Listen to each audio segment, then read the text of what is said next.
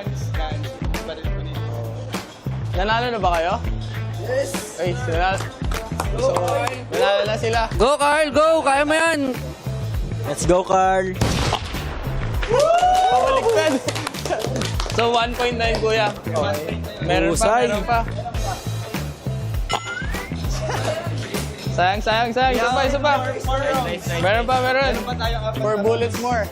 So, ngayon tapos na tayo dito kay Duban. Tatanungin natin kung ano experience nila. Ikaw, kuya, ano experience mo dito? Ayun, yung pagbaril mo sa Honor of Kings na badge, yun lang. Ayun. Masaya naman. Oo, masaya naman. Ikaw, kuya? Ayun, katulad nyo, masaya and syempre, nakaka-thrill yung laro. Nakaka-enjoy po.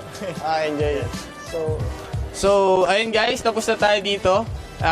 Nag-enjoy naman ata sila. So, ayun. Thank you po. Salamat po. Thank you po. Ingat po kayo. Thank you po. Ingat po. Salamat po. Thank you po. So, we're done with Luban's Barrage. For now, we're gonna try Yixing's Boardmaster. So, let's go. Hello po. Hello po. So, paano po siya laruin? So dito po sa Yixing's Boardmaster, para lang po siyang color game. If Okay. familiar po kayo. So, bibigay ko po ito sa inyo. Then, pili lang po kayo ng isa.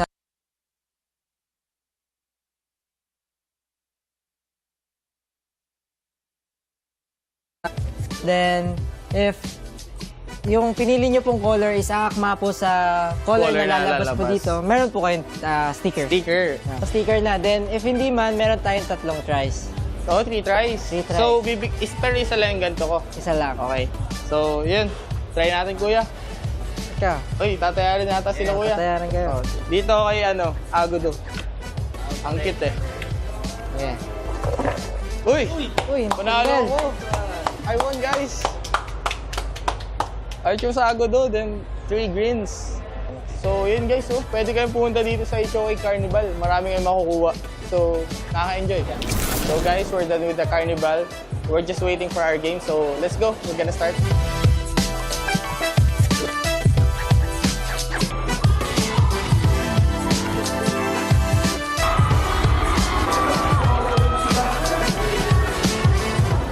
Depende.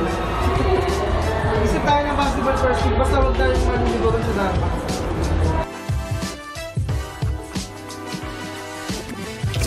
Sadly, we lost the game against APG. They're really good, but for my teammates, I think we're gonna do better for the next time. Like, it was a big lesson for us. The experience that we can get here it's amazing. So I'm excited for more. So hope to see you guys soon in the next tournament. Bye. Thank you.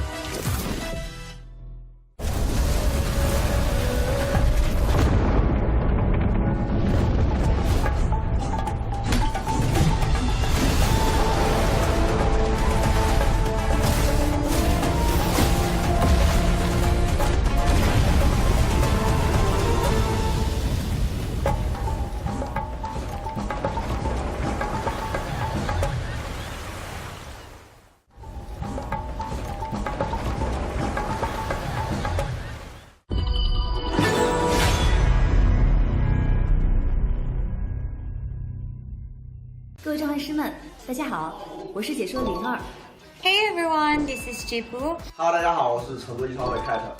Hi everyone, I'm Bai. Hi guys, my name is Shafiq Aiman. 大家好，我是诺菲尔，很开心再次能够回到 KIC 的舞台。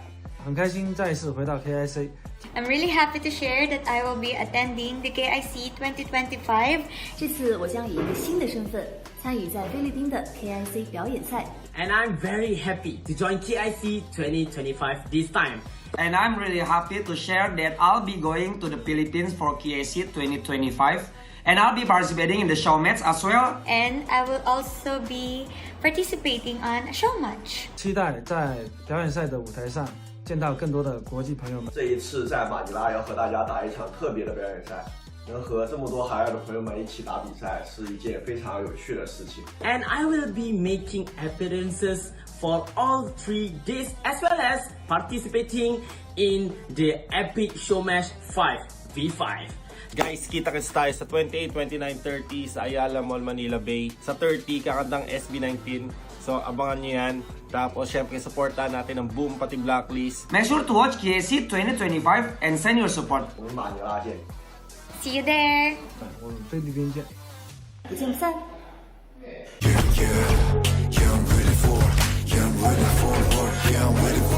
Putting in the top grind, all my squad is pop talent. No words are needed for trust, we got the confidence. Never stop it, I'll be ready all the time. Now, take a breath.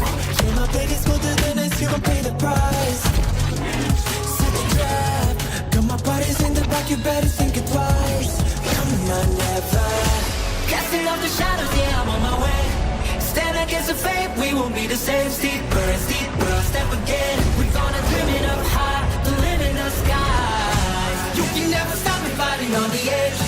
Every time we fall, we get back again. The chances we're taking won't let us fade out. Now it's prime time, we're ready for the win. I'm a warrior, burning, burning up the flame. Running story, a rebel, rebel won't be tamed. I'm running up a fight, I'm reaching for the sky. It's on the time, we gonna get it. I'm a warrior, running for the game. Make it glorious, running for the name. Yeah, we putting up a fight, 'cause we guess we never die. We keep rising high to the sky. We gonna bring it on it. For honor, we beating the odds. We got the honor, 'cause we are the kings. It's time to showtime.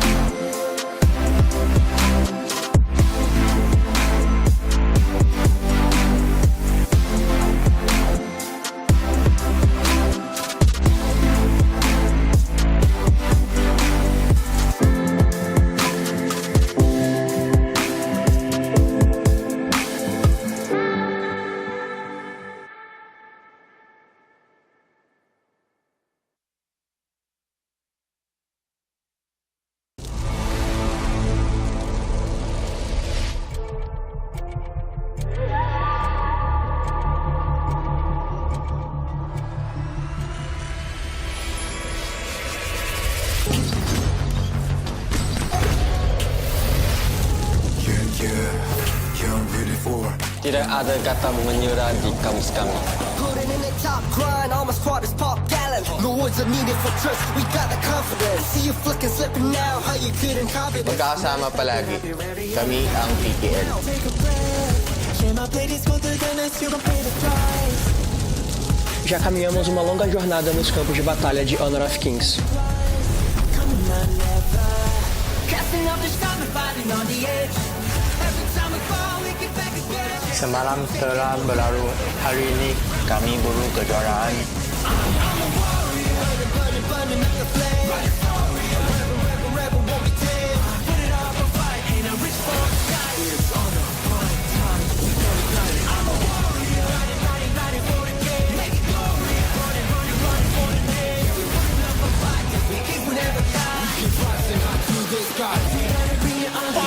Finding illusion as well.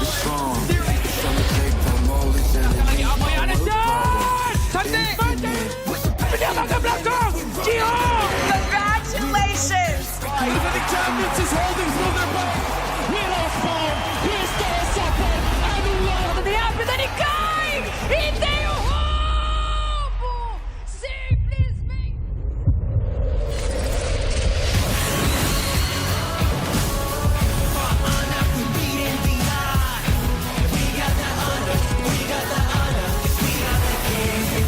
Showtime.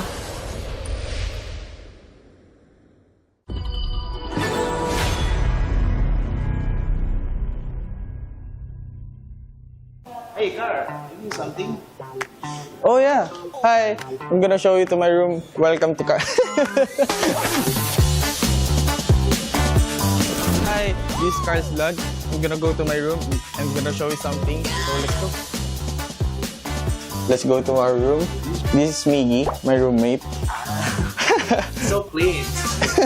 Sorry guys, our room is messy, you know. because we're both, boys. We're done preparing because we have a match against APG in the lower bracket for KIC2025. We're very excited because, we didn't expect that we're gonna make it until top 6, playing our game, showing what Filipino can do. So yeah, I'm not expecting for anything for this tournament. I'm just, I just want to showcase my talent to the other regions and my team especially.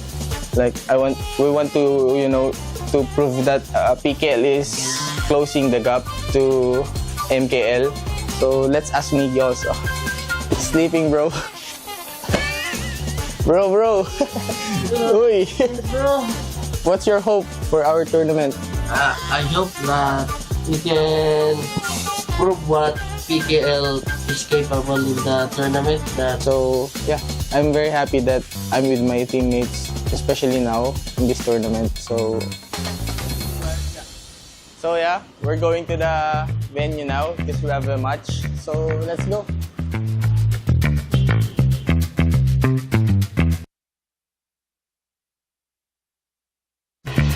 So now we're arrived at the venue. We're gonna go to the waiting area, player room, while waiting our game.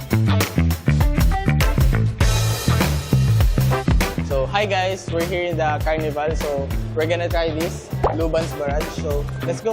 Hello po, boss. Hello po. So paano po yan laruin? Sa simula sir, we have targets here. Siyempre gagamitin po natin yung Lubans, guns, pa rin po nito. Nanalo na ba kayo? Yes! Ay, nanalo na sila. Go, Carl! Go! Kaya mo yan! Let's go, Carl!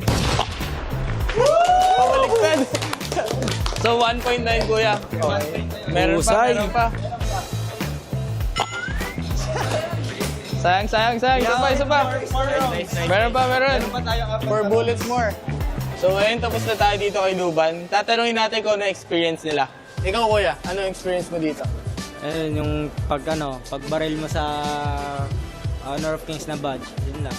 Masaya naman. Oo, masaya naman. Ikaw kuya? Ayun, katulad nyo, masaya and syempre, nakaka-thrill yung laro. Nakaka-enjoy po. Enjoy. So, ayun guys, tapos na tayo dito. Nag-enjoy naman ata sila. So, ayun. Thank you po. Salamat po. Thank you po. Ingat po kayo. Thank you po. Ingat po. Salamat po. Thank you po.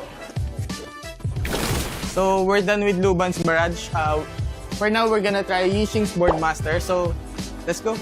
Hello po. Hello po. So paano po siya laruin? So dito po sa Yixing's Boardmaster, para lang po siyang color game. Okay. If familiar po kayo. So, bibigay ko po ito sa inyo. Then, pili lang po kayo ng isa.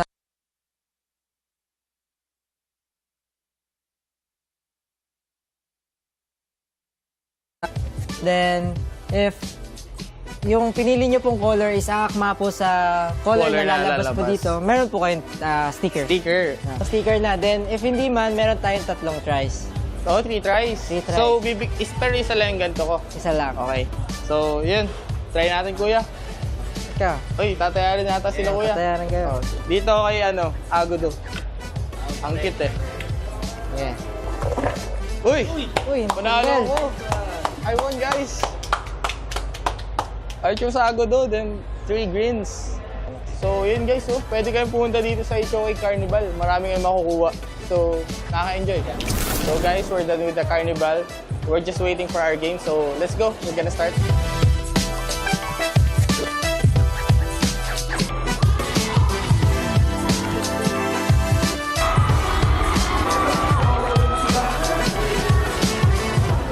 Pwede. Isip tayo ng basketball first kick, basta huwag tayong maniligoran sa dapat.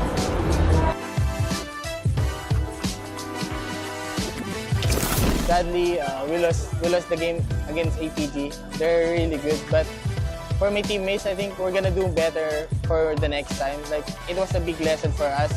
The experience that we can get here it's amazing. So I'm excited for more. So hope to see you guys soon in the next tournament. Bye. Thank you.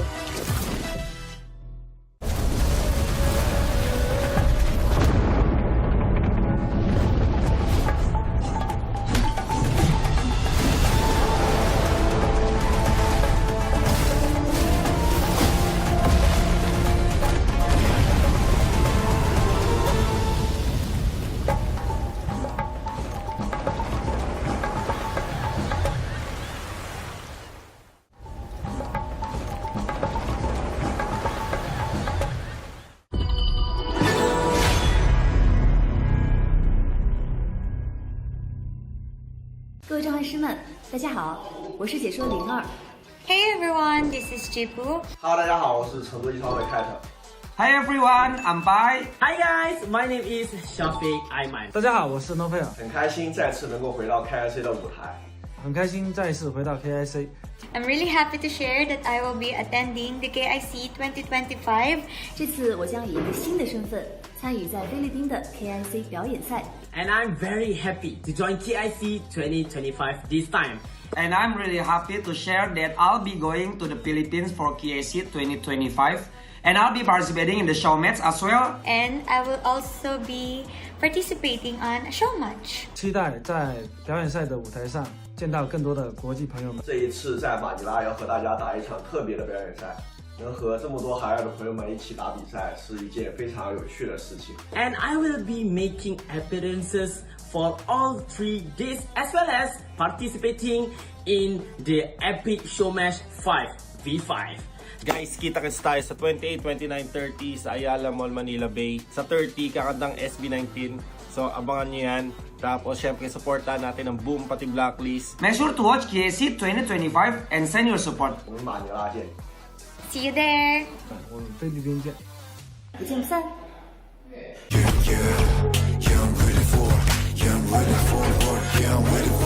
Putting in the top grind, all my squad is pop gallant. No words are needed for trust, we got the confidence. Let us step it up, be ready all the time. Now, take a breath.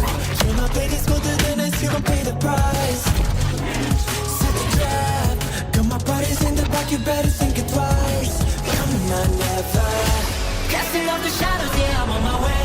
Stand against the fate, we won't be the same. Steeper, step again. We gonna dream it up high, to live in the skies. You can never stop me fighting on the edge. Every time we fall, we get back again. The chances we're taking won't let us fade out. Now it's prime time, we're ready for the win. I'm a warrior, burning up the flame. A rebel won't be tamed. I'm burning up a fight, I'm reaching for the skies. We gonna burn it. I'm a warrior, ready for the game. Make it glorious, running for the name. Yeah, we're putting up a fight, we kiss, we never die. We're rising high to the sky. We gonna bring it on it. For honor, we beating the odds. We got the honor, cause we are the kings. It's time to showtime.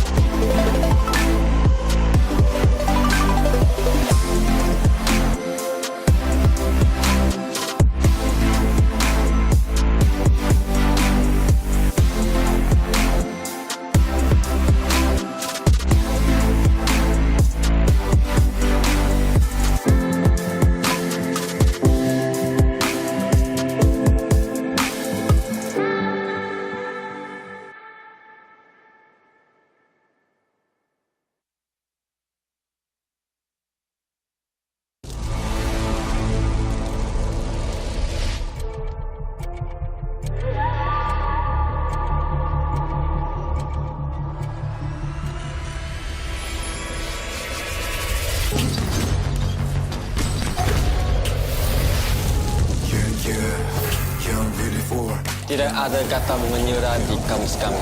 Putting in the top grind, all my squad is pop gallant. No words are needed for trust, we got the confidence. See you flicking, slipping now, how you couldn't confidence. Magkakasama palagi. Kami ang PKL. Take a breath, share my plate is colder than us, you gon' pay the price. Já caminhamos uma longa jornada nos campos de batalha de Honor of Kings.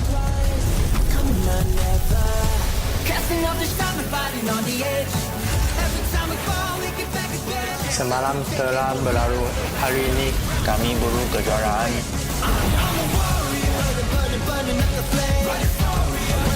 Rebel won't be tamed. Put it up a fight, and I reach for the sky. It's on the prime time, we gonna light it. I'm a warrior, lighting for the game. Make it glorious, running for the name. Yeah, we're putting up a fight, we keep, we never die. We keep rising high to the sky. We gotta bring it on. Finding illusion as well. From the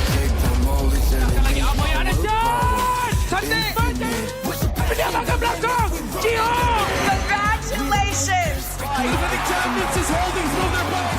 Mira spawn, questa è Sappen, annullato. Di Abita di Kai! Intero roubo! Simplesmente!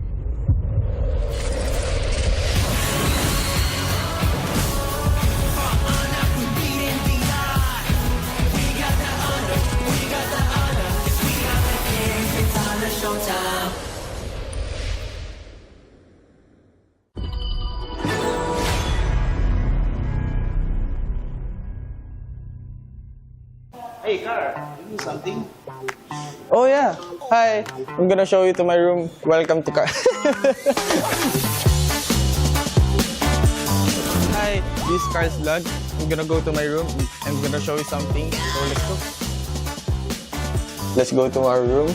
This is Miggy, my roommate. So clean. Sorry guys, our room is messy, you know. Because we're both, boys. We're done preparing because we have a match against APG in the lower bracket for KIC2025. We're very excited because, we didn't expect that we're gonna make it until top 6, playing our game, showing what Filipino can do. So yeah, I'm not expecting for anything for this tournament. I'm just, I just want to showcase my talent to the other regions and my team especially. Like we want to, to prove that PKL is closing the gap to MKL. So let's ask Miggy also. It's sleeping, bro. bro. Uy. What's your hope for our tournament? I hope that we can prove what PKL is capable in the tournament. So yeah, I'm very happy that I'm with my teammates, especially now in this tournament. So yeah, we're going to the venue now.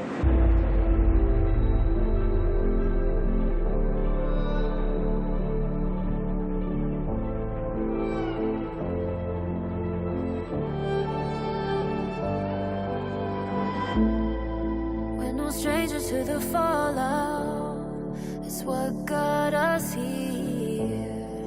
Ever changing, some chameleon, blood, sweat, and tears.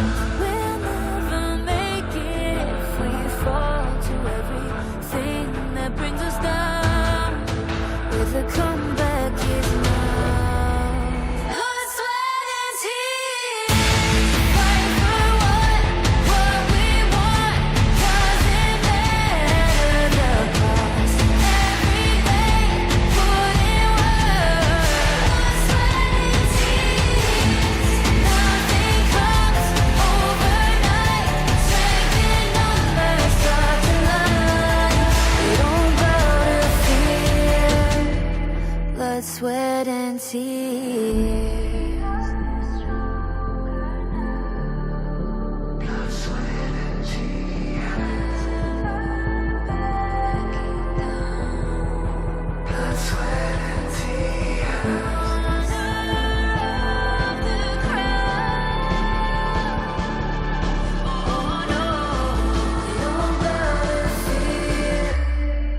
Blood, sweat, and tears.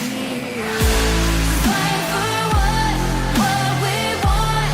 Doesn't matter the cost. Every day, put in work. Nothing comes overnight. Strength in numbers, start to line. We don't bow to fear. Blood, sweat, and tears.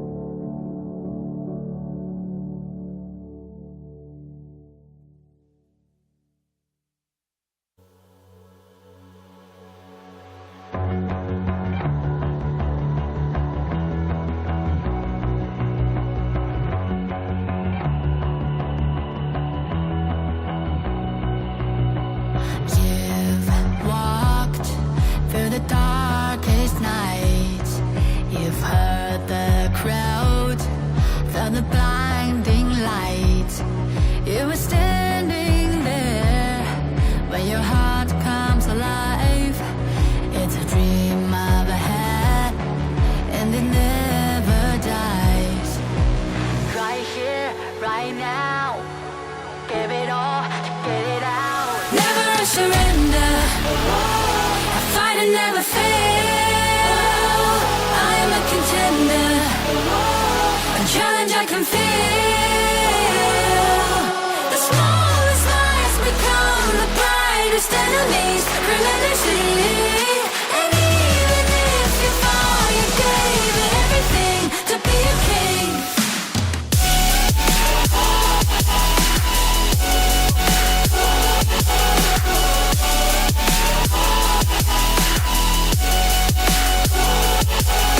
The smallest lies become the brightest enemies. Relentlessly.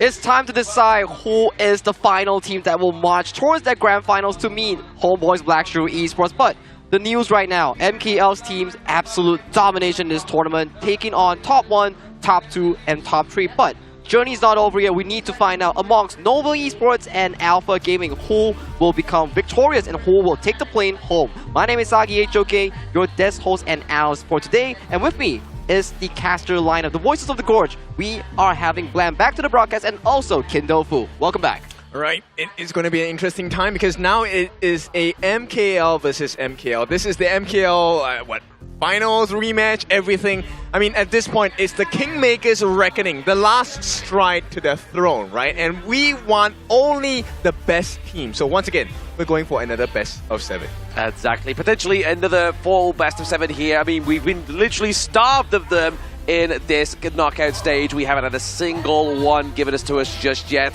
since that 4-day break, and it is going to be the MKL mashup between APG and Nova Esports. Both teams almost playing 5 games, could go for another 7 games here. But you have to really observe the tempo that's going on behind these players' minds. With Alpha Gaming getting a decisive and dominant 4-1 victory over Blacklist International, the same cannot be said for the side of Nova Esports. They suffered a 1-4 defeat against HBSC, and that also opened up the flaws of the Nova squad from the side of HBSC. So that is an exam paper with the answers given over to the side of Alpha Gaming. I would even go as far to say they got a big whooping over there. And we'll take a look at the stats here.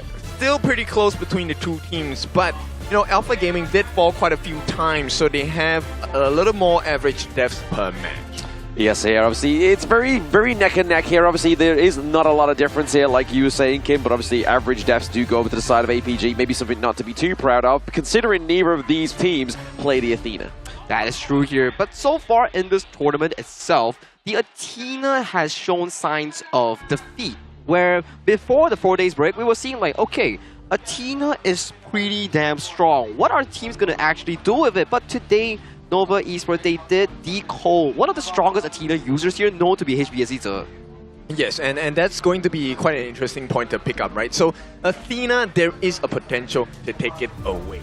Yes, taking that Athena away has been one of the common bans so far within the knockout stage since we've resumed, but head-to-head is going to be none other than CY and Yulong in the head-to-head mashup here. Obviously, Yulong with the objective securing being about 4% more on average, but the damage coming through here is definitely on CY's favor. But overall, less damage, but more kills. And I do think that these two players share about the same hero pool. They both really value the picks like the Luna, such as the Pei, and also the likes of the Musashi and Ukyotachibana here. So I'm very excited to see what kind of priority will be given over to in this first game draft. I think this is more about how effective are you, right? The picks would naturally come because you can't ban everything. Obviously, as the game goes longer, there will be more heroes you won't be allowed to play. Number one, because of global ban pick. And secondly, of course, because of the picks and bans as well individually. So it really is, when you get the heroes that you want, can you make it count towards the scoreline? But the best thing is, obviously, it is a new series, so these teams can play those heroes that they played in the previous series. Obviously, they are not still at the behest of the global ban pick, but first team coming to the stage very soon is going to be Nova Esports. Already taking an L, but looking to get a dub. Let's go and look at the boys in purple.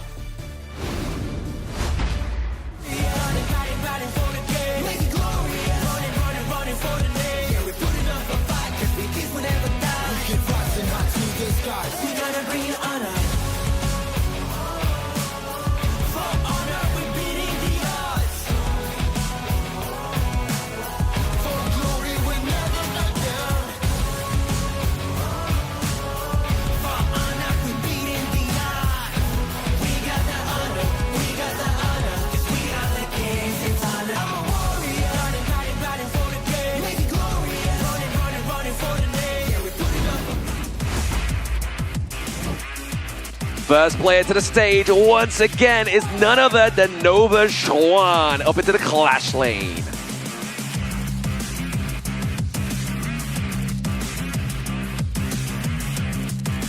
He may have 2 letters to his name, but he's looking for those 5 kills onto the gorge. It's CY.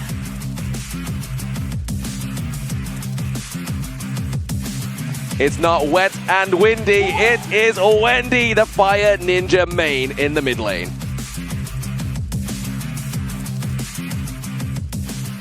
And coming into the farm lane, it's the firepower himself, Muchi!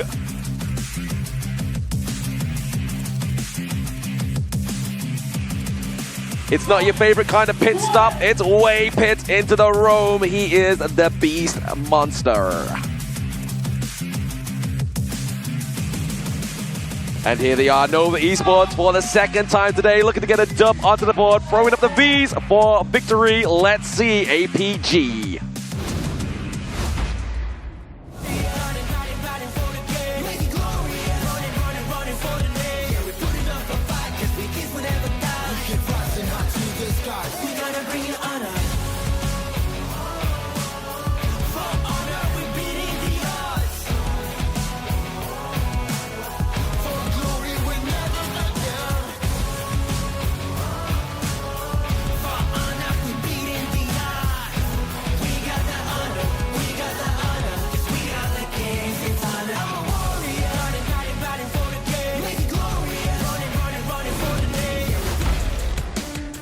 One more series, let's take a look at APG in the Clash lane, Xiang!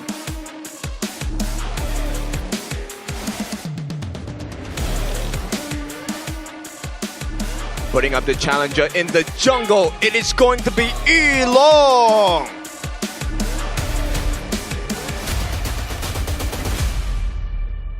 Let's go right down the middle, welcome APG Shishan!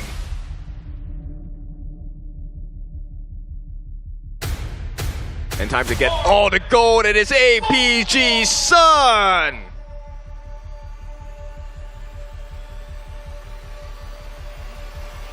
And the one that will cut you really deep, it is APG Saber!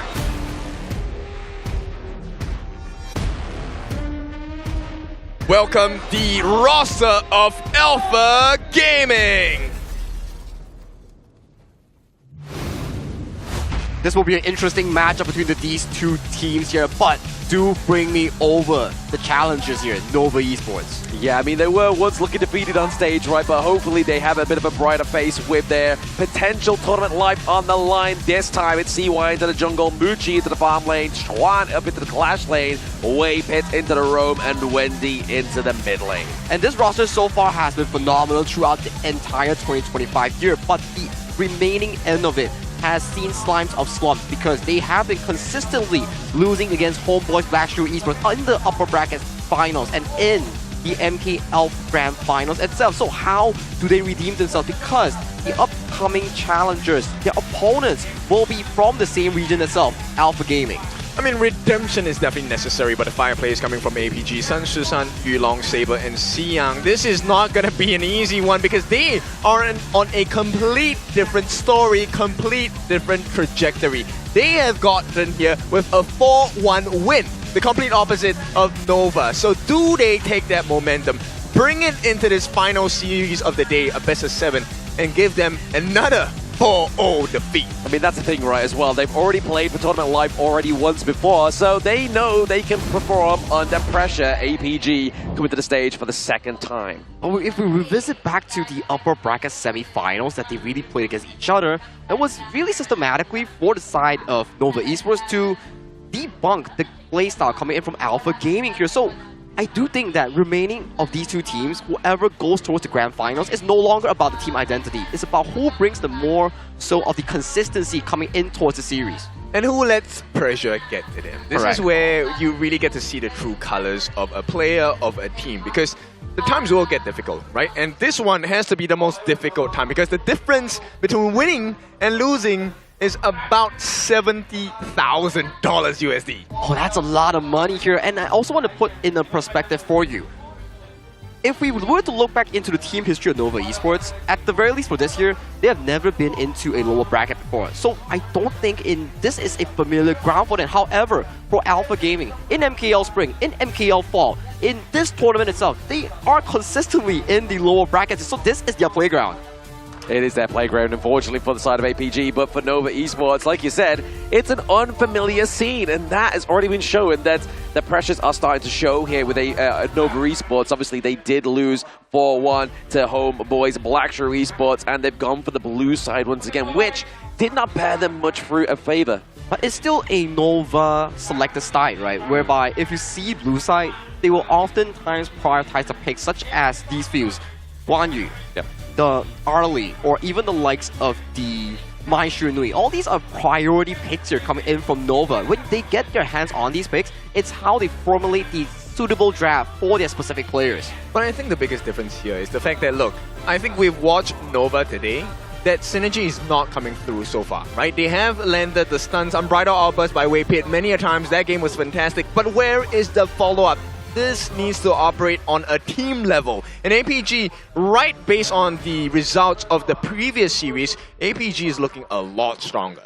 Very strong indeed. APG were very dominant, very clean as well, right? Obviously, they were the team to take down the final PKL representative, unfortunately, for those in Manila Bay, but there's still people in the audience, still believers within these two teams. And also you can see HBSC players sitting there. They want to know who will be the eventual opponents of them coming into tomorrow's grand finals here. But without further ado, this is the lower bracket finals here. Winner of this series will be sent straight up to that grand final spot to face up against HomeBois Blackstream Esports. And loser goes home.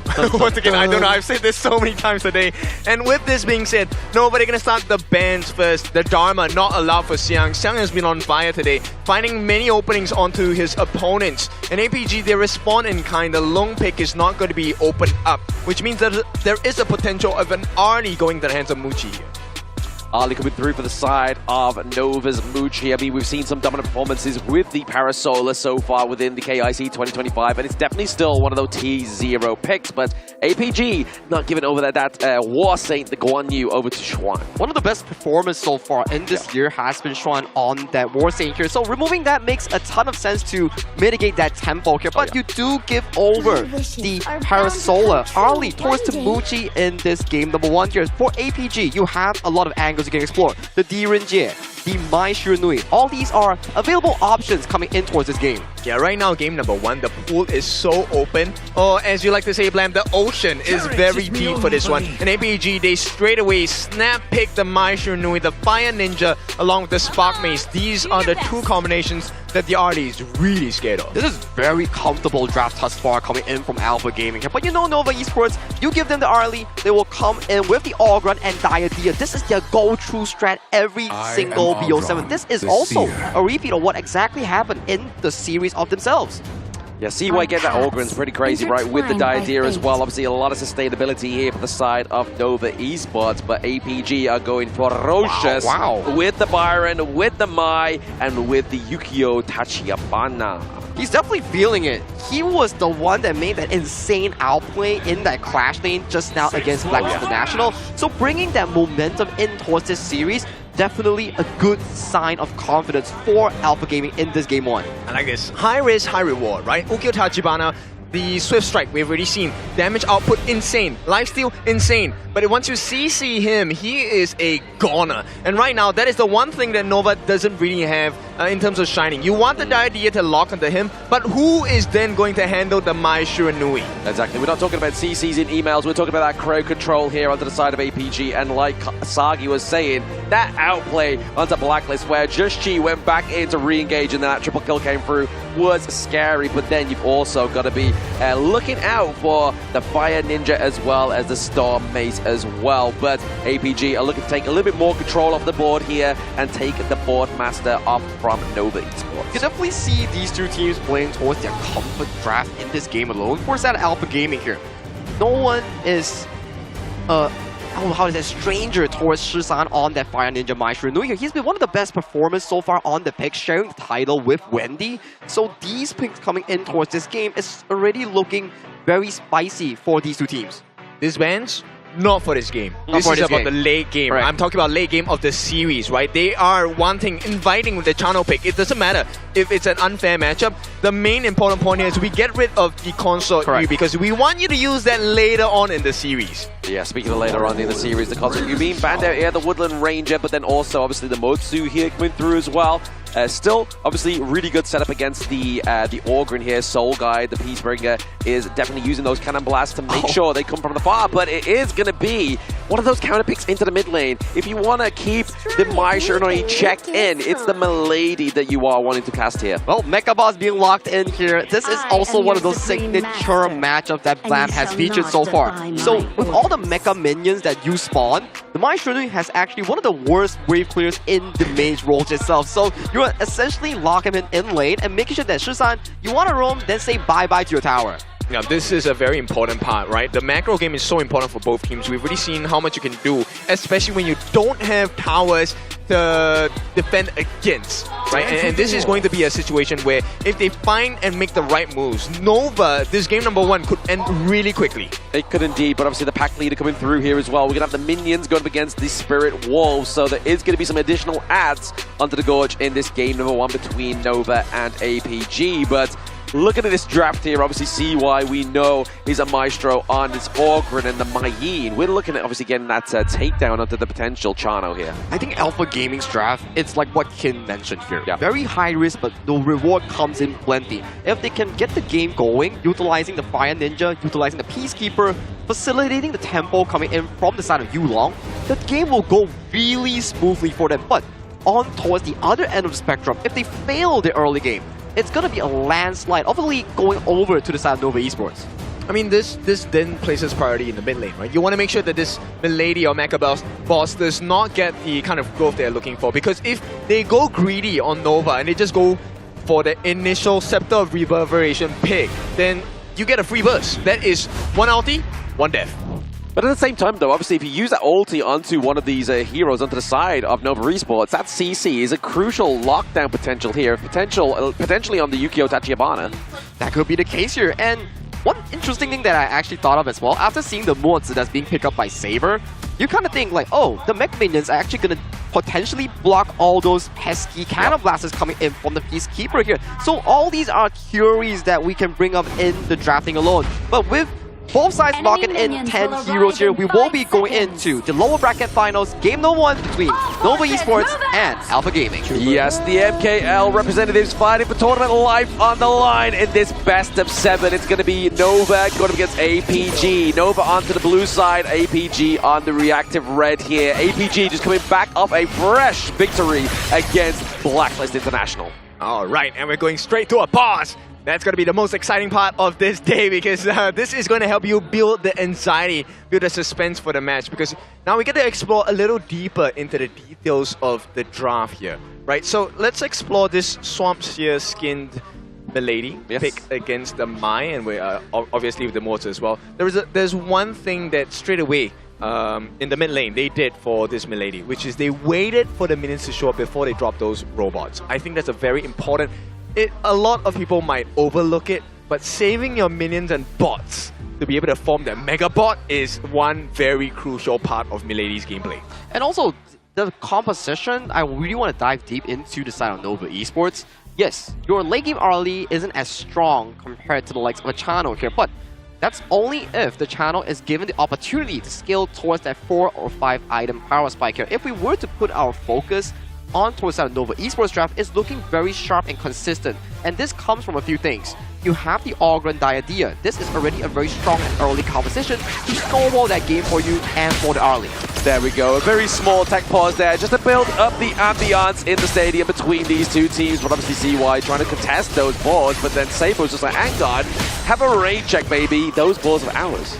That actually is a very important part of the game, right? So actually making sure that CY does not get the growth that he's looking for is very important. At the same time, he protects the camp. Yulong gets the growth that he's needed in this game so badly. Still and secure comes in for the side of Xuan here, which means APG, yes, they made the correct calls, but they don't get the rewards. They're not reaping the rewards of these reactions and their rotations right now, but they were able to get that space right. Obviously, very much not contested here by the side of Nova Esports, so definitely making the rotation back down to the bot side or even to the mid here, as you see now, the Fire Ninja, Wendy rotating background.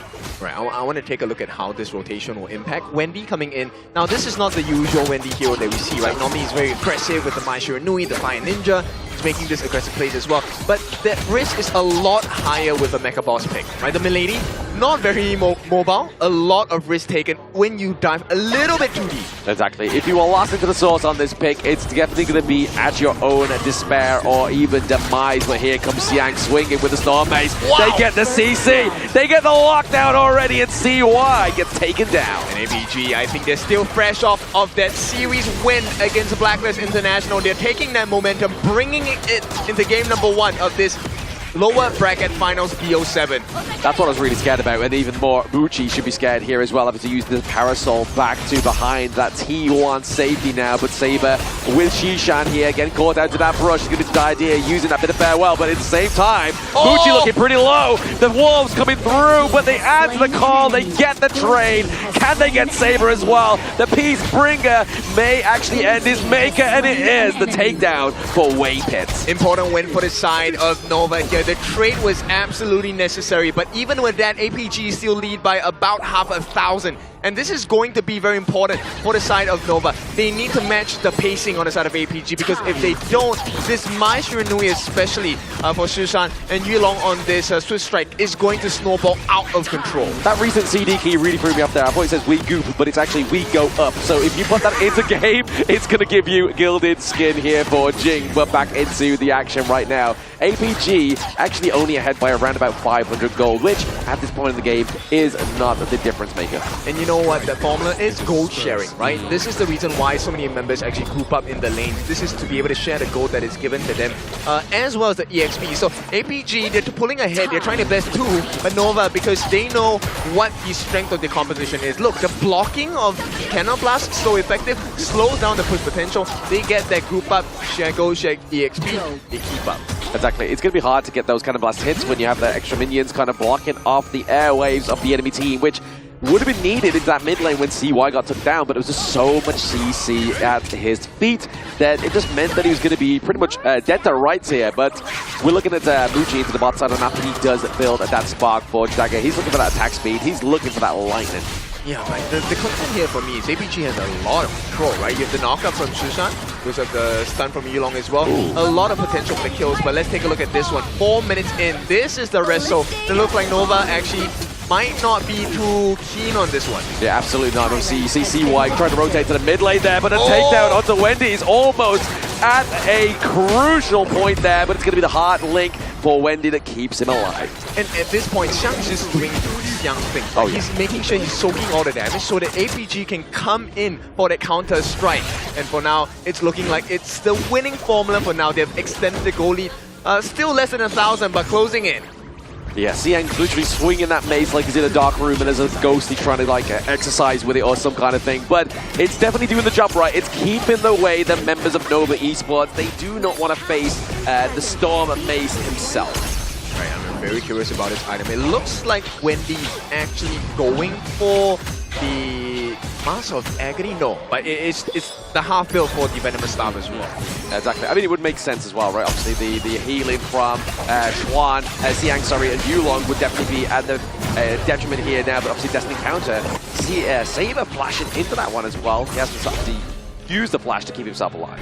Yeah, and that's the risk, right? Or rather, that's the strength of Wendy's pick on this Milady, also known as Mega Boss. We'll see if the rotations will make sense for the side of Nova here. They're starting to trail by close to 1,000 already. And you can see, even though they have the robot minions coming down, Wendy unable to find that because there is a lot of burst potential from the side of APG's lineup. Exactly. I mean, it's not like it's kind of like a 1v1 into the mid lane, right? We're seeing like always like a 2v2, 3v3. So really, locking down Shishan is not going to be a problem because it's like, hey, we've cleared out the minion wave, let's rotate somewhere else. And that T1 down to the bottom side of the map's really going to put pressure onto the side of Nova Esports. Looking much better for APG, right? They don't even get a response on the top T1 for the side of Nova. Right now, APG already looking to put damage on the T2. The response is coming, but APG are waiting in the shadows here. Yes, obviously missing out that skill shot there is Yulong. He tries to parkour over the wall, tries to get the CC, but they get the T2 infinitely here. So now, again, Muji has not a single lane, so you're going to be really seeing him very vacant on that bot side of the map. But he is trying to place that pressure, trying to get that terrain, that T1 top side now. Immediately saved by the side of Xiang as well. Quite a bit of healthy damage, respectable damage put down by Muji. Half the health of the T1 on the top has been taken, but less could be said for the side of Nova. The T1, T2 in the farm lane already gotten rid of. APG playing the map so well. Yeah, the problem is when they have pressure down to that bot side of the map, you know for a fact that Crimson Golem is going to be taken for the side of APG and more than likely funneled over to Sun on Chano. And look, they've taken a T1 at the top as well, mirroring every move that Nova is making. Not only that, here comes the disaster.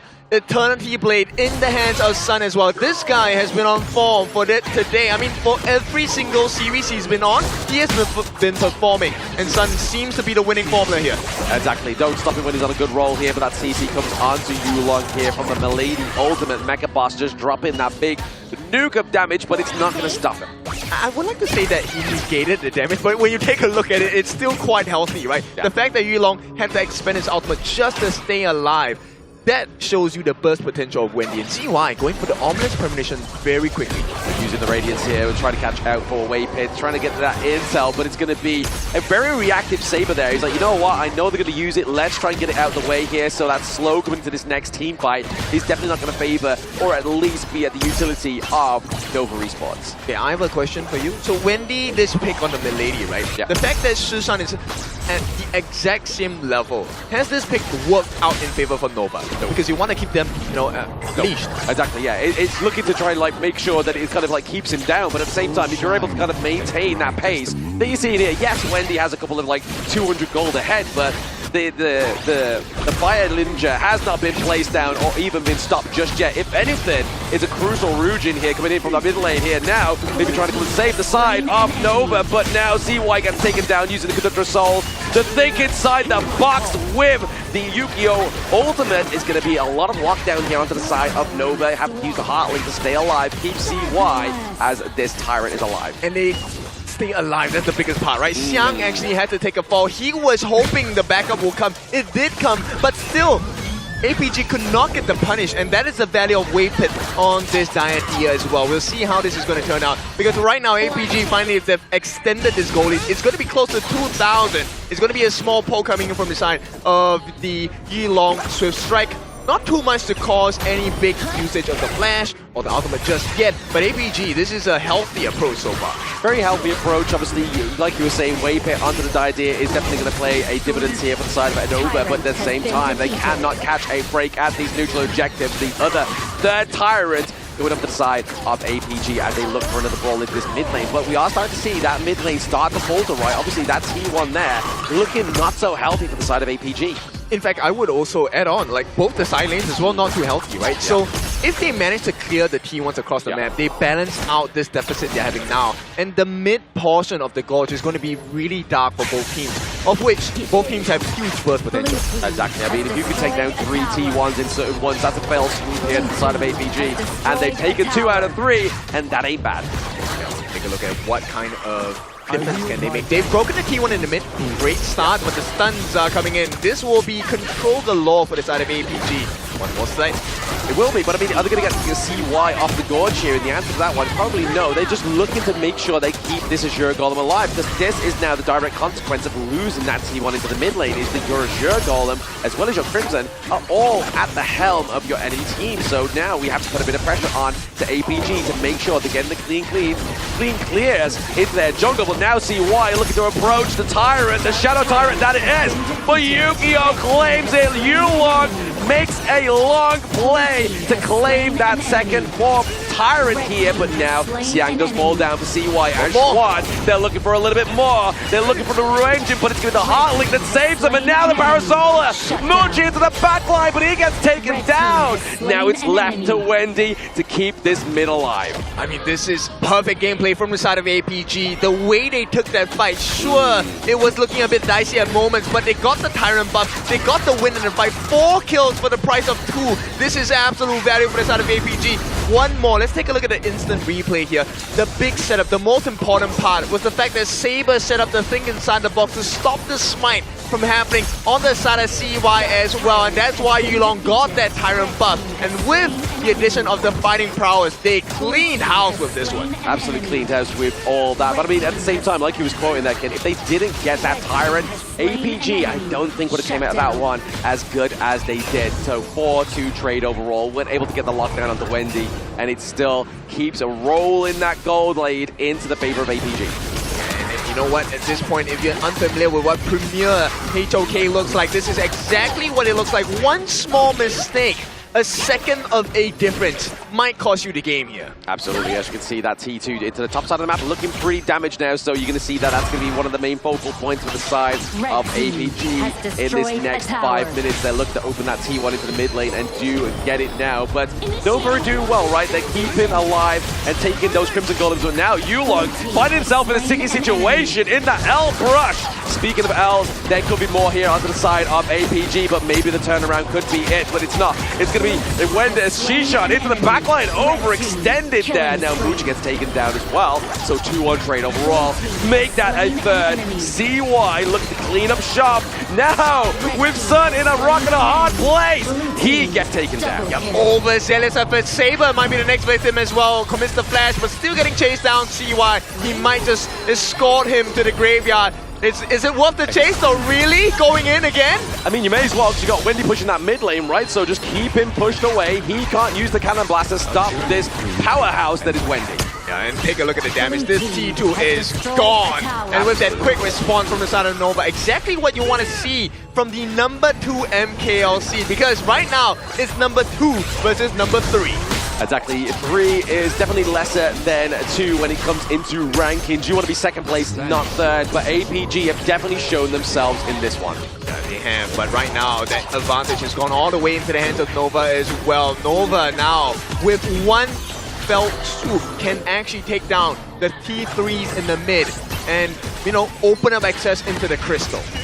They could do, right? Obviously, they are literally laying waste. That mid lane was hoping that that was going to be what APG was looking to go for when they got that 4-bang onto their side for that 2 trade. But now, Nova's just like, you know what? We'll show you how to play this strat. We'll take it 4-man, we'll take your T2s, and now we're looking to open up that base. But now it is going to be Siang jumping in, but it's going to be the kill going up to Sun now. So Wendy, the cruise control when it comes to taking those turrets has been taken out of Nova. Yeah, that's the burst potential that they're looking for. But right now, it's really the tank, right? CY also has the Blood Rage, a very important marker for him to survive. And right now, APG, they're making a beeline. They're trying to distract Nova from the actual objective, which is the Tyrant. But at the same time, they steal this away. This will be great for APG. Yeah, to get this double Tyrant, it's going to be huge here. We obviously see that CY, he claims the smite and claims Siang as well. Sun, Shishan looking pretty low. Obviously, scaring off to the backside of that team fight. But Sun now, maybe at the falter here. He does use the leader stance. He uses the ultimate of Chano, but just to drive away Nova. Alright, the Souls of the Wolves have come to the aid of the side of APG. But Nova, they have a saving grace. They have the Shadow Overlord at this point. So this is going to help clear one full wave and one full lane of minions away from the side of APG. Now, can that be the turnaround condition for the side of Nova? I mean, you can imagine Nova's looking for a few pickoffs here onto the side of APG, dropping down into the mid lane, and then just look to open up that base a little bit further here. Because you can already see it, Bucci as well as Wavepit, they're trying to escort that Vanguard down to the bot side of the map just to try and get an extra bit of T2 goodness from the side of APG. I mean, if they can balance this map pressure, it's going to be huge. Muji does get it for the side of Nova, which means they can now make a decision. Do they want to go back or do they want to bait APG into another unfair fight? Or they might just take away their Azure Golem and they try and do it, but Yulong gets a smite there. I mean, we talked about the smite successes on both junglers, and of course Yulong has been pretty much up there against the other junglers across KIC2025. Absolutely, and Maestro in his own role, but it's going to be the Vanguard being placed top side of the map here, so looking just to recreate that pressure.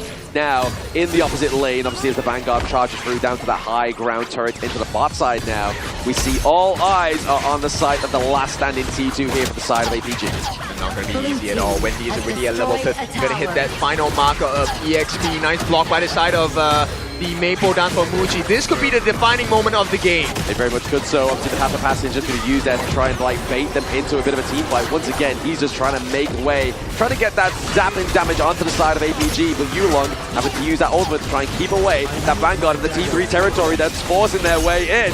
Yulong gets the HP heal back, but BB with the Conductor Souls, it's going to be enough to drive him out of that T3 territory. Xiang looking like he's in a hard place here. Got to against Chuan into that mid lane, but the Ru Engine catching 3. But can they get any kills from it? No! Xishan falls, Xiang falls, Saber falls, Yulong falls, Surge falls! It's a team ace for Nova, and they take game 1.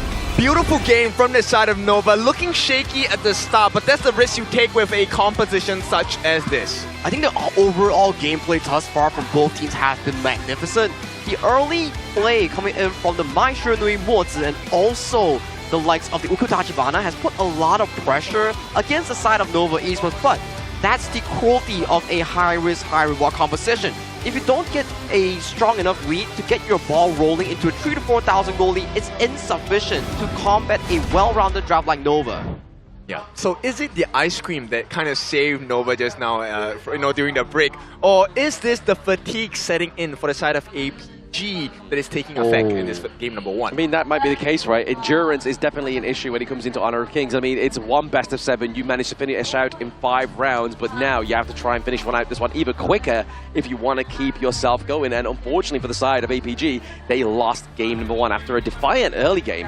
And sometimes we talk about scrims, right? Like, scrim doesn't matter everything, but scrims also trains your endurance, but that only trains you of how many games you can play in the stress-free environment. But this is audiences looking at you, big muffles on your ears, so it emulates the experience that you are under super high pressure here. So I don't think these scrims really give you those sort of high-stake moments for you to really train the long-term, long series endurance.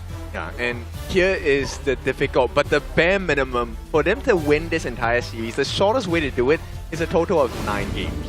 Right now, because they have been given the first L in this best of 7, it is still 9 games. So we'll take a look at the itemization coming in here. The one player I'm super curious in is Wendy. So yes, he did go for the Mask of Agony as well. This is to help deal the percentage health damage, which coupled with the Venomous Staff is actually a very damaging kind of itemization against the likes of the tanks like the Byron and the Morton.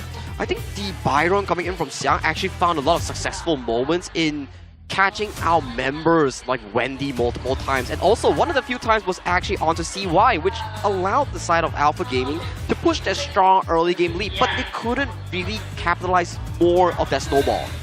Yeah, so I think this game is all about Wendy, right?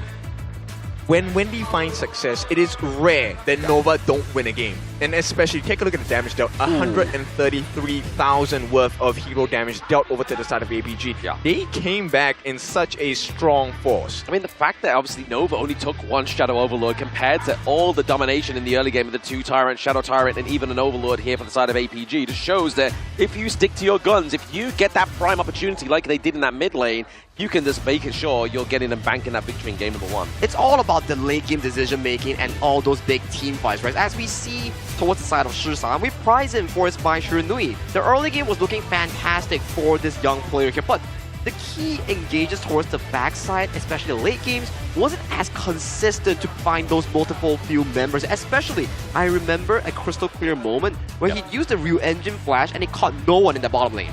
Yes, actually that was the same exact moment I was going to point to.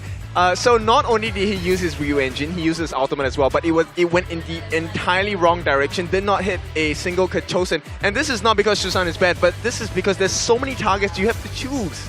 That is the difficult part here, but let's award the first game MVP here to Muji here. His early was literally Maple dancing on the battlefield here, piloting that Parasola to a full extent. Absolutely, the damage coming through here. 24% of that damage dealt and 20% of it taken, but you can imagine a lot of that was mitigated by that Maple dance, but the 5-3-7 KDA also puts him in the blitz, especially with his macro play. I mean, 13,000 gold, 6 slotted. This guy was a monster for sure. And Muji continually proving that they are still one of the strongest teams in MKL. That number 2 stands for a reason. Now APG, now this is just game number 1. So let's take a look at how they're going to be able to change this insight and maybe shift their fates to get that fated rematch against HomeBois Blackstream Esports. I mean, that would be the dream case, right? Obviously, getting back up into that upper bracket, getting into that grand finals for tomorrow, and getting that revenge, because obviously it is a revenge serve, this best serve cold if you are Nova Esports. And these are the moments that the Mozi actually puts in so much value for you. And Son going in for a Hail Mary dive onto a Son, making it a 1-for-1 exchange, giving back some of the lead into the hands of Nova from that early end.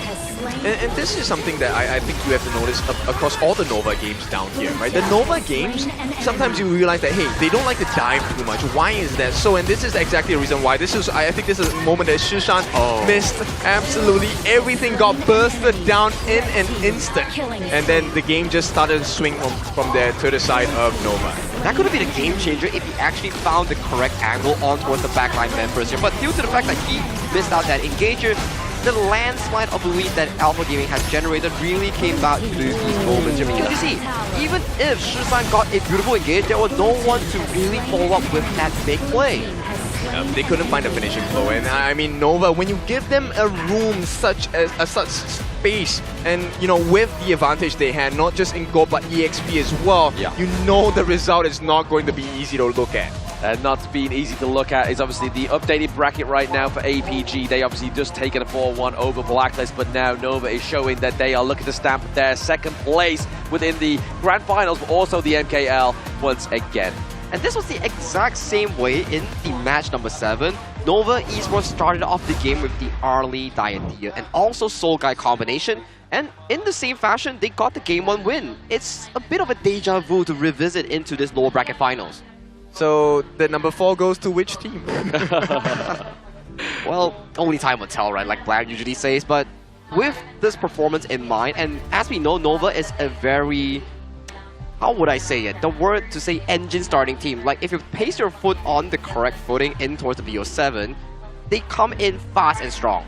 Yeah, they got good clutch control, whereas APG, sometimes they do have a good smooth start within the car ride, but then they're like, you know what, let's floor it and let's see if we get the win, and then that's where you start to stall the car and stop on a hill and you start rolling backwards. I mean, the silver lining for this is I feel like Yulong is not playing his number one picks in the jungle, right? The Ukyo Tachibana, they were kind of experimenting, okay, is this worth the counter matchup against the Orkan? You want to get the stun, get the big burst, and hopefully before he even gets his Conductor Souls off, you have to knock out from Susan on that Maestro Nui, right? Yes. The Fire Ninja. But now, with this being said, this leaves the entire pool of mega early game hero-centric for the jungle available to Yulong.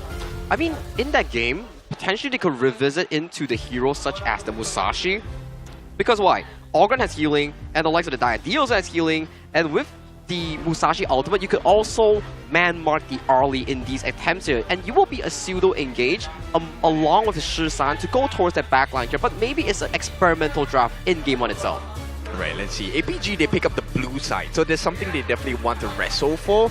Now, is it going to be the Arlie? Is it going to be allowed, right? Or do we just focus on the jungle, give the dangerous pay that we know Tigress into the hands of Yilong and let him tear the team to shreds? Yep, let him cook with the Tigress could be the potential pickup here for APG onto the blue side. But I mean, we've seen some Dolias come through today. It's actually not been the most devastating in terms of combos, and it's actually been expanded pretty early within the drafts as well, right? Well, within the series, shall I say. And then we actually get to see when the Dolia comes through, we see the contestation of the Yang Jian, so that combo does not come through in its entirety, and we're still yet to see the Dolia and Nutsa combo come through. I think we saw Dolia Nutsa in the previous series on the hands of Blacklist International. Didn't work the best of the magics, which it's the same case like you mentioned here, Blam. Like the Dolia hasn't really found much success in today. Maybe they need a deeper pool, you know, but with that being said, it's going to be the Maestro Nui as the prio ban for the side of APG.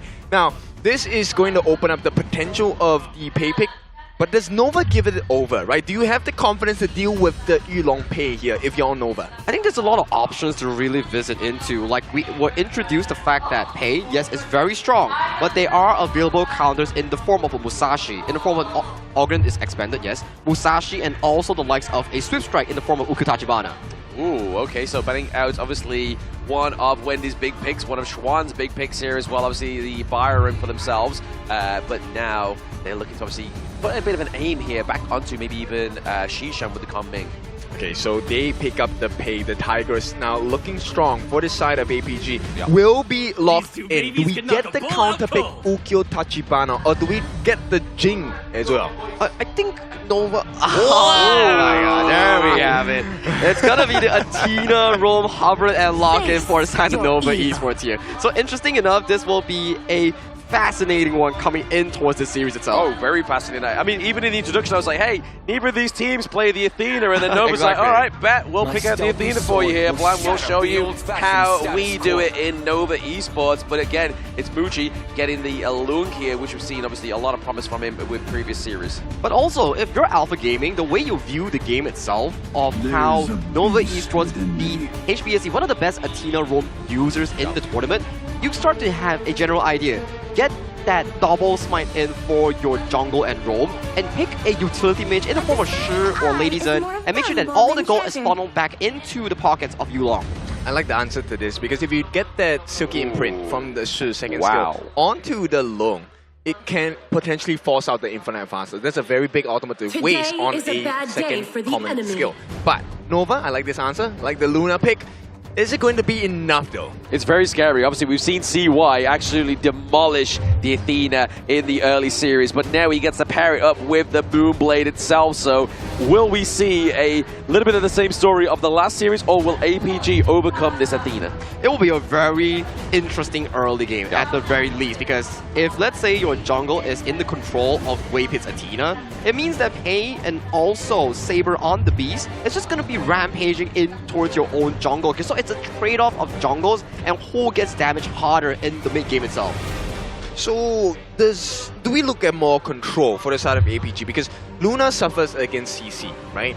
And if you do get the knock-up, stun, whatsoever, with the burst potential of the Pei, as well as the catch potential of the Shi, I think that might be more than sufficient to get rid of the CY Luna. Oh, we got some card collectors in the audience here. I mean, where are they getting these cards from? I don't have a single one of these cards, but I would love a pickup here. But speaking of pickups, we're getting the White Anchor once again. This has been the most in one day where the Arta comes through here for the side of Nova Esports, so that's going to more likely go over to Schwann. Yep, another performance coming in from Schwann's White Anchor here, another debut pick coming in for this series itself here a second time. And the Flowborn marks it a very early priority on towards the draft for the side of Alpha Gaming. I love this answer from Nova. Now you have two different members that will always be in the front lines, the, kind of bait Shishan. I want to take the imprint. Give it to me. I'm going to just anti-CC my way out. Speaking of anti-CC though, obviously we're looking for more crowd control onto the side of APG, so when that boat hits, maybe that Burning Sun Arrow is going to be following quite close in suit. But I mean, on top of that, they have the Unbridled Outburst here from the Beast Junk Bay as well, so there is a lot of control onto the side of APG. So if we are looking at damage-wise, maybe they're looking for the prize pony, in better words, the Dragon Loom. The Daji will be hovering here, so this might be a Knowledge Dem Daji, and the only usefulness that it provides will be on that spell 2 here. Anyone that leaps in, the Sun coming with the bolt, when he jumps off the boat, he will get stunned. The Pei jumping in with the pounce will get stunned by the Daji here. So a very interesting Heart Seeker pickup here coming in from Nova. So you can see the focus is 2 players here, Muji and CY as the primary damage dealers here, Schwann and Waypit being the disruption for the team. Both teams, they're carrying a butterfly net right now, right? They're going to be swinging in the garden. Someone will catch air, someone will catch a bunch of butterflies here. It really comes down to which CC is more accurate, which CC is going to be followed up by their team members. So this really shows you in this game number 2, who is the better team. Exactly. I hope this CC finds you well. Is going to be the battle here between Nova and APG in game number 2. Obviously, Nova Esports currently up with 1-0 and bringing out some of those spicier picks like the Dachi, like the White Anchor, Arta, as well as the Athena. As we pace ourselves into the lower bracket finals and grand finals of today, This is day 6 of the knockout stage, and we are starting to see more and more of the funnel strategy, with the mid lanes being the knowledge gem users and the roam picking up the smite here. Maybe this has been the evolution coming in for this tournament itself. I mean, they're teaching you how to maximize the gold value, right? The gold growth of your teammates. And of course, also tells you who you should be putting gold into, right?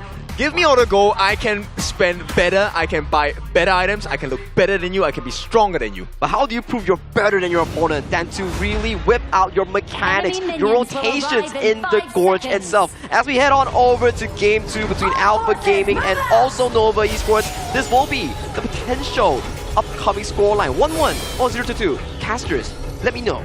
Exactly. APG are looking to neutralize the scoreline here in game number 2 against Nova, who's currently on the front lead here. But if you are going to go for this series, you better dash for it, which is going to be your CD key to redeem and everything box here. But a big level 1 commitment here onto the blue side of the enemy jungle. Now CY is going to get taken down. That's one way you commit a lot of your teammates to take down CY. Still not quite entered the jungle, but it is going to be Yulong, actually Wave Pit, securing that Azure Golem. Yo, that's the definition of team play right there. With the Leaping Savior as well, Saber makes sure that everyone stays alive. Yulong gets that the Azure Golem. Okay, you give it away from the side by Nova, but now, hang on. Shishan, oh, Wave Pit comes out of nowhere with the dive of the Athena. So this is what we expected here from this pick, right? You are looking to rotate heavily around into your enemy jungle, looking to get those single pickups, get the Crimson Golem as well. If he gets out of this one, he is a bank robber. Oh, yep. It's, I mean, it's nighttime, so it's a nighttime robbery at this point. And for now, Nova, they're trying to make the plays, have been successful. Waypit is doing so well, saving the game right now. Done very well there. I think Sun actually was able to get the Phoenix there for the side of APG as a little bit of a Brucey bonus potentially there. But to be honest, Waypit playing this Athena very, very well. I mean, now the MKL teams are showing you, okay, you know, Athena strat did not really show up too many times in MKL. We're going to perfect it for you. We're going to show you on broadcast. And right away, Waypit, the value of this pick is not the fact that he is able to steal away camps only. There is a potential for catch as well, but here we go. Getting the push back there, obviously using the ultimate to try and cancel out that CC as well, and does very well here for the side of Nova. But like you were saying there, kid, we see Waypit. He's like, you know what? You can pick the Athena and actually not die 27 times. Exactly. And they force APG to use every single available ultimate. Did not find any value with that. And once again, Waypit is here in the jungle waiting for that steal again. Looking for the steal again, using that ultimate, and it was not able to quite get that steal this time. Actually goes up to Shishan, so now it still means if you kill Waypit, it's still not going to go over to Yulong. Yeah, look, this game is the hardest for both junglers. Once again, they go try. They are going to try here, obviously trying to stampede him into the wall there. It's going to be Schwan, it's going to be the tanky one into this one. CY trying to get the dive onto the backline here, still has the mark onto Shishan, but it's going to be the Silk Imprint just pushing him away. Yeah, man, that would have been a perfect situation to get the catch because Saber is still not level 4. There is no Unbridled Outburst, but straight away, here we go.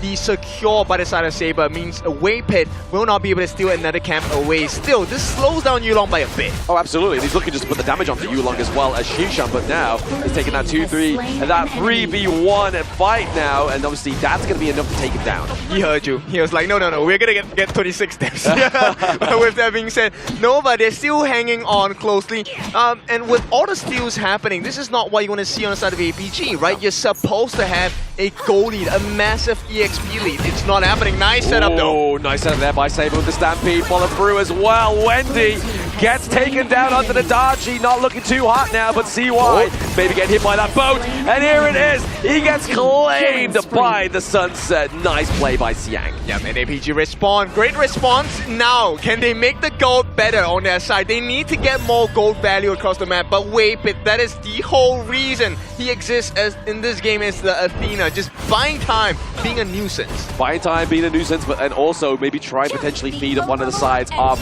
APG so that becomes a little bit more of a prize pony when you get that shutdown, but he's still looking to go and commit here to get the takedown onto the Azure Golem. He was able to do it, but will he leave the jungle? Answer is no, but now gets hit by the turret. Alright, they do feed it over to the side of Yulong. He will secure back that Azure Golem now. He has both buffs. CY on the other hand only has the Azure Golem to work with, but if it's a Luna, that's exactly the buff you want. Exactly. Out of the options, you would just go for the Azure Golem here, but maybe trying to get the dunk here onto Shishan. He has got to be careful into that mid lane, but now he's going to take down that Tyrant, and the jungle was nowhere near it. It was all thanks to Saber and Sun.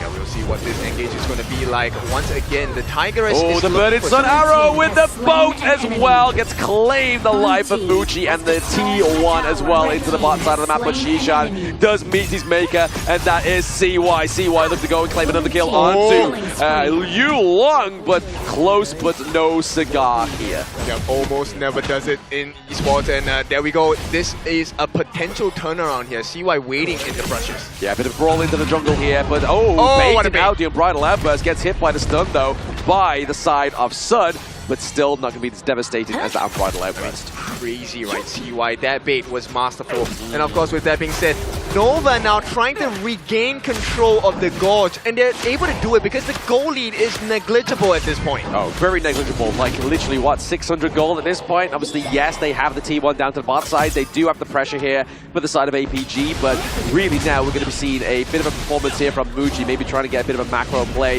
with a bit of a trade into that T1 top side of the map, whilst Waypit is just distracted the side of APG. But now that Burning Sun arrow is really going to claim and slow down the pace of Nova with this fall. Speed ahead, but Yulong falls as well as Shishan. They're looking for Saber as well. That's going to be a 2-1 trade for the side of Nova.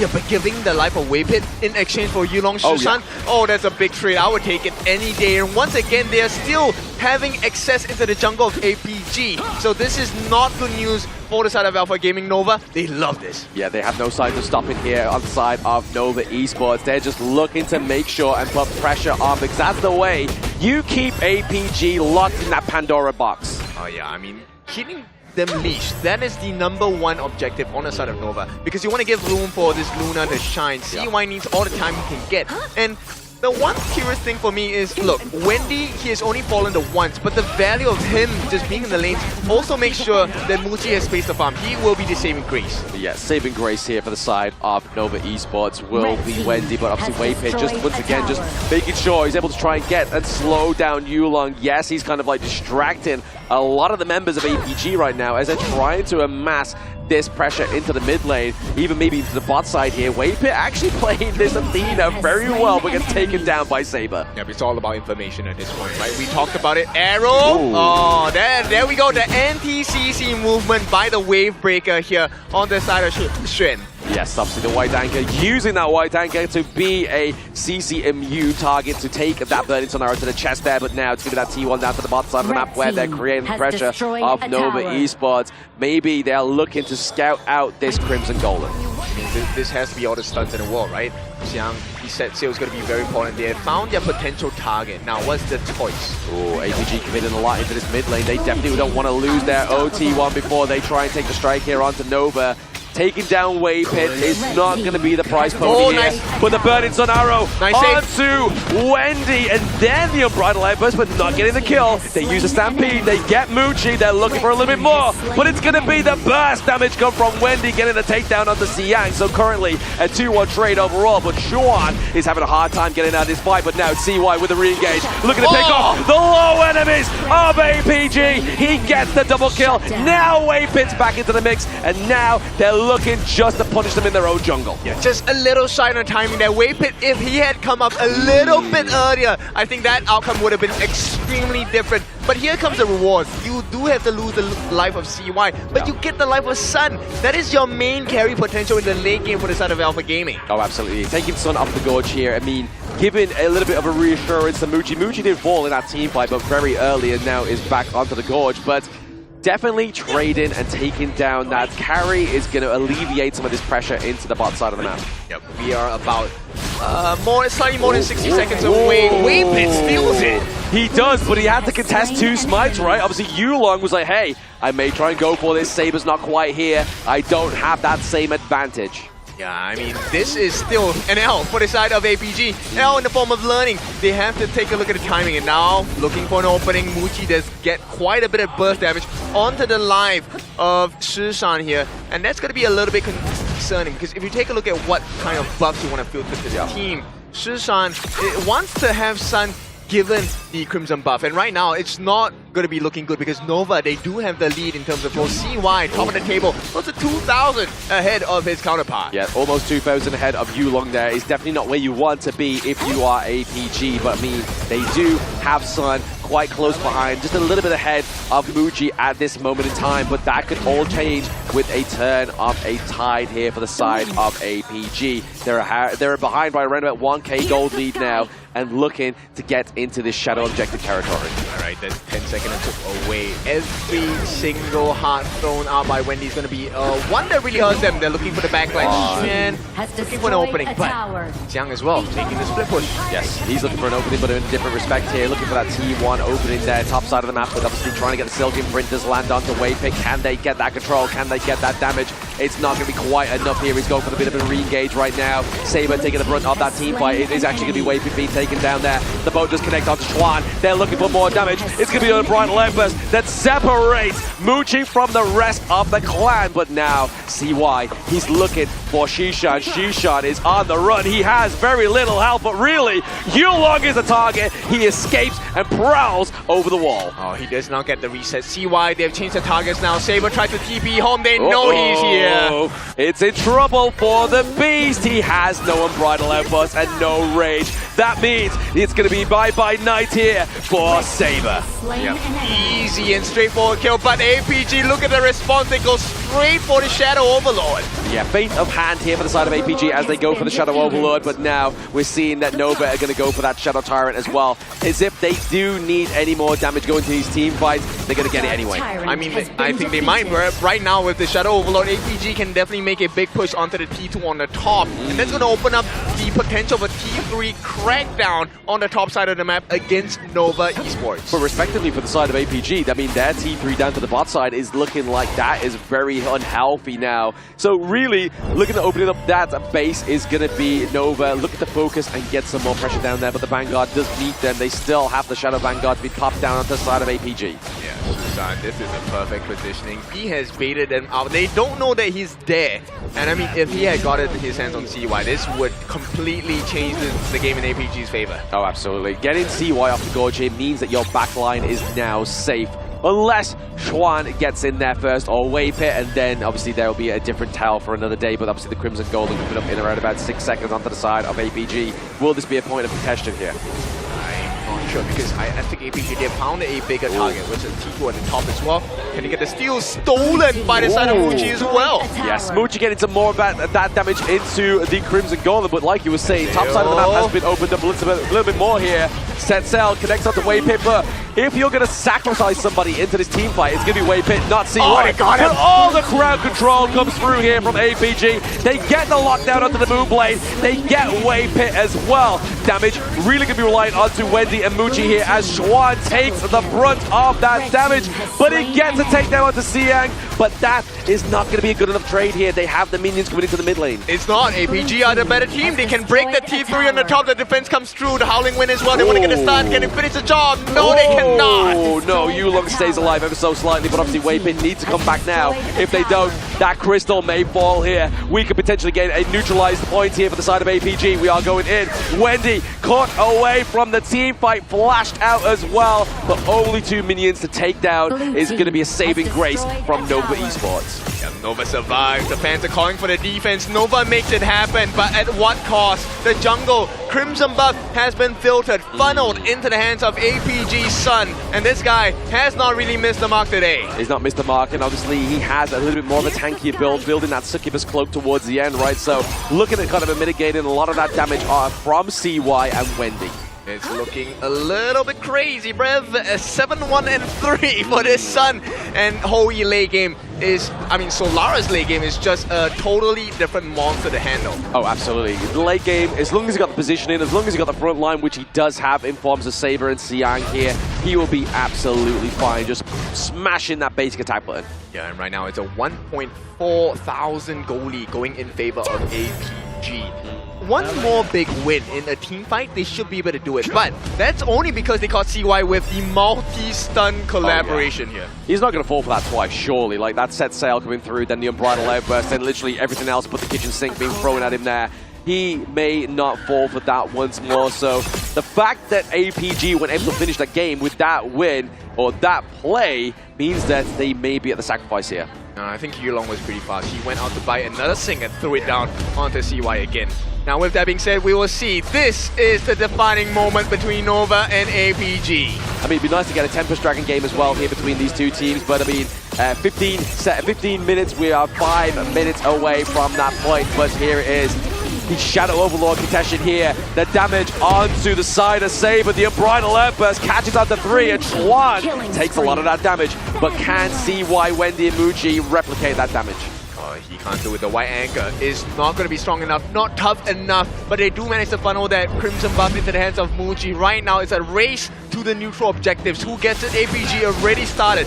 Half health, they should be able to secure this. Yeah, easy secure here for the side of APG. Now they have the Howling Wind. They're going full speed ahead, and no set sail coming through now as well, looking for the sunk down onto CY. He finesses, but the boat obviously connects into the back line there, stops the barrage from Muji and Wendy. Yep, CY, he had to take a fall there. This was a very uncomfortable situation, and it feels like APG have found their groove. Change and switch up in terms of objectives here. They're going to go for the key 3 at the bottom. The defense is tougher for the side of Nova. Yes, obviously there is a minion wave crashing into the top side of the map, but that's going to be met naturally by those enhanced minions for the side of APG as well. So really, APG want to be focusing all their eggs into this basket. Yeah, Lord. This is late game Hoi, guys. Late game Solaris, he milks towers. And right now, just the Crystal stands in a way to tie the series up. Looking to tie this series up to a 1-1 victory here, but that Burning Sun Arrow is not going to quite connect here. But is it just going to be a little bit of a divide? So they know where the teams are going to go. They're either going to go left or right, but they got nobody. It doesn't matter. APG, they have a lot of time on their hands. With 25 seconds before the Primal Bond is taken off their bodies, they can go for the buffs first. Now Yulong is going to work on this for sure. Crimson is going to go into the hands of Sun for sure, but they got a catch. They tried to get the catch there onto Shishan, but it wasn't quite enough damage now. And once again, we have Waypit into the backline here, just soaking a lot of damage using the ultimate from the Athena. Yep, okay, Xiang did burn out the flash as well to set sail, so right now it's a prime position for Nova to turn this around if they can find the appropriate stun. CY does have the reset ultimate. Right now, Waypit, he is looking for the potential steal, but everyone is here. Will he live up to the hero title? Will he become the Sacred Warrior as he tries to soak a lot of that damage? He tries to get the steal, but it goes over to APG. And this is going to be imminent pressure coming in. The arrow! Yes, it lands, but it's going to actually not land onto anybody because Shawan's able to get that CC immunity from that first skill. Yeah, I mean, he took it to the head, and right now they need more than that. They definitely need more than a headshot right now for the side of APG, and Nova are taking a lot of brunt. It's going to be Saber using that Unbridled Outburst to separating the members of the side of Nova Esports. Looking to neutralize this game point is going to be the takedown of Waypit, and there it is. CY falls as well. Double kill going up to APG. Game 2 Crystal goes over to MKL, third seed. This is where the better team thrives. You want to have the control, you want to have the layering happening, and the controls, stun by stun, APG climb their way back into the series 1-1. And I'm starting to see the flaw of the Athena roam thus far. If you cannot get a sizable lead in the early game, your mid game is just the Athena running through multiple members and trying to get minimal value here, just to get their HP bar, and then when you look to retreat, you cannot retreat. You're always in a 4v5 situation here, and that composition coming in from the side of Nova Esports puts so much pressure on the side of CY's Luna to overperform in multiple situations there, where in early game, yes, we saw a lot of CY moments, it was a CY show, but once you miss that one ultimate refresh, it's over. Yep. So does this mean we have found a solution to the Athena strat already, right? We just make sure that the goal gap isn't too big, right? And we work our way onto finding value of the enemy jungler instead. CY had a very difficult game. I think it's more of an experience ride rather than it's more of a shock factor, right? Like when the first Athena came through, obviously within the KIC 2025, that's where teams was like, oh, wait, how do we stop this? But then the more you become aware of this, the more you become susceptible to it, it becomes easier to actually overcome, as we've seen from today. Teams are more prepared in actually handling the Athena strategy. Like you say, the shock factor has been mitigated, and teams have went back to their drawing board to know and to really research, like, okay, the Athena role, what's the #1 core strategy? Okay, we need to start giving back the kills and buffs towards our jungle, and then our jungle will start to take up more farm coming in from our mid mage that is going for the roam item here. So these things come into a slow step where jungle resource stolen, the gold will be coming back from the mid lane wave that will be sacrificed by your mage. Yeah, and the value of making sure that your jungle has a big lead is the fact that Yulong down here dealing a total of 146,500 worth of damage over to the side of Nova. I mean, they dealt with the stuns, the Burning Sun arrows. Xuan took quite a few of them for the team, but it's not enough. It's not enough as well. I mean, especially when Hulung has almost close to about 150k damage as well, right? That's almost close to 300k damage just between two of those heroes, which, when you look at APG's roster, you have the front line, you have the crowd control. All you need to do is funnel it into Sun and Hulung. This game was a very back and forth game, I would say. The early parts of the game was looking very Nova favorite, with CY just dancing in and out in those fights, single-handedly manhandling the side of Yulong on that pay itself. But one mistake is what differs you from a perfect player and a pro player, whereby a perfect player under a top tier situation is a very tough task to actually pull off, especially enemies will actually react to when you dash and make sure that you don't get the ultimate reset from the Moonblade. Yeah, very good control coming in from the side of APG, right? Layering the stuns. We've seen the boat set sail. Once that lands, you have the Unbridled Outburst, and then you also have the Silky Imprint coming in from mid on the side of Wendy as well. Susan, sorry, on the side of APG. Now, this all buys room for APG's stun, and he went full ham on the damage. GPM just slightly higher, 70 more gold per minute than Mushi, but look at the damage. Almost double. Yeah, almost double there for the side of Sun onto the APG, but it's going to be Yulong showing us the shush when he comes through with this pay. Tigerus came through with a clear performance here, going against a very hard distracted Athena. Obviously, he does get 11 kills, most of them being wave hits here, but definitely spread fine here. But the damage also 31%. It was a very well-played game coming in from the whole Alpha Gaming roster here. And yes, we do see Yulong as the prime MVP here, but I want to give props as well to three key members here. The Sun Ce coming in from the side of Xiang, and also the Rome here coming in from the side of Saber here. I believe their setups has been really beautiful in this game. Unfortunate that Hall is not here because he doesn't like the Sun Ce pick as much as we do, but what a game to showcase the prowess of crowd control in this game of HOK. Oh, absolutely. The set sales really landed hard here for the side of APG. Really setting up this one. Especially this one here, yeah, Unbridled Outburst and everything on top of it just to catch down the CY. The CC3 was beautiful, and the second round rotation here, the merry-go-round coming in from Xiang, really silenced CY, making sure that this Fed Luna doesn't join the fight at all. And as of this point, the Luna has already been outscaled by the likes of Son and Yulong on the double marksman here, with 3 towers going down from the high ground. It's just a slow burn game, and the game win goes over the side of Alpha Gaming. Equalize this year. And you start to see the difference, right? When Xuan takes a fall here on the R-type, he's meant to be the main tank. He's also able to get himself CC immune when he uses his first skill. But once he's out of the fight, you can't tank the damage, you can't tank the stuns, and then APG, they're just on a tear across the Nova lineup. What a beautiful way to finish game number 2. So yeah, definitely tear in the score line right now. It's going to be 1-1 here between Nova and APG.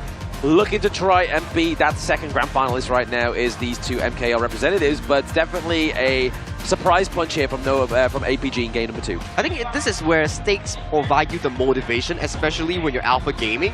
You do not want to back out in such a fight, knowing that you are MKL 3rd versus MKL 2nd here. This is your shot towards glory. This is your shot to beat down Nova Esports, who has consistently outperformed you in your local region. Yeah, I like that storyline because, you know, every time people ask, hey, okay, rankings, how do we get the better ranking? You do it by taking down the person on top of you. And right now, APG are well on their way after this game number 2 to probably cementing their status as MKL number 2, at least in status-wise, right? It's not going to be in the books just yet because this is a different competition entirely, but this is the biggest one out of them all in KIC 2025. Yeah, this is the one that matters the most here as well, especially in terms of the prize pool, in terms of obviously trying to get that first FMVP skin within the global server, right? Like, this will be our very first one, and it will be a pride and a history marker whoever gets claimed that lovely bit of prestigious medal here. But now we're getting updated ban picks here, as you can see. Some expensive drafts, others not quite as expensive in these picks. I would say that Alpha Gaming's draft, aside from the pay and also the Zhangfei, the game 2 itself is not that expensive compared to the side of Nova Esports here. With the Luna and both the pay being removed from the pool, I would expect that these two picks might not see the daylight coming into Game 3 to all the way Game 6. Correct. Right, so let's take a look at this particular series here. They have 1 minute to kind of work through, number one, what kind of draft, but we'll take a look at the side selection first. So Nova going on the blue side. I think it's it's a switch up. Now it is going to be APG on the red. That is correct. And this game itself, we are at Game 3. So if we were to think about the potential first picks coming in for the side of Nova Esports, they have expanded the early. They do not need to prioritize the Maestro Nui because APG has already selected it, which gives it the focus of either the likes of the Dharma or some of the top tier roamers in towards the pool. Top tier roamers. Do I hear Lapu Lapu? I mean, the Reef Hard Datu is definitely a signature pick that is, very well versed in this KIC 2025. I think he has one of the highest win rates in terms of newly introduced heroes so far. Oh, absolutely. I mean, we've seen some massive MVP performances on the Lapu Lapu, the Reef Heart Datu as well. So far within KIC, I mean, Saber is definitely no stranger to that pick, and neither is Waypip because it plays into their playstyle. They are known as the Zhangfei Maestros, right? But we get into game number 3 here between these two teams. Best of 7. We're almost at the halfway mark between Nova and APG. And there you go, the first ban Luna coming in. I'm not surprised if Alpha Gaming answers with a Maestro Nui or a Pei coming into this game itself. The question is, does Nova want to ban out the Athena roam or give it over to the side of Alpha Gaming? I'm not sure, man. Is this the game to pull out the Athena roam on the side of Nova here? I mean, Nova has already expended it last game, so for Alpha Gaming, it's really up to where they want to do so or not. Because, like Brian mentioned as well, the Athena roam has suffered few losses in only today, and teams have started to debunk it coming into the series here. And there we go, the expected ban so far: Lunar, Arlie for South Nova Esports, the strong picks that they have expended in Game 1 and Game 2, and Alpha Gaming, similar to them, the Tigress and also the likes of the Maestro Nui removed. Yes. So I think this one is pointing towards a potential Yangjin or a Nerza pick, right? At the same time, this opens up. Remember APG's answer to the Nerza? It was the Miyue, right? Yeah. So the Ravenous. I want to see if that's going to be a potential here. You know what? They're very comfortable. They will give it. They may give it here as well. Obviously, they got the Hue one, but they're going to lock into Yang Jian as this second pick here, so they don't want to give over that Dolia Yang Jian combo. But like you were saying there, Ken, it still opens up the fact of the Nerza combo coming through here, or they can't even use the Lung anymore, right? Because they've already used the Lung onto the side of Nova, so you're not going to get that Dolia Lung combo either. Now, this brings into the question here, because you know for the fact that Alpha Gaming still have the Ravenous Miyue coming in towards the pool, you can see the fact that Nova, they give up entirely on towards picking the Nerza in this phase itself. If they do venture into the second phase, that's where they can slowly but surely decide if they want to go for the Wild Spark. And let me machine gun through this particular portion, because now if Nova pick up the Dun for the double D combination here, APG respond with Agudo, which is a perfect answer against the Dun. And then in the mid lane, you just get absolutely destroyed. I mean, do you see the potential of the Masashi coming through here with the Dolia, right? Obviously, we saw it quite a lot within the KME. There it is, the Masashi being bando here. Yes, so, we do. No, we do not. They saw it coming. Well, we do, but it goes into the bench. Yeah. The players definitely agree on that specific statement here. They do not want to see a Musashi jumping onto you, and especially when you have the Yangjin and Yuhuan, these two are heavy healing picks that you do not want to be facing against Musashi here. So that leads to the question here. The pool is dwindling down for heroes that can realistically pair up with the Dolia here. Potentially we may look into the likes of a Nuamin or Ganem Moment. That's true. Burst damage is definitely going to be essential here. The question is, does Nova pick up the Nerza? Because I don't feel like that is the best solution here. There is the heals coming in, a lot of sustain coming in from the side of APG. I don't think it's ideal to pick up the Nerza here, because you see the way that Alpha Gaming is drafting, the Yangjin still remains as a flex pick, which means that it can either go to the jungle or they can save it up for the Miyue jungle that they are preparing in case of a Nerza. Exactly. You don't get to pick that anymore. Nova, they're going to try for the double freshly forged couple blades with the Dune as well. And APG ban out the Agudo, no! Yep, so they were maybe trying to be like, okay, maybe they go for the Agudo, maybe they go for that little bit more of a faster early game a little bit more of that sustain onto the side of Nova Esports, but it was like Nova was like, checkmate. We wanted this Dune. The double Ds do come here through for Nova in game at number 3. It looks very comfortable thus far coming in for the side of Nova Esports. You have the early game being funneled by the side of the Magistrate and also the Dune here, but they still, in fact, go for the Miyue Raptors here.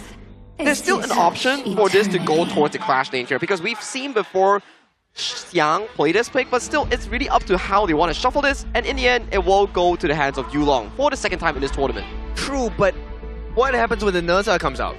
Exactly. What is your answer? Maybe they have a different answer that we don't know about yet.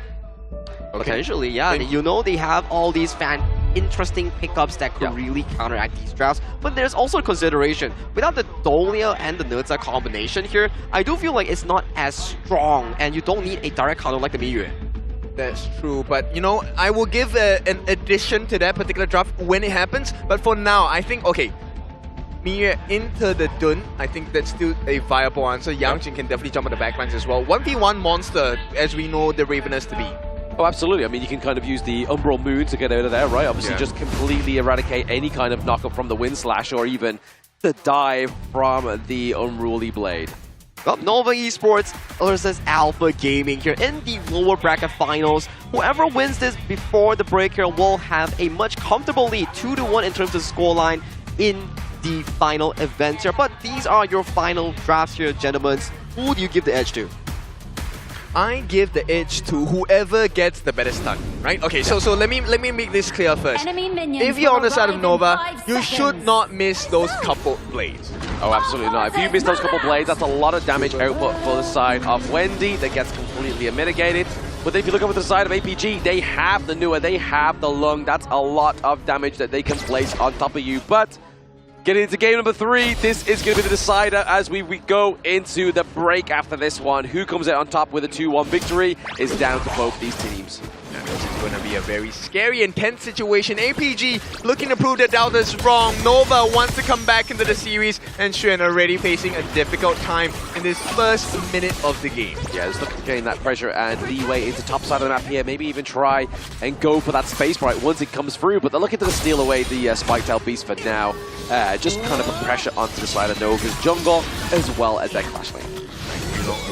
Well, because look, Mushi has already secured that Firehawk at the bottom line, right? So this is going to be valuable EXP, meaning there is going to be some growth. But Yulong here, he's not level 4 yet, he needs this. Oh, he's not level 4, he's able to get that takeaway of the Crimson Golem, but gets taken down as well. He did not get a smite on that, unfortunately, which is why he did not hit level 4. CY manages to circumvent that aggression, get the kill as well, which means Nova now, great start for them, but Xiang, he wants the opposite to be true. Yeah, he wanted to finish this wave, kind of freeze it up here at the top side of the map as we see that Saber is just looking to kind of just make sure that the minions are just naturally crashing in here as well, forcing Juan back to base. And he has to do the walk of shame. This one is a long walk, and an arduous one for the side of Nova fans here. As Xuan, first time, very rare that we see him get gapped like that. Oh, absolutely, yeah. I mean, the Clash Lane Maestro himself. We're definitely putting respect to the name of Xiang as well. Like, he's definitely going for that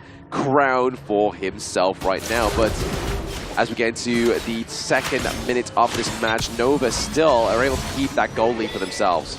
Alright, let's see how this goes. Nice start. Can he get the finish though? Yep, the wind slash just comes through. And there it is. Wendy with a couple blades looking to keep throwing them at Yulong. But he's like, hey, we got Saber. That's all that matters. This is what I mean. It's so hard to miss the couple blades, especially when CY gives you the wind slash. That is like the longest knockup ever. You're going to be in the air for hours. Exactly. You're going to get some air time. They're going to call you Tony Hawk of the Gorge. But it's unfortunate for the side of APG, but Nova definitely want to try and be a little bit more defiant in this game number 3 because they want to be leading this series before the break starts. They have to be, right? If you compare the mid lane matchup, Wendy against Shishan comes online a little bit later. Wendy does have sufficient wave clear at this point in the game, also has the ability to burst singular targets down, or maybe multiple targets when they're grouped up together on the side of APG. Yeah, that Annihilation is definitely going to put a lot of pressure onto the side of Nova Esports as we get to the latter part of this game, but right now, we are counting down to those the neutral objectives now, and obviously we've seen a bit of a tip-for-tap in top side of the map here. Xuan trying to contest that space right for the second time here, but Xiang's like, nope, this one's mine. Yep. Not ideal for the side of Nova. They're winning across the map at some points, but then we need to look at the individual goal differences here. And look, majority of the lead has been given to the mid lane, which is good news for Nova. Good news for Nova, because Wendy is going to be loving life, especially with his passive, right? If he keeps getting those kills, keeps getting those assists, he's going to keep gaining that AP damage. Got max 20 stacks, and Wendy is too much to handle for the side of APG, especially when he heads on into the late game here. You can really see the wave clear is already being very noticeable between the difference for Wendy and Shishan. Yeah, exactly. Right now, between these two mid lane maestros, they're looking to try and make sure they have that pressure created before this neutral objective comes online, which right now, we started to see Nova start it right there, but they're like, you know what? Let's see if we can bait a bit of a fight. Let's see if we can get some kills come through. When he gets this, right? There's no way. Oh, he does. He gets the snipe there. Nicely done by the side of Nova Esports. Obviously, Yulong was nowhere around. He needs to get himself back into the mix, right? Because obviously Yulong right now, he's 3,700, but whereas ZY, he's about 400 gold ahead in that jungle. I mean, what he was expecting on the side of APG Yulong was the fact that maybe he could scout out a couple of the buffs as well, but it looks like the prize is going to be the T1. The two-man rotation up top is going to enable this T1K, but the defense on their own jungle, that's where they need to be really putting attention to. Exactly. Saber's able to kind of mitigate that wind slash there with the unending sorrow, but they're the flaming palms. They're going on to the wrong target, right? CY at this moment in time, he's going to be able to tank those flaming palms. Yeah, for sure. He's already at level 8, going on to level 9 soon. Yulong, he rush for a T1. That's I think a decent exchange. You get a T1 that will not come back versus a Azure Golem that eventually will come back into your hand. Yeah, and also you're putting the pressure on Schwan as well, right? Like, that's somebody you don't want to let have a good time in a game or in a lane. It's Schwan on this Dharma, because then he knows he can leave his lane, get those crucial pickups with the Truth Mantra flash combo, and then that's pretty much everything she wrote. I think one of the things they need to close the gap on is also this mid lane. Wendy does have a 600 gold lead. Not the biggest difference, but you can start to see, right? Shishan doesn't have the ability to wave clear too much. At the same time, Wendy not only gets the wave clear, he also has the kill potential as well. So APG not looking too great in shape right now, but with timers going on, they can definitely change this situation. Exactly. I mean, Nova may have the kills, but what are they really directly translated for these two kills, right? Whereas APG, yes, they have not a single kill onto the Gorge, but they're opening up their enemy's base, which at the same time is a lot more fruitful if you're looking to play the short game. Yeah, look, they've taken 2 turrets already, and this is something that is very important. It's a side lane, which means they get to get the flanks onto the side of Nova. And when you have Xiang, you have Yulong on this Miyue, the Tri-Light Ravenous as well. There is literally almost any angle you can come in from. Literally, you could fly from anywhere, right? Obviously, using that Umbral Moon is definitely going to keep you under the gaze of the enemy team's damage, and you're also going to be able to just kind of like dive into the backline there, but also feint them with the Ravens. But at the same time, speaking of feint, they feint out the ambassadors onto the side of APG. They just completely ignore the fact that Nova is constantly taking their Azure Golem, which to me is super interesting, right? And right now, I want to see how does this gameplay come into, because there is no steal coming in from Nova jungle. No steal at all, because both of those camps have gone down, but they're looking to kind of rotate around this Crimson Golem. But I think that's the one thing maybe Nova forgot, is the fact that the Ravenous is very good at split push potential. Yeah, very quick, right? T2 already secured by the side of APG. And Alpha Gaming, this is quite the convincing turnaround at this point, because they have shifted the goalie back into their favor. And look, CY, he's trying to open up the map for the side of Nova, but he's not finding anything. He's not finding any joy, right? Like, even if he dives down into the backline, like, you've got the emergence, you've got the creation blocks onto Shishan, you've got the ride the wind, you've got the infinite vastness, so even if you're successfully in there, how do you get back out? You're having to use that Celestial Melody to get the second one and actually not getting anything for it. Yeah, I mean, for Nova fans right now, this does not bring me joy. Throw it away. Oh, absolutely. It's definitely their game to lose this time around, right? Obviously, losing their T2 so early within this one. We're at about, what, 8 minutes going into. Very soon here for APG, as they are still only behind by around about 200 gold, which, again, is just negligible. Yeah, we take a look. Shen now being pressured as well. They're trying to get their hands on Sun, but I don't think he's going to be in danger. He's not going to be in danger. He has the infinite fastness, right? This is what they're going to keep doing. Maybe just keep baiting out for these team fights where around these neutral objectives, but at the same time, you just see the pressure being created top side of the map. the split push potential here onto the side of APG, creating pressure elsewhere as Saber just takes all these chunky blows. The Flaming Palms are actually starting to hurt. Exactly. At the same time, they're also protecting the Yoko. The Yulong, he is feeling strong with the Umbral Moon moves and repositions under the T1. Beautiful play there, using the Ravens, using himself to reconfigure, but now he may get hit onto Schwan. Schwan's like, you delete my lane, I'm going to delete you. Yep. Questionable decision there to try and make his way under the noses of Nova, and thankfully for the side of APG, they don't exactly lose the Azure Golem. This one goes into the hands of Susan, maximum value extracted. Yes, exactly. Giving it over to you mid lane and not losing it is definitely a better giveaway here from the side of APG. Nova, on the other hand, they're looking to pressure this mid lane, looking to get some more of the turrets for themselves. Okay, but the clock is ticking. Now, Nova have secured that 1.2 thousand gold into their hands, but Susan, over time, late game, this guy is going to hit like a truck. Oh, absolutely. He's going to be crazy. Obviously, if he gets the combo and obviously uses all those creation blocks to get that big old block that kind of just lands, but also CCs onto the enemy, that's going to be a huge damage output. Yeah, right now it's just 500 gold that sets them apart. Susan is well on his way to come back. At the same time, Saber is really providing so much value. Sun has been kept alive for this entire game. Oh, speaking of which though, they're obviously trying to get the dunk onto Yulong here. Gets obviously untargetable thanks to the Umbral Moon, but nothing again. Just very much tip for tap between these two teams. I mean, you can understand why as well, right? The 10-minute mark is coming soon. That initial annihilation to try and soften the minion wave so they can make it that fast clear as well to make that next rotation into the neutral objectives. APG wants to rush this. They do want to rush this with 8 seconds onto the clock here with that Tyrant, but at the same time the pressure being placed onto the top side of the map here from Yulong means that Schwan is not going to have the privilege to escape his lane if he really wants to come and help his team with this one. They're making him choose Nova now. You really want to leave Xuan alone? If Yulong gets that 1v1 win, then you have a T3 under threat. At the same time, they're looking to go and take this down. Obviously, maybe get Wendy to claim this Tyrant, but it's going to be CY just putting in the chunky damage, but at the same time, he's able to claim that Tyrant. I thought Sun was going to use the threat here. They actually get the catch on the Saber. Saber's got to be careful here. He does have the flash if he needs to use it, but he's rather like, you know what, guys? I want to store this one for later. Okay, they actually stopped the attempt by APG. Alpha Gaming looking for some opening, unable to find the gap here in the defenses of Nova. And with that, Nova stopped the attempt on that Shadow Overlord, so they've bought some time.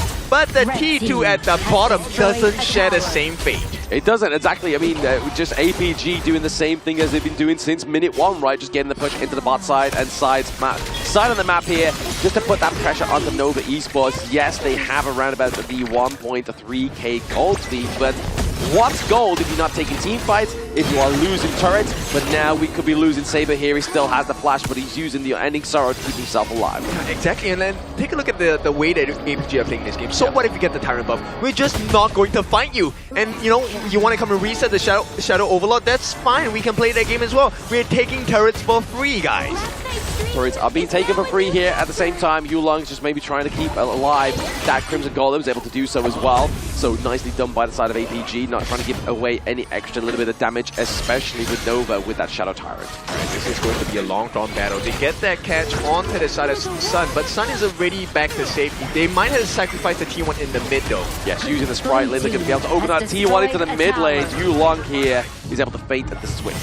Yeah, Xuan actually looking for the catch, unable to find so. And this one, Nova, if they get this, I think APG, all of the effort will be wasted. No, absolutely. All of the dancing around, all the effort could be wasted here by the side of APG if they lose this Shadow Overlord. But the Umbral Moon is available here for Yulong, but get a bit of a tip for that into the mid lane, 2v1 going against Yang, but that's not going to stop him. Using the Umbral Moon, fades out the way, but again, not going to be the annihilation that claims that Shadow Overlord. And now Nova are shifting the sands in their favor as well. It's still a 1,500 gold lead, but with the Shadow Overlord, this could spell disaster for the turrets. At least minimum T2 for APG's side.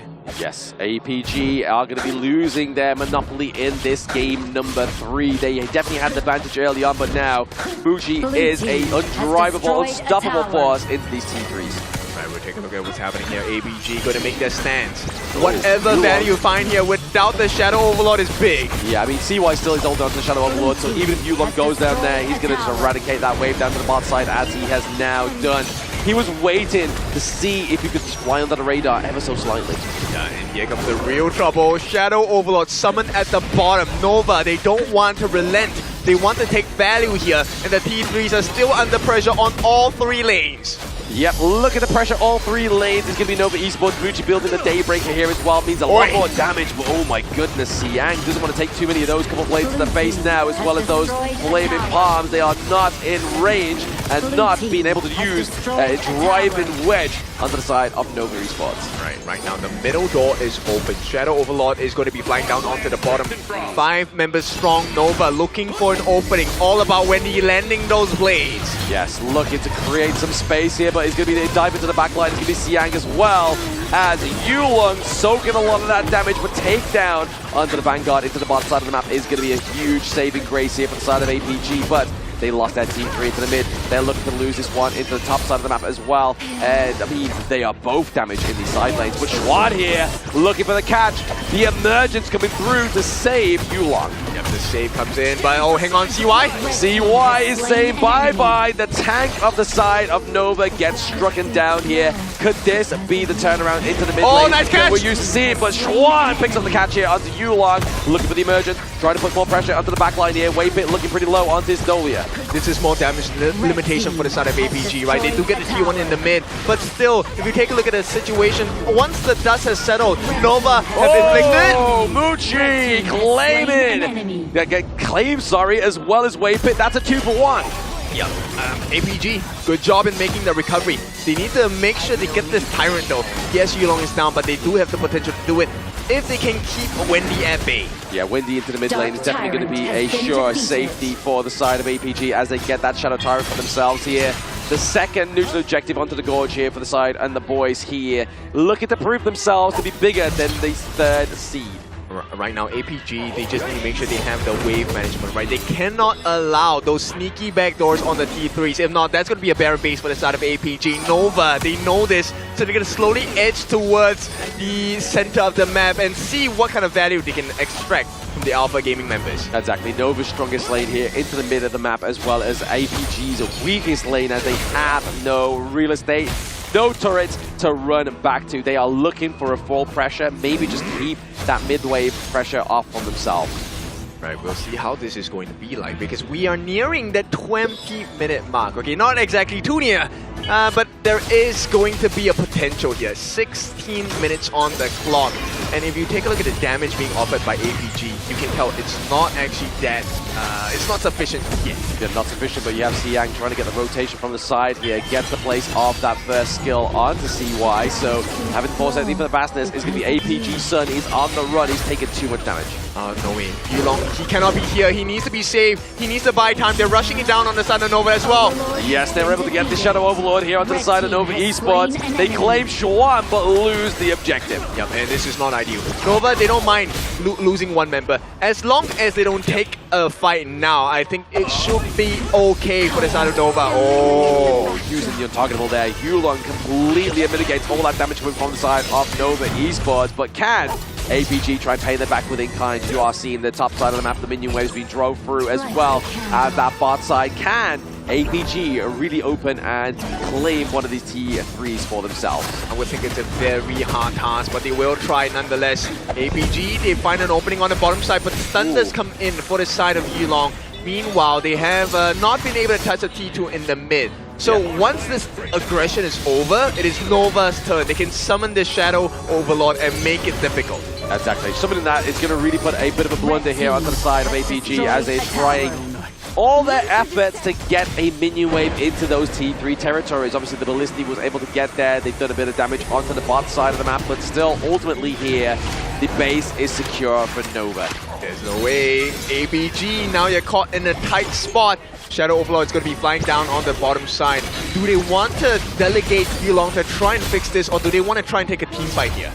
I mean, a team fight probably would be pretty scary here for the side of APG, right? Especially if you've always got Yulong away from it as well. I mean, yes, the damage is there from Jishan and Sun, but Saber is the only one protecting them right now. Yeah, Yulong, let's see what kind of saving grace he can deal against. He's already almost full stacks 13,000. But the main problem is the T3s don't stand for long. As long as Nova makes the wave pressure come in, APG eventually will have an empty base. Yeah, I mean, if they just got Muji into both of these lanes, right, just threw that third token, you know for a fact those bases would, those T3s would definitely fall down here.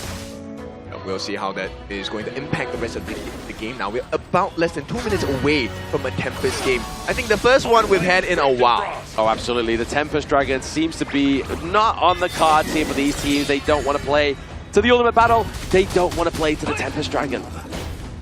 I think for APG they do want it, right? Because with that they will be able to equalize the kind of damage that they have been dealt with structurally. And right now with Wendy just looking for those stabs in the heart, Messiah Yulong facing a little low. Oh, Saber looking low, has to use Uniting Sorrow there to mitigate that death on the side of APG, but Xiang falls as well as Wendy. So trade for their mid lane here, so that's a lot of damage for the side of Nova Esports being taken off the board here. Now Sun is online, he has even the Bastards using it very aggressively. Triple kill for Sun. He gets the Sage Sanctuary. He falls down now. Can they get the minion wave here coming through with Yulong into the bot side of the map? They are not looking to play here for that Tempest Dragon. They are looking to play for the win here. Muji maybe falling. Back-to-back series here for Nova, for APG to come back in this series. And there we have it. APG 2-1. Big win for the side of APG. They will lead the series now at this point 2-1 before we head into the halftime break. It was a very back and forth game, trading objectives, trading blows on towards the Dragons here. And especially when we talk about the late game insurance here, you do have a lot in terms of Shisan on the Celestial Nua that's dishing out so much range damage against the Wendy, Gun, and Mo here. That was a lot of pressure being generated just by Shisan himself. It was such a tight spot to be in because Wendy was consistently looking for those little pincers and splinters into the health bars, right? One full combination of the freshly forged into the couple blades onto the different squishies, especially Sun on the Lung, it would have been game over because you did not have enough damage. Yeah, as soon as Lung gets taken off the side of APG there, the damage definitely gets kind of cut in half. And you saw towards the end there, the frightfulness of that Lung pick, especially with that triple kill. Oh, he definitely played that super duper well. He smelled the opportunity here and he immediately went for that game-winning push there. And you have to give props to his son. This is not his full season with the side of Alpha Gaming. He only played with them, what, this tournament only? Yeah, I think it's crazy, right? If you take a look at the amount of time he's had in comparison to the performance, this guy, maybe he needed that rest, right? Because he has been very consistent the entire game. 5-0-2, the probable MVP for the side of Alpha Gaming at this point. Yeah, and even Shishan here with a 2-0-5 as well with the Nua. But I mean, they are two long-range picks. The only person that was able to get into the backline was CY, but then once CY gets in, you're really just relying on Wendy to just be the driving force with those couple blades, and unfortunately, Muji has to be within close range and just wasn't able to get that. It was a very difficult task for the side of Muji and CY here. Every time that CY wants to go in, you will see Yulong playing really well and baiting out more of these members towards the side main here. Hence, they're stalling a lot of time to allow the double late game here, Shisan and Son, to scale towards those late game markers. And when they hit that late game, one annihilation immediately depleted Wendy's health bar on the Ganemo. Yep, this is where timing is very important. We were 19 minutes and 21 minutes into this game. This is late game status for Shisan on this Noah. We talked about this. It's all about him fulfilling the win condition, which is just get fully animized, right? Get your full EXP. And you could see at the last portions of the fight, he was the main difference maker. Those creation blocks pushing the different members of Nova. And you start to see this is where fatigue is starting to set in. They're making mistakes. They are. I mean, these are Lung series to play, and they are grueling ones as well, right? Especially when tournament life is on the line. But let's look at this head-to-head between Wendy and Shishan once again. But this time around, it's going into the favor of Shishan. I think Shisan played a very clean game thus far. The creation blocks, the annihilations has been super on point, and every single kill that he provided for his team, it added a bit of pressure against Nova Esports because they were essentially playing on a timer. Every time they are delayed off the final game-winning push, the top side and bot side high ground wasn't taken down at all, which led to Son, the final triple kill, going in towards his pocket, circumventing the side of this game to a 2-1 for the side of Alpha Gaming. Beautiful game coming in, no deaths at all. Once again, a 0 death run from the side of APG. Alpha Gaming Sun here, 5-0-2. the amount of damage that he was able to do, really squeezing in during the important times to get the flaming palms of death onto many different members on the side of Nova, changed the state of the game in favor of Alpha Gaming. Exactly, especially this end game push, as we'll see in the highlights very, very soon. But Nova definitely had their card in the race here, right? Obviously, they were able to open up the base of APG much earlier than APG was able to do with Nova. But APG Sun here with the aggression, just using the infinite fastness super duper aggressively. I like that. This was a very good catch coming in for the side of Alpha Gaming as well. And this was the final fight. Take a look at Saber here, flashing in, stunning Wendy. And the teleport here coming in from Shisan, immediately forcing Wendy and executing. And as of this point, your long range reach is already removed from the pool. No Shuan, no Wendy, and Amuchi and CY. It's really difficult to take on the long, big minion wave coming in towards the mid side. Definitely not, right? And with the Dread coming in as well. I thought for a moment this was going to be a little bit scary because with Muji, he could definitely potentially have cleared the lane and give his life in the process. But, of course, APG looking for the finish. There's no way you allow one farm laner to change the state of the game before we hit into a break. Exactly. APG definitely looking for this 2-1 victory with a smile on the face as we head into the break and as we head from APG's last game where they took a 4-1 from Blacklist. They're looking to emulate this one onto Nova Esports. It's obviously to the detriment of Nova when they come back from the break to see if they can take this to a 2-2. I would say they're in a very comfortable state thus far, knowing for the fact that they had a dominating fashion win against Blacklist International, now coming against Nova Esports right now. The hands are still hot and it is proven in the objective exchanges and the team fights in the game. Right, we'll see how this is going to be like because we've seen teams recover after the break, right? And at this point, the halfway mark for both these teams, it is still very close, it's still very tight-knit. And then we will go and explore, okay, what is remaining in this hero pool? I mean, it's at this point for both teams, hero ocean, right? And we'll see how this is going to impact the rest of the series because it's still a best of 7. But then, it has been a long day so far. The players need a short break before they can actually continue the series here. Because this has been, what, almost 10 games played thus far for both of these teams? Getting a breather will be very crucial for both Alpha Gaming and also Nova Esports to come back into a better mental state thus far. Hence, grab your drinks, grab your snacks, come back in about 5 minutes and we will see the epic lower bracket finale between whoever between Alpha Gaming or Nova Esports heading to their grand finals.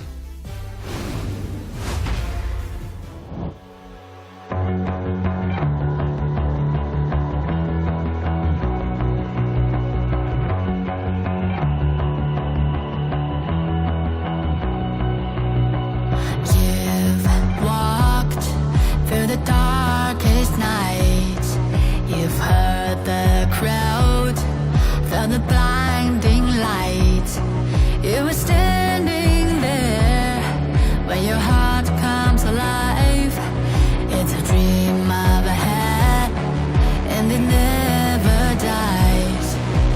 Right here, right now, give it all, get it out. Never surrender, I fight and never fail. I am a contender, a challenge I can feel. The smallest lies become the brightest enemies, relentlessly. And even if you fall, you gave it everything to be a king.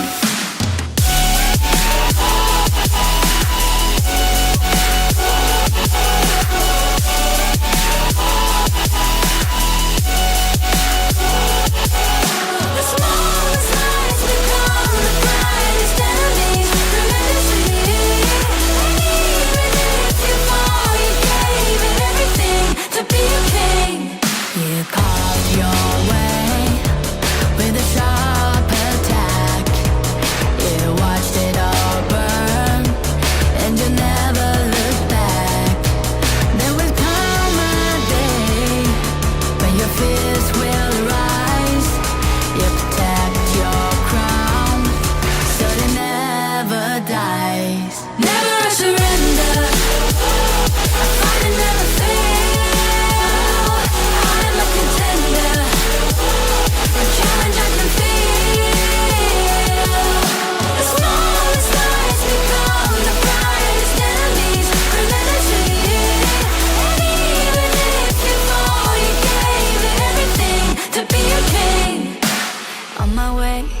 my way, find my way, find my way. On my way, on my way. Dream my way, dream my way. Never a surrender. I find it never fail. I'm a contender. And challenge I can feel. The smallest lies become the brightest enemies. Green energy. And even if you fall, you gave it everything to be a king.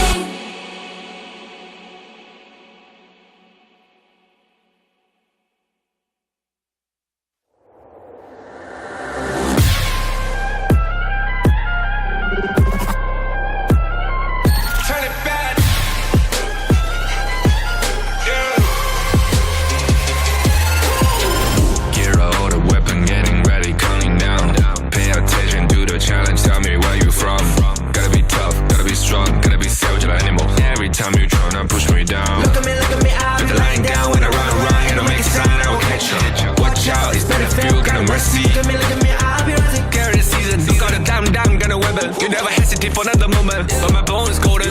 I'm invincible, just let him know. I can show you all the glory I own. To the jungle, find a way to the palace. I'm waiting. Go, never mind, can we go? It ain't a river, turning back. Storm is coming, light up your cold. It's my kingdom, fire growing up. We the kings, it's our honor, showtime.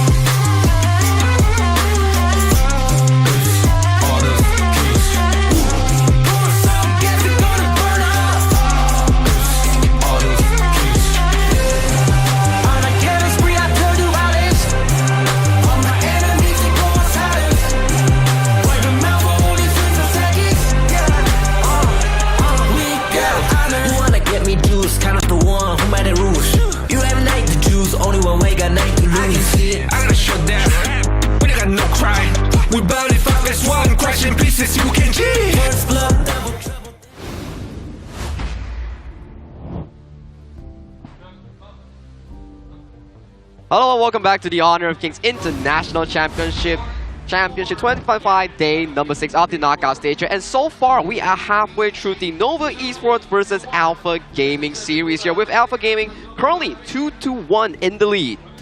Right, we'll see what the difference is going to be here, because if you take a look at the expenses by Nova in terms of the jungle, quite a bit has been expended, right? You have the Ogren, you have the Luna. These are two big picks coming in from the side of Nova. While their hero pool is deep, I think the cost of the jungle heroes being put out by the side of Alpha Gaming hasn't been as expensive. No, not quite as expensive on the side of Alpha Gaming. Obviously, we saw in game number 1, obviously, the telling tales of the potential of Consort U coming through, obviously, a little bit later on into the series. So maybe that's what Nova is either expecting from APG or Nova want to pick up for themselves, but it's going to be Nova on the reactive red side here. The red side will be interesting here because the first 3 games really allowed you to venture into those high priority blue side picks here. When you go over to the red side, you're starting to think, how do I counteract the first pick that's going to be coming out from the side of Alpha Gaming? So if you're on the side of Alpha Gaming now, on blue side, do you want to try the Nerza pick? I know that they might not have the Dolia. Do they still have the Dolia? Alpha Gaming, let me recall, and I will give you an answer in... I think you still have the Dolia. Yeah, so Nova don't have the Dolia, but yeah, Alpha Gaming correct. Yeah. So why not go for the Dolia Nerza combination? You really use the Yangxian, right? Xiang has played that to perfection in the previous game, making the dives on the Wendy as well, making his life very uncomfortable. Now, with the Nerza, what are you left with to deal, right? The potential Menki. Does Nova have a Miyue in their arsenal as well? That is actually a very good point here. If, for the side of Alpha Gaming, they remove the likes of the Pei and also another strong jungler, we might just see a Dolia Nerza coming to fruition like what you mentioned. Potentially here? Yeah, we can definitely double dive there, right? I mean, okay, it's not the most prio pick now, but if you go with a double dive, imagine a lane, Dolia, and Nerza combination. Dive for free. Maybe play... They don't have the long. I mean, okay, whatever farming you want. Exactly, whatever formula you want to go for there within the Dolly, but it's going to be the Guan Yu here for Xiang for game number 4 here. So take it away from Xuan. This is also under the consideration that Nova Esports no longer have access into the likes of the Mayin already as expanded in game number 1. So counters are quite limited only to the selection of potentially the likes of the Charlotte. No more Mayin? No more Mayin. Game 1 it was played by Xuan. Yes. Okay, now this is going to be an interesting one, right? What kind of answers do you want from the side of Nova? It has to be stunts, it has to be disruptions. Now they pick up the channel. This is in the expectation that there is going to be a potential Ali coming up from side. Potential Ali could be here for Sun. Obviously, it has been banned. It hasn't been banned here for them, but it's going to be the Jing for Yulong, one of his big picks coming through here with the Mirror Domain.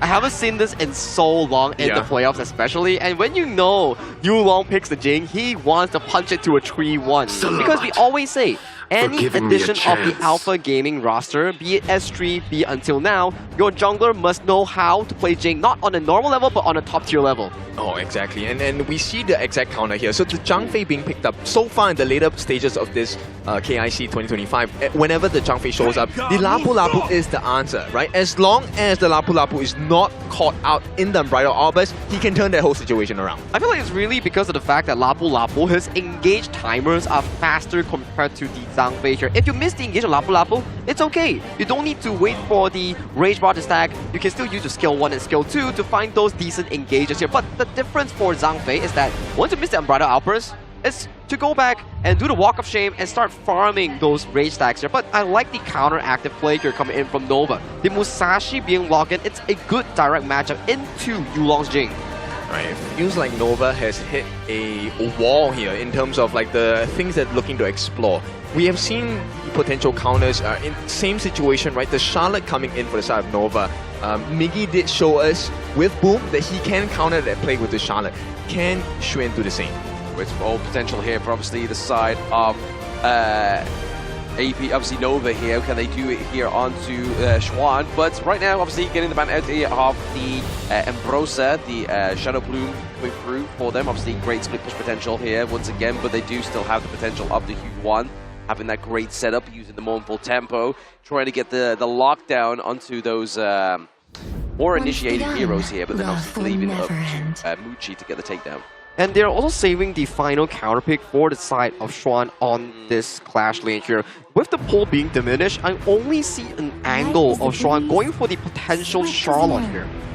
Okay, now talk to me about this Consort Yu pick. This is one of your favorites, right? So with the protecting winds, how much is it going to save him? Sure, against the Musashi duo to the death, but then you have the channel, you have the Zhang Fei consistently stunning you as well. I don't know if that's going to be the prime target of obviously the Musashi, right? Like obviously, yes, if you're going with the duel to the death, you have still the extreme speeds, then you can use the vaulting shot from Consort Yu to leap away, but the delivery here for Musashi and Lu Bang is going to be scary. I like the answer here coming in from Nova Esports here. It's like, okay, you picked the Consort Yu, you want to mitigate any form of physical damage against me, bet I'll go for the Liu Bang here, go for the full magical build, and I will ride on towards the side of this Musashi on the hands of CY, and we will dive deep and try to find the assassination on these backline units. And there's more to come as well, right? So besides the delivery system of the Battlefield Command, you also have the potential that, number one, you have the heals from the Liu Bang Battlefield Command. You also have the heals from the Wendy ultimate on this G1 here. With the Unending Sorrow, this feels like if Nova group up, this is a death ball. They don't die. They don't die, they have the sustainability, they have the lack of the imperiled state here from the Musashi as well, and then obviously also that big damage burst with the magic damage from Lu Bang as well as the taunt coming through also. So yes, team fight wise, obviously it could be a long outdrawn team fight here for the side of Nova, but is the engage from the Lapu Lapu really going to be able to kind of like upset this whole thing? I feel like it really boils down to execution here. For both of these two rosters, Alpha Gaming and Nova Esports, their draft is very consistent and very similar in the case where you have the key players here for Alpha Gaming. The engaged forefront will lie onto the Clash, mid, and roam, setting up the perfect situation for Yulong to enter here. On the flip side, Nova Esports will look for these big engages coming in from the Zhangfei and also CY to do the delivery system here, finding the perfect initiation for the team. It's really about who finds the perfect engage, who pulls the trigger first in this game number 4. Yeah, I fully agree. This one really is who pulls the trigger first, right? Because the first initiation, if you layer it, time it right, essentially a lockdown for the entire duration. Yeah, huge lockdown for the entire duration here. Could be spelling the end of a good team fight here. But now, obviously, Wendy going up to head-to-head with Shishan into the mid lane here. Just going for that 2v2 with the support here. But Yulong trying to just make sure that he's not going to get invaded, right? Well, it's a better laning phase in the mid side for Nova, right? You have the heals and the shields from Waypit and Wendy, but you can see Yulong already understands that, hey, doesn't matter, maybe a potential first blood here. Do they want to force the flash? Unable to find that value here. I mean, they found the value. They got the Crimson Golem, right? They took that away from the side of Nova Esports, and they're now looking to obviously just make sure that they keep hold of his own Crimson Golem. We'll see now that CY's like, oh, lads, my Crimson Golem's gone. Yeah, and that's not going to be a sight that you are going to be very happy with, especially for CY. You need a level advantage to be able to pull maximum value, right? The higher the level is for CY, the tankier he becomes, and you will find it more difficult to take him down, of which then the combination of Wendy and Xuan really comes to fruition. Yeah, Wendy and Xuan is going to be a huge sustained part of these team fights that can come through and happen onto the side of Nova Esports, but Nova just trying to get that space right, looking to get that upbeat tempo for themselves here in the early game. I mean, it's more essential for CY to get that space right because he has lost that Crimson Golem to the side of Yulong. So the EXP value will be slightly ahead for the side of Yulong. You can see he's already at level 5. Yulong at level 5, already kind of outpacing CY into the jungle as well. He's going to already be kind of like a staple marker in this early part of the game, right? The APG are looking to be dominant and looking to make sure they claim a victory with Yulong's like signature pick. Yeah, right now I think the other comparison I would like to take a look at is Waypit as well as Saber, right? These are two corresponding outs, both set up in a long-range fashion, and you can catch multiple people at the same time. Yulong here looking for an opening onto the side of Nova here. They're not going to find much. It's really more about the wave play. Yeah, getting the wave play, getting that priority into the mid lane as we obviously heading into around about 2 minutes and 30 seconds now. So you can already still start to see that the second itemization for both of the jungle's items come through, and CY is able to reclaim his own Crimson Golem. So they know that where CY is going to be thanks to that little bit of intel, so they can kind of like go safely here into the top side of the map and claim that Azure Golem. Yeah, it's all about the timing here. So based on how they have structured the map, Nova does have a slight goal lead, right? Because of the goal sharing, they found more value in the mid lane. Right now, approaching. You take that invade on the jungle with 7 seconds to go. Nova, they don't take the risk. They don't go for the steal on that Crimson buff on the bottom side of the map. Yeah, there's no need to, because obviously they still have that Guardian Sprite as well, right? So they're going to do reduced damage as well, whereas Yulong is going to do a full 100% damage come through to the side of Nova Esports, but able to secure their own Crimson Golem is going to be a saving grace here for the side of APG's Yulong. Yeah, at this point I feel like Nova, they have the map control advantage, right? Because at any point of time, Xuan will definitely be able to rotate much faster with the Battlefield command already. You'll see this first engagement, 3.5 minutes, both teams, you want to squeeze them out, this is the best time to do so. Yeah, you want to use that global ultimate to perfection here onto the side of Nova Esports, just putting pressure onto these team fights, but more importantly, keeping CY alive when he commits those big dives. Yeah, and they can also double down on the damage as well, right? Xuan can come in with the Blitz, and with that they will be able to get a stun, the burst from the Dominator Shield as well. That is extra value in terms of life-taking abilities from the side of Nova Esports. Nova Esports just trying to set up these lanes as the Tyrant gets online here, as we see a bit of a brawl go for it right now. Started very quickly and evidently here by Nova, the ball being placed down. Yep, set up by Saber. Here comes the steal potential, but CY secures it. The fight is looking great for the side of Nova, though they have taken a lot of lives, but Xiang comes back, takes the life of CY. Right now it's a roam for a support, and Waypit will fall next as well. Nova lose 2, and APG looks successful. They do look very successful, even regarding the fact that they didn't get that Tyrant and the increased damage buff here, and the fact that Nova has the gold lead as well. they had everything going for them in this team fight, but Siang completely upset it for them. I mean, they still have it. That's the craziest part, right? Yeah. So Nova with the goal lead and with the Tyrant buff as well, unable to find the value of the team fight. And with this, they will be able to recover. The buffs will be left untouched on the side of Nova. So APG, they couldn't maximize it. And I mean, because of that direct consequence, we do see that Siang's able to build that Blazing Cape as well. So that's going to be the anti-heal they need going into these team fights to try and curtail that self-sustain of the side of Nova's draft. Yep, I think, you know what, at this point, Nova, they're looking like they want to double down on the damage as well. Yeah. Damage and the heal values, because the stave of sorceries has been built into the kit of Wendy. And this is going to aid him not just in getting extra damage for every skill usage, it's going to increase his healing amount as well. Exactly. Heal amounts can be increased here thanks to obviously just building that staves onto the side of Nova's Wendy. But obviously kill up for them. They are literally ahead in the gold lead as well. Obviously into the mid part of the map, gold lead is going over to Wendy. Alright, I want to see the value that Shushan is going to be able to pour for his team. Every single board is going to be very important for the board master again. And at this point, Nova, they're holding on to the lead close to 1,000. So this is looking good, even though they gave away 2 pretty big kills over to the side of Alpha Gaming. Yeah, they're just trying to maintain that gold lead, right? They're just looking to keep themselves into this horse into the race for Nova Esports because they are down 1 game point. Like, they have to make sure they put in every right foot forward into this game number 4. Yeah, I mean, over time, I still feel like Nova's draft is pretty strong because on the pick of Yulong for the side of the Mirage, right, for Jing, you want to be able to land down your skills on the Muji. But with the shields, the Leaping Savior giving extra shields to Muji, the Battlefield Command coming down if it's necessary from Strength, I don't think you get that one-shot burst you're looking for onto Muji.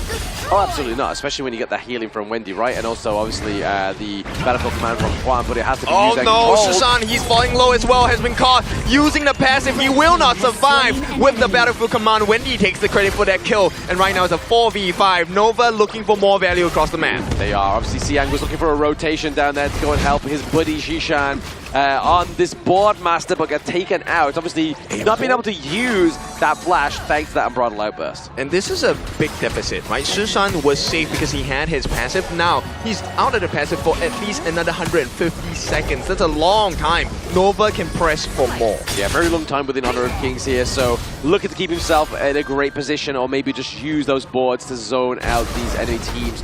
Is the potential here from Zhishan on the side of APG, but they don't want to lose this T1 in top side of the map. Yep, they force the ulti from Wendy. Nothing too big for the side of Nova. Right now, as long as they don't take another fight, it should be a-okay. Sun, on the other hand, has other plans for the side of Alpha Gaming. They want to force this T1 down and look for the trade, but immediately Xuan makes that TP down. He's going to try and mount the defense. Unfortunately, not going to be in time. The rotation does come through. Nova, you can take the T1, but do you survive the escape? Yeah, he doesn't want to take any hits from Sun, especially when he's got the Eternity Blade as well as the Shadow Ripper, right? Like, that's going to do a lot of damage, but then at the same time, you're able to kind of just use that ult bolt to poke at a long range as well. Or even you can just try and go for the turret, take the shots, use the protective winds to completely get rid of it as well. Yeah, that's true. I mean, that's the value of having that second skill, physical immunity, right? You're able to tank a little more shots and put yourself in a position where you could serve as a bait. And then once APG has access to your backlines after you've used that Battlefield Command, you find yourself out of options here.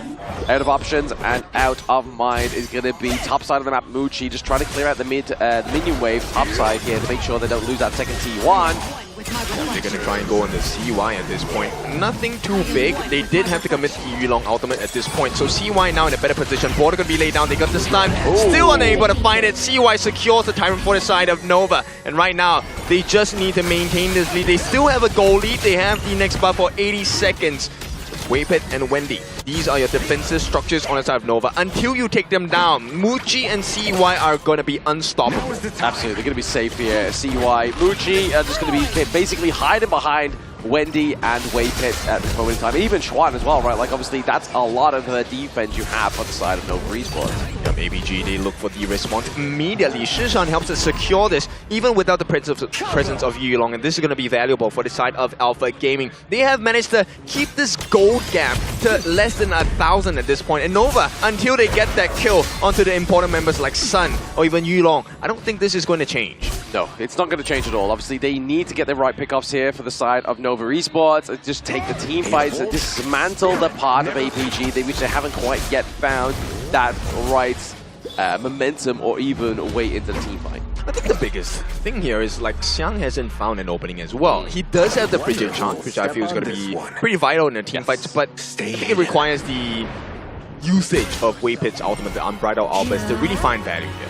Oh yeah, exactly. Try and get rid of the Unbridled Outburst, then go in, use the frigid charge, try and get the lockdown onto, say, for example, either CY or Muji there, but obviously Schwan took a lot of damage, used the Battlefield Command to get out alive. Right, now with that being said, this is the 10-minute mark. This is a true wrestle between the teams. If you get this Shadow Tyrant buff, you win the fight. CY could be pushed back for a little bit. They will try to reset this Tyrant. In the meantime, you can see Xiang looking for an opening on this. Yeah, dropping down Spritelets really stops it, kind of like resetting any further out of range of Nova Esports here, but then they clear out the Spritelets. They use Saber here to make sure it resets. Yeah, also using the mirror image on the side of Yulong to see if there's any potential catch angles here. So Yulong trying to work down on it. CY coming back. They're both at level 14. Shields coming in from Waypit. Waypit using the shields, keeping his teammates sustained in this long drawn fight for the Tyrants. Obviously, Daybreaker being built here by the side of APG Sun is definitely just going to amass more damage. But look at those traps, man. They are waiting for the side of APG, maybe even Yulong, to proc all these walls. Oh, they actually have one. No, Nova take the T1 in the mid. Right now, they can open up the map as well. Saber uses his dash to get out. Nova, they are patient, and the patience might be rewarded here. It could be. Patience is a virtue here for these two teams, and they're looking to start to be a patient team around this fight of the Tyrant. Oh, they wanted the ball. They can see why they're trying, but a save comes in from Waypit as well. All the damage in the wall on the backline. Saber not gonna survive. Flash comes in from the side of Muji. They see the ending. They see the opening as well. And with that, 3 kills for the side of Nova as Alpha Gaming make a mistake. They made a huge mistake there to underestimate Waypit's Unbridled Outburst, which really upset the flow of the ocean onto the side of APG. Now they are looking to lose a lot of their jungle. Obviously, the Boars as well as the Crimson Golem going off the side of Muji is just going to enhance the growth of this hero. Okay, now 1 minute in, this is the damage they've done structurally. Taken a T2 at the bottom. T2 in the mid looking, oh yeah, it's gone as well. So Nova now have done structural damage to the side of Alpha Gaming. And across the timing, you see T3s now are open on the menu. Nova just needs to strike hard one more time. Exactly, that just get a break apart team fight like we just saw there. Take Shishan, take Yulong off the table there, and that is going to be a huge damage output taken from the side of APG. And the fact that Nova now climb further and further to that gold lead, around about 5.5k gold lead now. Nova's looking scary. Yep. And they have multiple sources of damage, right? Wendy taking another attempt into the T2 on the top. This is going to be secured by Muji, by the way. Both Wendy and Xuan have the stage of sorcery. They have extra magic damage. Sun does not survive this. It'd be very hard for him to survive, right? Obviously, he's going to have to use that protective winds very well, or even use that vaulting shot onto the right person just to kind of get him, create space even further for him. And the problems are going to get even tougher here. With 8 seconds to go, the Primal Bond will be taken away. And Nova start working on towards this Shadow Overlord. Yeah, so that means if any kind of push is kind of amassed here by APG, that when that Overlord gets taken down, they can just completely like, you know what? That's a nice try, but we'll use the Shadow Overlord to get that completely eradicated. As you can see, bot side of the map is just being controlled here by Schwan. Yeah, Sun is trying to use the Protecting Winds as an extra movement speed here, but the true target is going to be the T3 in the mid. That is the lowest out of the 3 available tier 3s for the defense on the side of Alpha Gaming. Unfortunately, that should fall in a short moment. Very fall. A short very fall in... fall short in a very full moment, exactly as I was saying there. English is my best suit, clearly, but APG, they need to stack a good defense here. Yeah, it's looking a little dangerous, a little spicy for the side of Alpha Gaming. One more hit would do it, and I'm talking about the lives of APG members. The poke is coming in, they get some healthy damage onto the T3 on the top. There is no more minions to speak of, but the poke damage from Muji as well as Wendy with the help of the Staves and Sorcery, this one is so hard to handle. Oh, very hard to handle here for the moment of APG, right? Like, see, they have 2 T3s looking pretty low right now. They have the Vanguards marching through once again into the mid, into the top side of the map. This is going to be a hard defense. They're going to get some free damage as well, but they're unable to contain the different members. Look, the T3 in the mid is going to be pried wide open. Nova find that first gash. It's going to be a deep one in the middle of APG's Gorge. They always say the first cut is the deepest here for the side of Nova, and they're proving it into that mid lane. The T3 being taken down here. Vanguard, Shadow Vanguard, bot side of the map, still looking to put pressure onto the side of APG, but the pressure just not only from these turret games, but it's also from the gold lead here as well.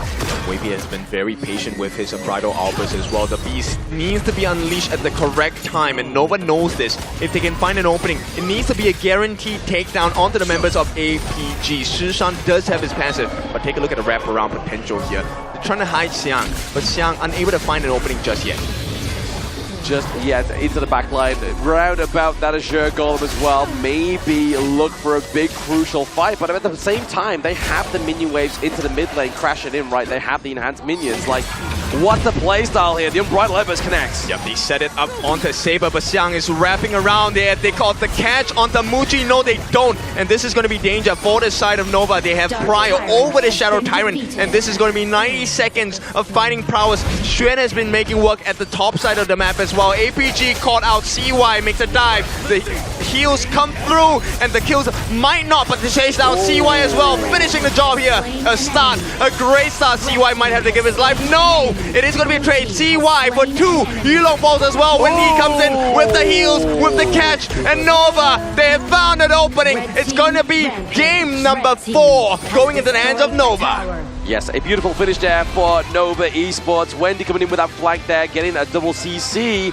onto the enemy team and just allow that damage to formulate and get that crystal takedown for game number 4. And so far in the story of this best of 7 series thus far, it's really about mitigating the loss in that early game and bringing into a 10th minute mark. Whoever gets the best out of that 5v5 will dictate the game in a much bigger tempo here. And that fight was escalated at the front end for the side of Alpha Gaming, but in the end, it was the Musashi Liu Bang combination bringing in the escape route for CY, nuking anyone close to that Musashi. Yeah, just out tanking, right? The heals, the damage coming in from the side of Alpha Gaming actually is pretty scary. But when you're dealing with like the Leaping Saber shields, you're coming in with the Battlefield Command heals as well.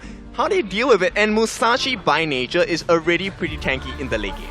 Oh yeah, absolutely. I mean, especially when he's using the lifesteal, also the extreme speed, right? Like trying to catch him is very slippery, but then also using that duel to the death to get that imperiled state to stop any healing on your enemy team is definitely a hard one to counter. You can see towards the final few moments of the side of the Musashi coming from CY, his Swordmaster played it phenomenal. First thing, he marked down Xiang, the horse that is coming in from the backside here, isolating him, bringing in the ultimate coming in from the side of Xuan, the Liu Bang ultimate. And then, once they're taken down the War Saint, we thought that, okay, all the spells being dunked onto CY will result into an immediate burst. But no, the tankiness coming in from the pick itself allowed CY, before his death, to take another life from the side of Alpha Gaming, which was Yulong's Jing. And that's not enough, right? That's the physical damage. That's the heals coming out. And then you have the atomization coming in from the side of Nova as well. Wendy and Xuan giving the magic damage. This one was the one that really hurt players like Sun. It was. When you see these moments, right? Wendy went for the full magical damage route. He did not go for the semi-tank route. This is a late game Yuhuan Tunecaster build that we are talking about here. So, for the side of Nova, they're playing with 3 core players and the advantage of the Liu Bang being the supplementary shield coming in for your safety. Yes, Liu Bang being there just to be a pest for the side of Nova Esports onto APG, right? Obviously just basically using that shield, keeping their teammates alive, just being a great asset here. But I mean, to be honest though, when we're looking at Wendy, are we surprised that he's able to carry on this U1? Of course, this is always the go-to route for the side of Wendy here. When everyone is looking to play the semi-tank, the healer route, he's always going for the more aggressive carry route here. Hence, in this goal lead alone, as we talk about it, at the 10th minute mark, there is not much of a difference here. But due to the fact that you lost the 10th minute team fight here, the entire avalanche just starts piling down on towards the side of Alpha Gaming. You know, I want to highlight the difference between the playstyle of Yulong as well as CY. CY is able to dive into the entire team and get AoE damage, right, with the duel to the death if they're stuck together. But Yulong doesn't have that kind of prowess. He can get that singular target burst, but it's not going to be enough. And he's not as tanky as CY. You see the difference here. Even with so much gold, the value they brought was completely different. Yeah, it was just never enough, unfortunately, for the side of Yulong on the side of APG, but Muji, however, had a different story on this channel, right? He was pretty unstoppable with this one, always chilling towards the back line, not dying a single time, and dealing 37% of the damage, but only taking less than 9. That's an impressive number, especially when we saw in those moments there, where was the enemy team? They had a Yixing, they had a Guan Yu, they also had a Jing here, so those are a lot of backline access, and to be able to be deathless in the game with only 9% damage taken, this goes to show how well this player on the pack leader is essentially positioning himself in those team fights. It shows you why a good coach is very necessary, because you get to see now that every single option that APG wants to explore, you realize that actually Nova has one more save condition to be able to make life difficult for the side of APG. I mean, that's a bit of an upset for the side of APG, right? Yulong not getting a dub on that Jing is definitely going to be a salt in the wound here, as they were a point with a head, but they are now neutralizing once again thanks to Nova. But this, for Bridal Outburst, was fantastic. Immediately disengaging the side of Nova Esports and then allowing Xuan and CY to deal the final blows on towards the enemy team. That lead led to this monstrous of a Musashi here, single-handedly diving towards the backline here, tanking again Yulong and assassinating him before actually falling here. And as of this point, Wendy's really trailing behind with the Mournful Temple, finding onto 3-man for the final moment here, which leads to this game to become a 2-2 all. It's really all the shields and the heals that are surviving. CY doesn't mind giving his life because he had already done the deepest gash possible to the side of APG, right? Taking the 3 most important members straight away in the fight. And this one, well-deserved win. I feel like, you know, Nova, maybe they have found their strides here. Maybe they have found their strides, or maybe they are literally just dueling to the death with that Musashi ultimate. But now we get a neutralized lead here into the bracket. Nova and now 2-2 against APG. Do they take another 2 victories, or do we go 3-2, 3-3 ultimate battle? Oh, minimum 6 games on our hands here, gentlemen. So we will have a large potential of going into that ultimate battle that we talk about, Game 7, everything removed, going back to that classic blind draft here. That will be very interesting, especially we haven't got one in the recent days. Oh, that's true. But you know what? We will wait until we get to that point, right? Right now, I think the thing we have to explore is, okay, you have not found the value you wanted with the Jing pick. Does this hurt your confidence as a jungler? Because this was supposed to be prime Yulong, right? We were supposed to see him come out as a monster, destroy the likes of Nova, especially Muji. Confidence now on the side of Nova should be at an all-time high. Well, for the very least, if we were to look into the mindsets of these players here, I do think that confidence has always been there. The only thing that is not there potentially is the stamina, because it's been a long day for both of these teams. Nova is the first to arrive in the venue, and they've stayed here for all 3 best of 7 so far. And if you're APG, you're playing back-to-back BO7s. Exactly, it's scary, right? APG definitely starting to show a little bit of a blunder here within their performance, because they've having to play back-to-back games, but so far they've done well, right? Obviously they're keeping it to a 2-2 scoreline, but they need to do more if they want to be the second grand finalist within KIC 2025. It will be stakes at hand right now. I think the biggest difference here is the fact that Lapu Lapu was picked up, did not get the win. Oh, that's I think this one really hurts Alpha Gaming. And it really boils down to Game 5 and Game 6, where we talk about it. We saw the global ban picks. In Game 4, after the game has concluded, 20 heroes are now default banned away from both sides here. And once again, Alpha Gaming taking the reactive red in towards their pockets here. As we really talk about the BO7 setting, the first few games, it favors the blue side for the strong blue side picks, OP picks.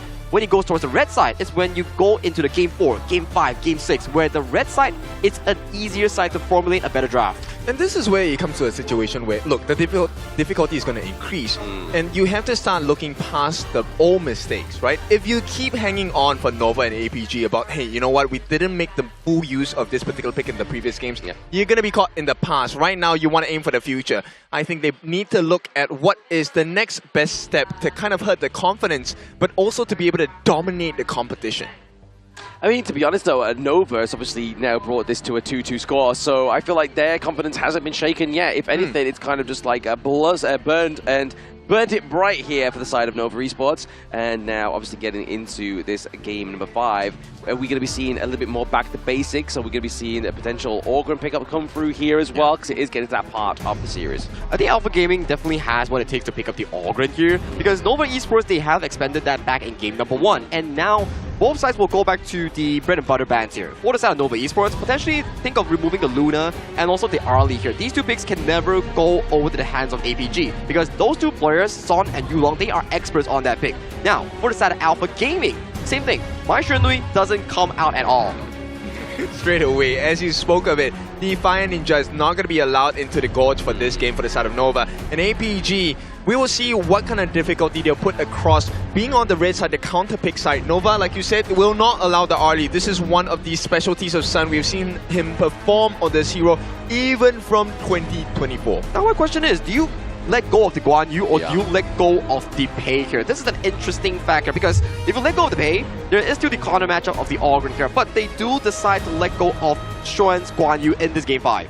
I think you don't let go of the Guan Yu, but straight away they want to put a little bit more steady hands with the steady will for this flowborn marksman into the hands of Muji here. Yeah, definitely putting a lot of focus on Tabuchi here in terms of the draft prior. Obviously, the first so many games, he's just basically making sure locked in has that marksman, but over the side of APG, they're going for more crowd control here. They're going for Siang, under the Dharma, the D-Ranger as well.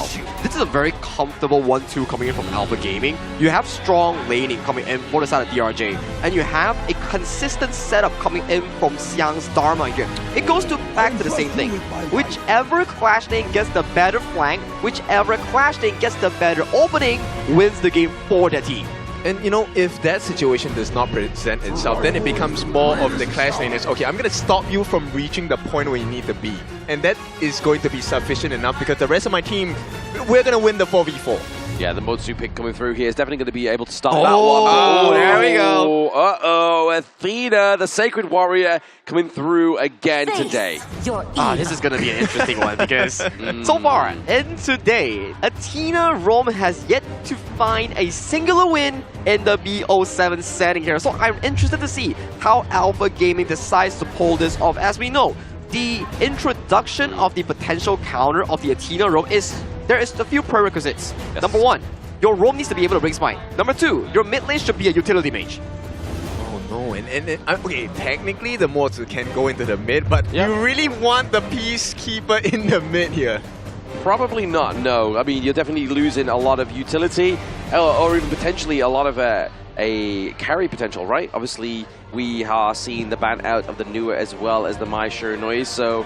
And the Kongming here as well for the side of APG, and then obviously Shishan, he got the use of the Yixing, the Board Master last game, so banning this one out is just going to mitigate the control of the battlefield here. And surprisingly enough, in the recent pick and bans of this final lower bracket here, there is a surge of amount of the Kongming being the ban phase here, and this is targeted directly towards the jungle Kongming. This is so difficult. Now APG, they're going to pick up the potential Lady Chen. Do they go for the Orgrim pick with this? Or do you go for a little bit more of an assassin type to try and, you know, ramp up the farming potential on the side of APG? I think Alpha Gaming, if they go for the Orgrim, it makes a lot of sense here, because it gives you a very comfortable situation that you can still consider full damage Orgrim. Yeah, I mean, that's a Blacklist approach, but they could definitely go for the full damage Orgrim here, but it looks like onto the side of Nova, they may lock in the Agudo here, and even the Xiao Qiao, as we're seeing here, being placed for the side of Nova, so they're going to have that huge AoE damage. A little bit of a long-range poke as well, thanks to Xiao Qiao. Oh, wait, there we go, Princess Frost. So that is the prerequisite. I'm still waiting for the lock. Okay, so it won't be Xiao Qiao here coming in for the mid lane. So my question is, how do you realistically play the early game coming in from the Agudo? Because we know Agudo's first clear, it will be very beneficial if you can release the first jungle monster, be it the Spiketail Beast, be it the Crimson Golem here. These are the available options here. But if you have an Athena constantly harassing you, that's a lot of pressure being put on towards the side of Nova Esports. I mean, we saw one of the potential answers, right? Which is, let's ignore the Athena altogether. We just gank the hell out of the opponent jungler instead. So this one might be a little bit scary for Yulong here on the Fade, but at the same time, if APG finds success with the deterrence and irritants of this Athena, Yulong becomes so much more stronger because he's going to have the level advantage, he's going to have the gold advantage as well. And once you push against the corner, who's going to love that? Nobody other than Xiang. He's gonna slam you against the walls, and that's gonna be the truth that, hey, this game is a disaster for you. Exactly. It's pause you, place you in your, put you in your place, and then obviously we have the Hardened Jade Steel that's gonna come through to try and like just completely claim those kills and claim those objectives. Now, main question is, how does Nova Esports play this early game here? Yes, we talk about the potential setup coming in from the side of Alpha Gaming. That's only if they can successfully convert the Athena lead generated by the hands of Saber into these monstrous gold leads that lead to landsliding team fights here. So that is the game plan for Alpha Gaming. So for Nova Esports, how do you realistically formulate a defense to make sure that the Agudo on the hands of CY gets a comfortable game moving on? I think you bring Xuan over, right? You bring Xuan, you try and get Saber using the push, heroic charge, push him away from the buffs. Just buy as much time as possible. Once you get the smite, just leave and try to use that gold sharing mechanism on the top side of the map in the clash lane and try to recover farm from there. Now this is a very important game between these two teams. One mistake will allow your opponent to get the better of you, and also the series point in one of the most important BO7s in the lower bracket. Oh, absolutely. Tournament life on the line here for Nova against APG for the fifth time now as we go into the fifth game of this best of 7. There we have it. This is what I'm talking about. Just keep pushing away. And Saber now might have to give his life without even finding value. He can't steal anything right now. And this is what you want, Nova. This is a great answer. A very good answer to the Athena is just bully them and move them out of position so they cannot steal anything. And to be honest, it's not really going to disrupt the flow of Nova's CY either. Yeah, exactly. Now, this is then a question of timing, right? Does Yulong try his best? Can he actually find value? Can he speed up his jungle rotation? Because right now, Saber is not technically doing his job. He's supposed to irritate the members on the side of Nova as well. Yeah, I think the good thing here is the fact that obviously the Flowborn marksman down to the bot side of the map going against the D-Ranger is a decent matchup anyway, so it's not like he needs Waypit down there holding his hand. Waypit's like, you know what? I will handle Saber for you. Yeah, and this is looking great for the side of Nova, right? And now Saber needs to find value here. Get a steal, get us something across the map. He only gets one camp immediately locked down. And now the entirety of Nova is showing why this Athena strat doesn't really work when you have the answers. Exactly. I mean, especially if you go to the ultimate battle as well, right? And you're not really expecting it, then obviously that's where we start to see it be a little bit more fruitful. But right now, into the global ban pick, when you are picking the Athena around about that third, second pick onto your team, you can really formulate and find a way around it. Yeah, and this is where I like the pick on Wendy, right? This Xiao Xiao, one of the most biggest burst mid heroes in the game as well. This is one perfect answer to deal with Saber right now. Oh, Saber, once again, just getting taken down more and more, but for those obviously watching who has never seen an Athena before, this is the Athena distraction strat, and the more you die, the less gold you get. Oh yeah, exactly. Full value though, Yulong. Oh, he's playing with his life for this one. Stun comes in, not going to be able to find value in that, but with the respawn on the side of Saber, he's going to be able to get the knock-up. Now, do remember, Saber, every time he respawns, he actually knocks targets up. Will be locked for the time being. Unable to buy a little bit more time, and Nova actually, even with all the distractions, they have a immense goal lead. 2.5 minutes in, this is more than 1,000 gold. It is more than 1,000 gold here for the side of Nova, especially so early. Yes, they got 5 kills, but it is going to all literally be for the side of APG Saber. So they are playing this one like as they are brawling. It's just basically Saber is offering himself to them.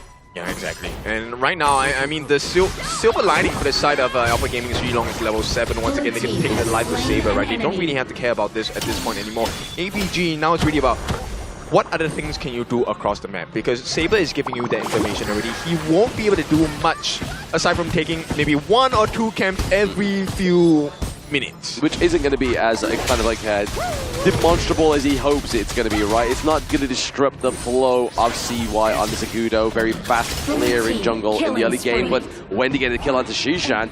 Didn't see that happen. Yep, off cam, and this is now the start of a potential problem for the side of Alpha Gaming. You need to have the goal lead when you're playing this Athena strat, and time again, Saber unable to really give value to the side of Alpha Gaming. But there is a potential turnaround, right? Yeah. All these titles, the Rampage, Killing Sprees, if they get the shutdown on the different members on the side of Nova, that could change. Exactly. Are you looking at shutdowns onto Wendy, onto CY, or even Wei Bit, right? Like, he's definitely landing these cannon blasts to perfection, like, really stopping. And obviously the synergy with the knockup of Xiao Chao as well. Yeah, we'll see whether that burst damage is going to be enough. Yulong trying to work down on this timer, will get it here. Didn't have to commit. The ultimate actually uses his smite. He wants to make sure that this is not going to be a difference of smite ability for the Azure Golem. For now, Nova looking for a target. You know who they want. It is going to be Sun. Everyone onto him. And even with the flash, it is still not enough. A killing spree for CY here. And the damage is not sufficient. Yulong, he may have the level advantage, but he does not have the damage. Yeah, bit of a killing blow down to the bot side of the map, and Saber has now spawned into the backside of this team. He's going to do his best to try and keep, or at least get a takedown, and there he goes. Yep, one more catch. Xiang here looking for an opening.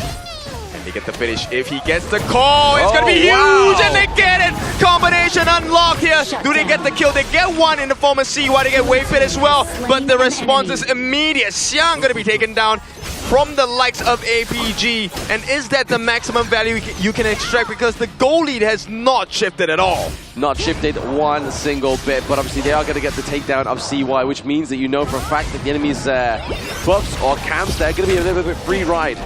Okay, Saber did steal that one. Did funnel that into the hands of Mushi. Still, nonetheless, not the biggest loss. They did buy some time on the side of Alpha Gaming. But the biggest issue here is that now you get to see the combination. You have to keep your eyes on Xiang. You commit 4 members onto Sun, you get the kill. So what? We can turn that fight around immediately. Which is a good call for the side of Nova, right? Like, if they felt to Xiang's just amazing play there with the Truth Mantra, then didn't get anything single back, like no recall, no quick response, then Nova would be in trouble.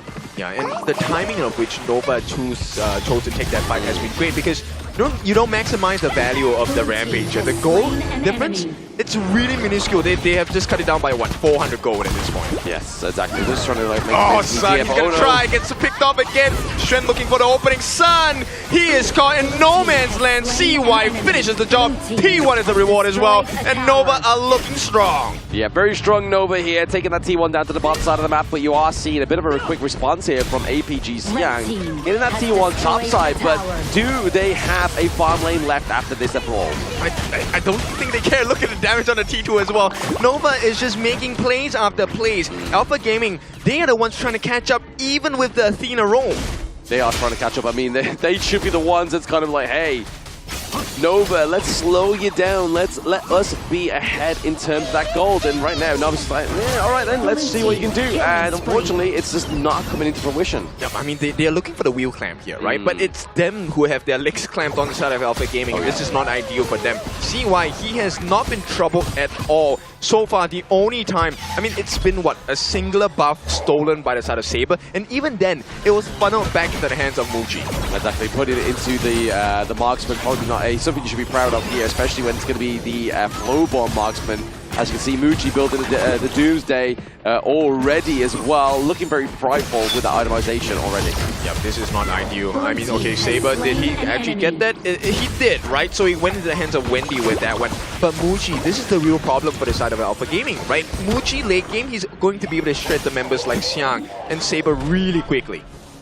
Exactly. We just shred them down super quickly here on the side of APG. Another Doomsday being built once again, so even more shred potential here for the side of Nova Esports as they're trying to get those catches, trying to get those cannon blasts onto Yulong. The Radiant's actually been procced here. Right, all nice stun combination, not going to find the job here because Saber actually comes in with the finish. Wait, hang on, CY, he's down for the count. Alpha Gaming, this could be big for them, but it's a rampage for Muji, and with that, the T2 needs protection on the bottom side, will be taken down, and even when they lose, Nova win. I mean, that's a good time for, for CY to die, right? Like, you are seeing that the fact they're able to get the T2 down to the bottom side of the map. So, with no neutral objectives up, obviously CY now coming up now as that second Tyrant here.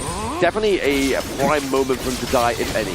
I mean, he resets the kill count, so, you know, the value of the gold for the kill is minimized. And with that, Yulong does get that take on the Tyrant, but can they find more? If they find a wave hit here, it could be huge. Nice block by Saber. He's going to give his life for the cause. It's going to be an unstoppable reign for the side of Wendy, which means gold could be valuable if they get the kill on Wendy. Very valuable here, obviously freezing away. Top side of the map is going to be Schwan there, and making sure that minion wave coming through is going to naturally crash into that T1. Ah, this T1, I think it's gone. Nice, a knockup by the side onto Shishan as well. Oh no, what is Waypit doing? He had to expend the Think Inside the Box, a wasted ultimate at this point. A little bit unfortunate, but they are potentially going to get that T1 at the top side of the map, so they are still going to be able to get that prize that they were looking for. And the T1 into the mid lane is not looking too healthy either. Yeah, it's not. And that's one of the most important turrets in this game, right? The moment you have that taken down, it opens up the map for the rest of the members on the side of Nova. Your camps will be under pressure. Once again, they're going on to CY. He's going to use his role to get out to safety. But the damage has been done. Alpha Gaming, they can't protect this T1 in the mid for too long. They can't protect it for too long here. Alpha Gaming are going to have to give it up at some point in time. Their side lanes are not looking too healthy either. Obviously, Muchi's able to get that T2 down to the bot side also. He's just looking for that pain game. That Arrow Storm is going to hurt. Yeah, it's starting already. He's at level 13. We need to take a look at his gold later on.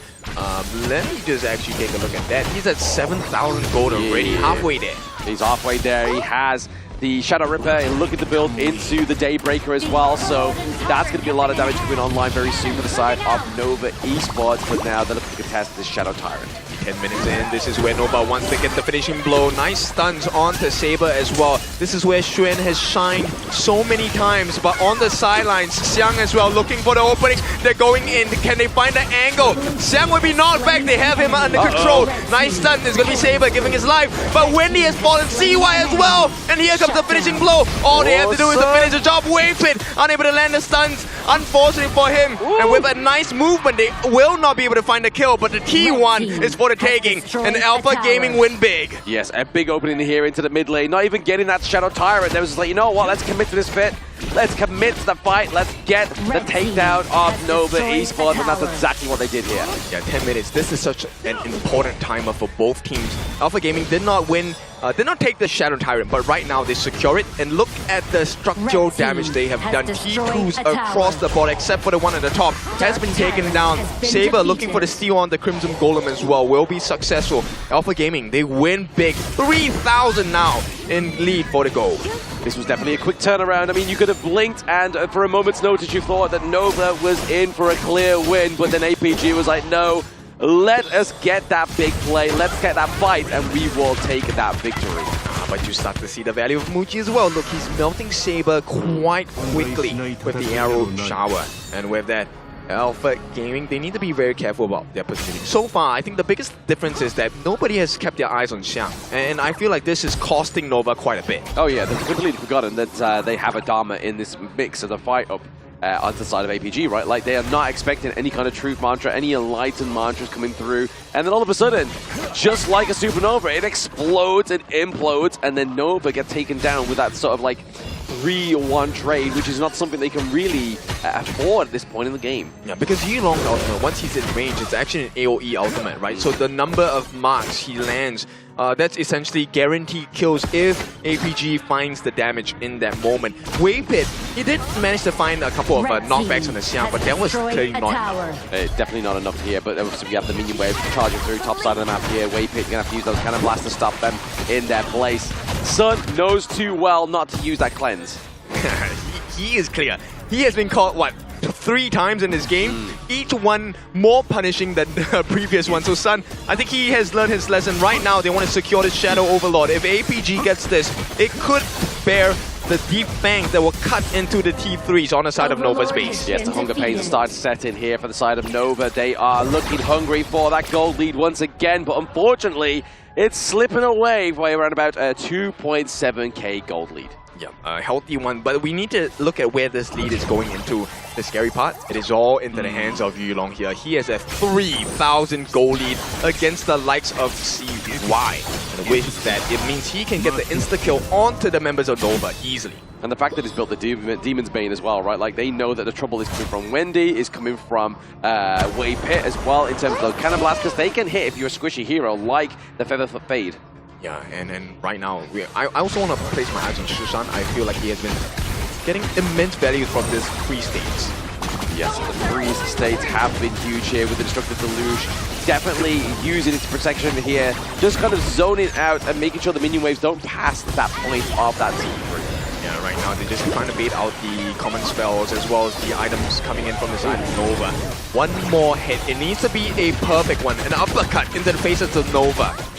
The Arrow Storm used there just to kind of clear out the Vanguard down to the bottom side of the map the way it's meant to be intended here for the side of Nova Esports. But now, Nova just have to keep this defense up, and then maybe, just maybe, they can come back out of their base. I don't think it's going to be that simple, right? Right now, Nova, they have a big problem. Right now, if Xuan gets caught off, it's going to be an instant 4v5, and Yulong, that same problem exists for him as well. They will be looking to push on this T3 on the top. They're making the run for it. CY tries to put the Wild Growth down, but Xiang is there to put damage onto them as well. Yes, trying to use a Cannon Blast into the backline, trying to stop Xiang with a re-access into that fight there, but the T3 takedown top side of the map is definitely going to be for certain here for the side of Nova Esports. APG, sorry. They're looking to just get even more. Maybe even just chill a little bit, go for the Shadow Tyrant, have a lot more damage, and just go back in for a big team fight. Radiant's going to be used onto Shushan. Just Shushan alone. In fact, Cannon Blast does not hit. I feel like the fatigue is setting in for Nova. Alpha Gaming, if they want to pounce, this feels like the perfect opportunity to do so.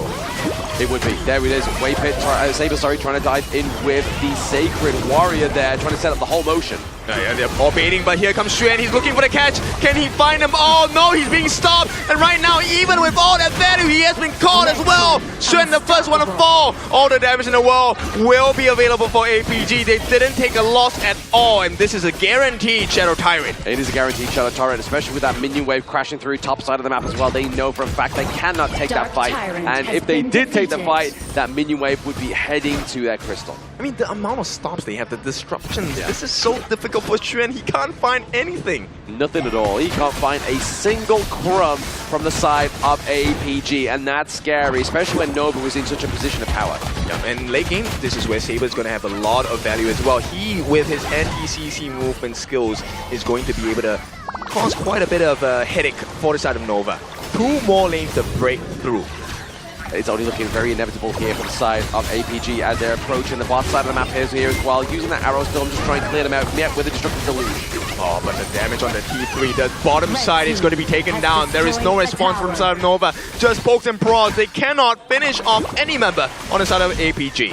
But APG is able to finish off that T3 down to the bot side of the map, right? That's basically what they came for into this little brawl, this exchange. And I've just noticed, obviously, HBSE are watching this match closely. Very close, and this is very important because this is going to be a preview for the grand finals of tomorrow. Another best of 7 between one of these two hopefuls here. Now, with the Primal Bond, they're still doing a lot of work on this Shadow Overlord. APG should secure this. And now, with the final calls across the gorge, does APG finish the job? They should do. I mean, they don't want it to go any longer, right? I mean, we have already seen almost close to Tempest Dragon so far between these two teams. And I mean, that just then means that if you get a steal onto the side of Nova, yes, you only have one T3 alive, but you get the Tempest, you get the Vanguards, you get that enhanced power. And this is a team lineup composition on the side of Nova Esports that actually does quite a bit of turret damage as well when allowed to. So we see this defense holds right now. The challenge is going to be issued by Alpha Gaming. Shadow Overlord flying down in the mid lane. Flying down into the mid lane, looking to take that fight there as well, obviously with the singular last standing T3 here for the side of Nova Esports. ABG with around 4.8k gold lead is going to be negligible at this point because everybody is pretty much near 6 slotted.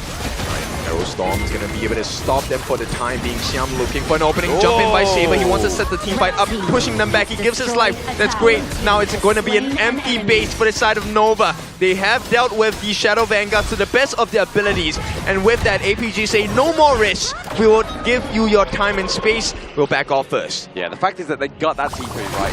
Saber went in, he died, but he knew his teammates, they had the objective in mind, and the best thing was to get that T3. Yeah, now Saber, he's just giving information. At this point, he has died too much that, you know, the gold that's given over to Nova is minuscule. APG don't care. They don't care at all. APG are just like, you know what?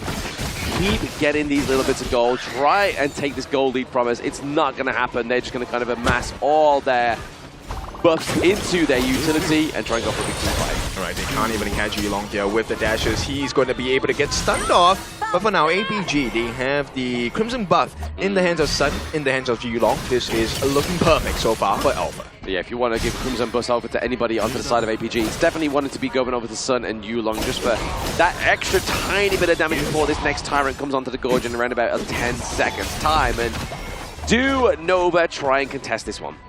They have to, right? At this point, look, they're already priming the position. Saber finds out the positions of the different members on the side of Nova. But here comes the lockdown wave pit. Hang on, Yulong, he's gonna try, but the save comes in. Alright, they get the first life of Yulong. Can they finish the job here? Wendy's taken down. The catch by Xuan, trying to save the game for the side of Nova. It is gonna be available. Xiang does take a fall, but right now it's a 2-for-1 trade. APG, they play their cards right. They back off. They don't take any more losses. Yes, a very nice trade here from Nova. They could even like to try and even go for this Shadow Tyrant, but now it's been taken off.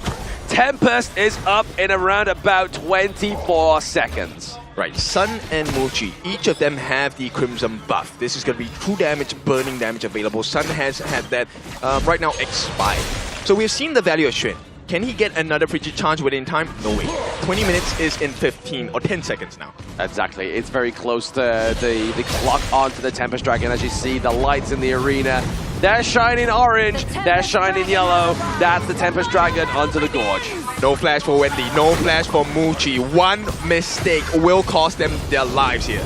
Exactly, we've seen a big push or start onto this from Nova Esports CY, just trying to keep it locked into that rage, but there's the Arrow Storm just driving them away. Right, Shushan is really low, he does not have the Sage's Sanctuary as well. They're trying to go in for this, but the flank from the back as well. Xiang has stopped that movement from Xuan. Can they finish the job here? It's falling low, it is going to be less than half. The stuns do come in, all they need is a Hard and J Mark, who secures it. It is not going to be enough, and APG secure it, but they might not have the members. Saber is down, Xiang is down, Sun first life gone. Nova are doing it, even with the deficit. And with that, they're going to try and back off. At this point, APG need to reset. They need to find some room across the gorge and finish the job. Wendy caught in the middle of 3. All he needs to do is burn Yulong down. Not going to be possible, but the base is under the attack on the side of Nova. And right now, they're making a sprint. Nova, they actually get it.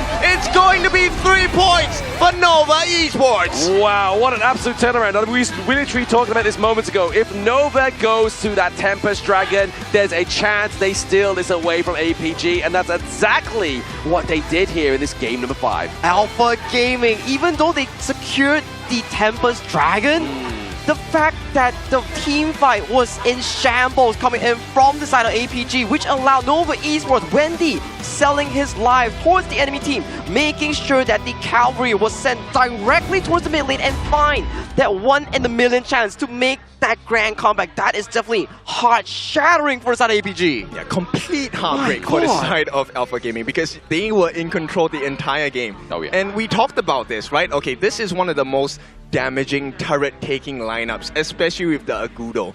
So to be able to take this win away from Alpha Gaming, was it possible? Yes, it was. Were the chances slim? Pretty slim, but still, when you give them a chance, Nova rarely misses. Exactly, Nova do rarely miss with that one. I mean, even with the Hard and Jade Steel, they knew for a fact it's like, hey, yes, they're going to claim this one from us. It's going to be hard if we try and smite this one away. So let's just fight, let's mitigate the members of APG, and let's just push that minion wave that's coming through at right time in that mid lane. You can see the late game potential of the Flowball Marksman, those arrow storms, the first one immediately deleting the health bar coming in from the side of Shisan's Lady Zhen. The second one was the consistent DPS provided in eliminating these multiple members here. As of this point, Son has dropped his Sage Sanctuary, Xiang has fallen from the fight, and then we see Wendy charging into the midst of all the remaining members, allowing the side of Nova Esports to go for that game-winning push. We were joking about the Athena roam getting like 26 deaths. Sabre's pretty close with 20 deaths on this game. But I think the biggest difference maker that was so hard, that I find that this is a miracle game for Nova, was the fact that Xuan was stopped so many times as the Guan Yu, the wall saint.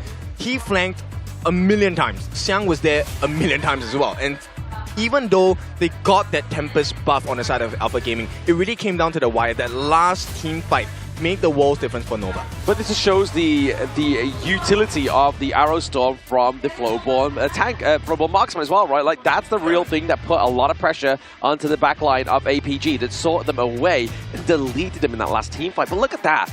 Not a single neutral objective, but yet Nova wins. You need to think from their perspective, right? Alpha Gaming was in control after the 10th minute mark. Every single fight was in their favor, to the point where at the Tempest Dragon, 3 towers were all down for Nova, and Nova still came out on top of that. That is the absurd level that we're talking about on how Nova managed to find that comeback. Right, so we talk about the farm lanes, and this is the one that has the biggest difference maker. Vladimir Muchi, that Arrow Storm, crazy amount of damage. We'll take a look at the damage here, almost double the side of Suns, and this is the main difference, where range really helps Nova out in those big, messy team fights. Exactly, it just sets a whole team fight up for them even before it begins, right? Just using the Arrow Storm, running down the health bars of your enemy team. Wow. Well, I don't know who's going to be MVP, but definitely Muchi is going to be one of the candidates here coming in towards this game, but it will be awarded towards CY here. Without its consistent performance in towards the middle to late game stages here, we wouldn't have come so far for Nova Esports on the Agudo Wild Rider to find that game comeback of a push. He was taking quite a lot of damage for the team, but the most important part was the usage of his ultimate. It was always layered with the different members on the side of Nova, which allowed them to get the free damage and maximize the potential of the Arrow Storm. And you can see once Muchi hits that damage point, it's so hard to fight against the steady will of a Flowborn Marksman. Yeah, very hard, very difficult here, especially when he's just given the space, creating the space, and just using that Gorge Mobilization just to take the brunt of the damage of APG. We can check out the highlights here on what exactly went down in the latest of the game here, but after this point, it was still very much in control, and this was what Kim was mentioned about. Xuan finding the flank, but immediately, multiple levels of CC just stacking on towards Xuan here, making this Guan Yu inefficient in finding those flanks. I would have given up on life, man. The way that I was controlled as a Guan Yu here, the wall saint, yeah, very difficult. But there's one play later in the game that shows you the difference of a couple of seconds. And I'm talking about Wendy here. When he uses the Splendor or the Moon Goddess, it really saved the game because they had to pay attention to him. You can't leave Wendy alone because he will burst you down. Now, this is the fight, the final one. Yulong securing the objective here, and due to the fact that Nova Muchi already shot down most of the health bars, this Hail Mary play coming in from Wendy, stopping the initial recall from Shisan, from Sun, making sure that they cannot come back from this play, which allowed Nova Esports, despite a 10 of 5,000 goal lead, coming back from such a dire situation. And this is series point going into the side of Nova, MKL's second seed. Definitely a very difficult situation to come out of. Now you know that it is series point. One more mistake will cost you the entire series. Not just a series, it costs you your tournament life. But not only that, if they lose this next game to APG, we are going to an ultimate battle, which Nova, coming out on top of this one, has yet to win an ultimate battle just yet. Obviously, HBSE are the only team to do it, but we know Nova statistically have been beasts in that ultimate battle. And one more thing that had yet to find a single victory today has been the Athena role. Despite the fantastic performance so far coming in for the side of Alpha Gaming, this has been an unavoidable loss again for them. This will be a heartbreaking one. I'm worried, can Alpha Gaming actually come back from that heartbreak of a loss? Based on the stats of the games we have had since match number 2 to this match number 10, I believe, or 9 or 10, we have only had 2 ultimate battles. Correct. That is very little. So if we're talking about the data based on the series we have had all the way here into the lower bracket finals, The answer is no. But APG, Alpha, you know they have the standards, they have the confidence as well. Can they make that a reality? They have to try, right? Definitely have to make this a bit of a rise of the phoenix, for lack of better words. Obviously, they did take this fall from grace. It's now up to them to rise like a phoenix and try and crush Nova Esports once again. But then they have to do it back-to-back, whereas Nova get one win, they are in the grand finals. That's when composure makes so much sense here. That's why in that game itself, the way that Nova Esports actually managed to come back, if they weren't composed, if they wasn't really in a single line of thought process here, it will be very difficult for them to actually find that game-winning comeback here. But this is the updated global ban pick thus far, and we are going to Game 6 here. With 25 heroes default ban for both sides, it will be a bit of a headache for both squads.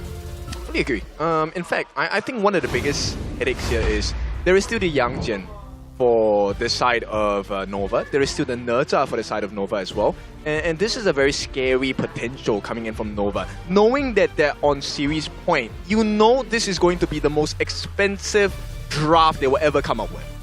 Absolutely. Very expensive draft just to try and get this point through to them onto the board here. And Nova, once again, onto the blue side. So APG want to choose that red side once again.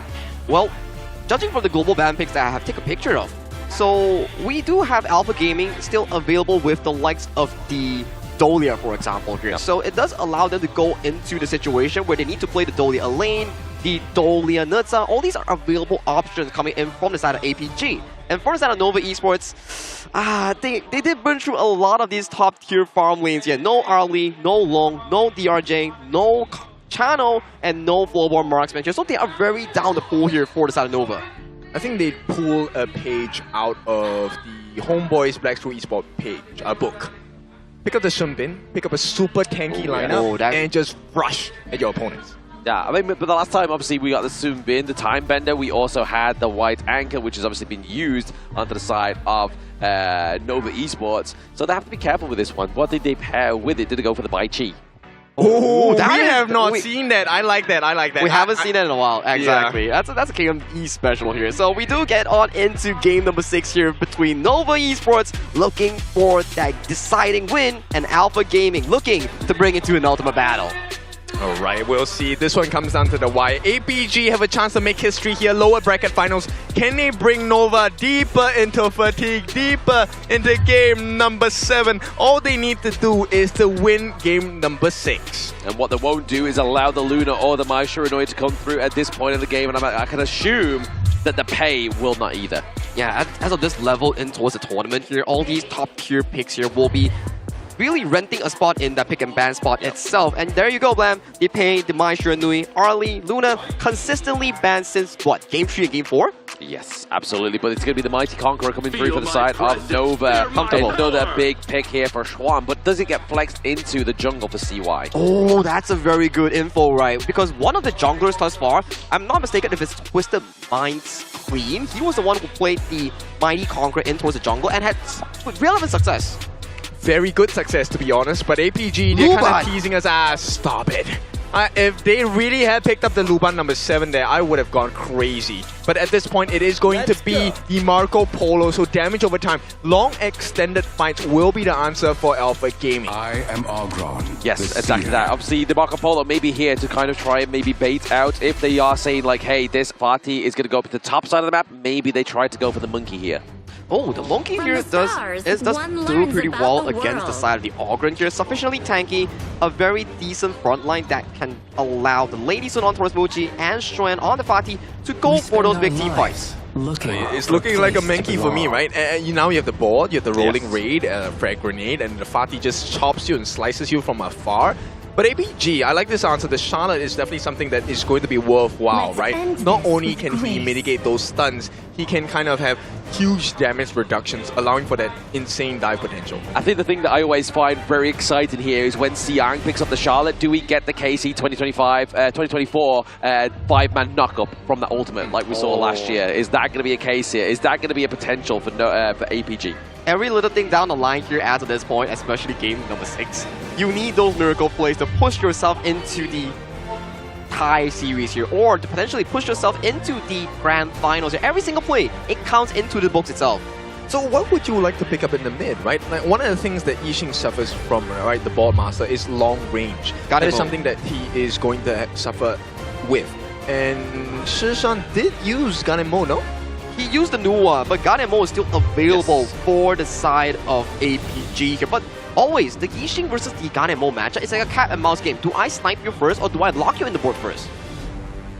That's true. Okay, so Shishan did use the Ganemo in the previous series, so I'm kind of confused. Yeah, We do see a repeat of that. So yes, but they want to play the long game. They want to drag this out, but okay, Ganemo, Shishan, he found some success with it. Do they lock it in? I feel like this is one of those big options here that he has to go for, because this was one of the few picks that he had relevant success in towards this day itself. Ooh, okay, CY Fade. Is it going to be successful? This is something that could really hurt them, right? The life bars on the side of APG are relatively low, and now they bring out the Lapu Lapu potential. This one is going to hurt. Deadly here from the side of Nova Esports. Waypit finally getting another 10 pick come through as well, and obviously crucial teamfight engage also here. So it does mean that the Mighty Conqueror is going to go top side of the map, and then obviously the Fade Featherfoot come through here. But a late Dolia pickup here with the Ganemo. They're putting a lot of confidence and a lot of trust into Shishan in this final potential game here. If they lose this, there's a lot of pressure being thrown onto us, but this is what we call pressure forging heroes and diamonds here. But going to the side of Nova Esports here, we have the Fade and Yixing combination. And I'm looking into the Lapu Lapu. Is Waypit gonna go for the Smite approach and be the funnel?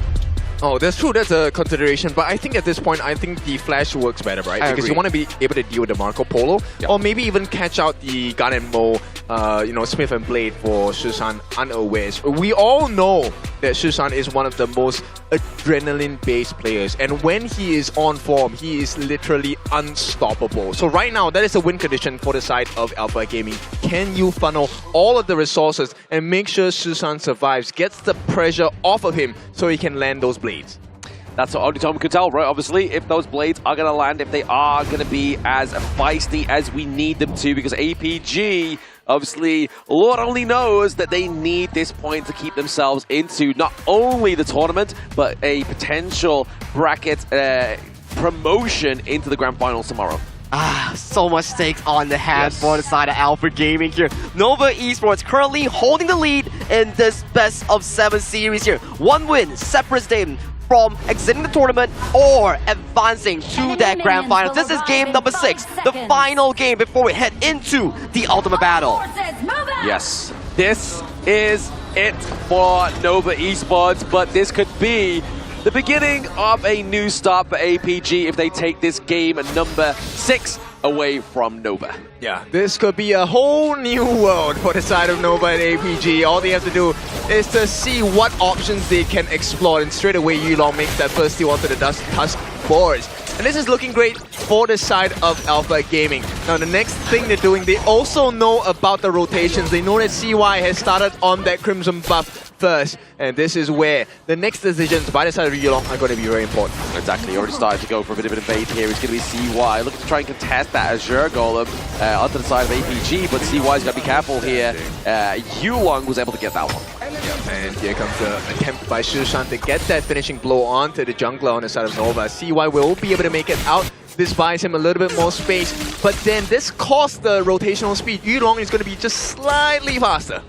Yeah, exactly. With the Path of Passing, it's definitely going to be faster here as well. Obviously, just having that increased movement speed, but also creating space to find your way into the enemy jungle or a new way into your own jungle. But there, completely blundering and taking away a few of these camps is going to be Saber onto this Dolia. Yeah, this one is... It may seem like one camp, but this is really important. This is EXP. CY will not hit level 4 just yet, and Yulong is already at level 4. No pressure coming in from the side of Nova. Yeah, that's a scary thing, right? Like, CY not getting to level 4, he doesn't have the hardened Jade Steel. Doesn't mean he's going to be able to steal away any of those kind of like contested smaller camps before level 4. And this is going to put additional pressure onto Stren on this top side, which means this is a guaranteed space by going to the hands of Alpha Gaming. And with all the rotational speed in the world, this is great for the side of Alpha Gaming. TP is going to be coming down as well. He's going to join his farm laner Sun to take care because Yulong needs that farm. We can only see what's happening here, right? Obviously, Nova is just trying to chip away so much of that T1 into the bottom side of the map here. Then when the 4-minute mark comes up, do they go for the Tyrant? No, they look for pressure onto that T1, get that run down, and then obviously Sun is forced to go elsewhere. Yeah, we'll see if that's going to be the case because right now, until the bigger steals happen, I think Nova still can catch up. But at this point, I mean, the gold difference, I think it's just neck and neck, right? It's about, what, less than 500 gold at this point. Yeah, basically, just like 376 it says there on top of the board there, so not even 500. It's literally negligible at 2 minutes and 45 seconds, but no real first blood come through just yet. Which makes the first blood even more valuable, right? Imagine it goes in the hands of Yulong or goes in the hands of CY. The junglers will make the difference. But the biggest one, Finley. If Wendy gets it, he gets to amplify his farming speed. If Shishang gets it, that amplifies his life-taking ability. Exactly. It's going to be potential battle off of the mid lane heroes here for the side of Nova and APG, but right now, still, we see the Sun is like, you know what, Fuji's quite out of the lane at this moment in time. Let's see if we can get some pressure onto those T1s, get a little bit of damage come through, but Yulong just securing more of his junk. Right, so 40 seconds to see who lasts the test. Both teams, I think, will play very safe. They'll play very steady as well. You don't want to take a risk because the cost of losing this game will be too much for either side. Nova wants to clean this up. APG wants another shot at the grand finals here. And that other shot would be an ultimate battle here against Nova Esports. And forgive me if I'm wrong here, but I don't feel like APG's ever taken Nova to an ultimate battle. I also don't think so. Now, we will fact check ourselves later on, but for now, it's all about Shushan. Can he get those couple plays down? Can they really batter them and soften them before the actual fight happens at the 4-minute mark? They can only hope so, but there it is. In 1 second, it is now time to go for these neutral objectives. Yulong already starting the pace here, using those couple blades from Shishan just to start it off. Yeah, it's all about making sure that CY is able to get it. The board is landed down. Crucial kills them. And right now, if they make it out, this is all to the benefit of Nova. And they have. Everyone is safe and sound. I mean, generally, Wendy is low on health, but he does have his passive to work with. Exactly. The passive is going to keep himself alive. Actually, no, he doesn't have that passive just yet. He's going to be careful with that one, but taking liberties just to kind of clear out this minion wave and even that sprite.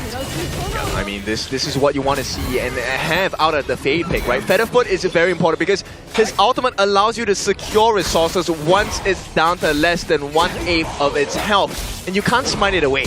You can't smite it away, and just like we saw there, the Tyrant does get stolen away, so really good play from Nova. Obviously, still, you have to give props up to APG. They're still ahead with the goal lead ever so slightly. Still not being able to take that away from them is going to be Nova Esports. Yeah, and you can see the mindset behind Yulong's build here. He wants to be the main tank for the team. Going for the Dragon Rage is going to be very valuable, okay, when he gets chunked down by quite a bit. And this is something that I'm hoping to see out of Shushan. Can he get those finishing one-shots?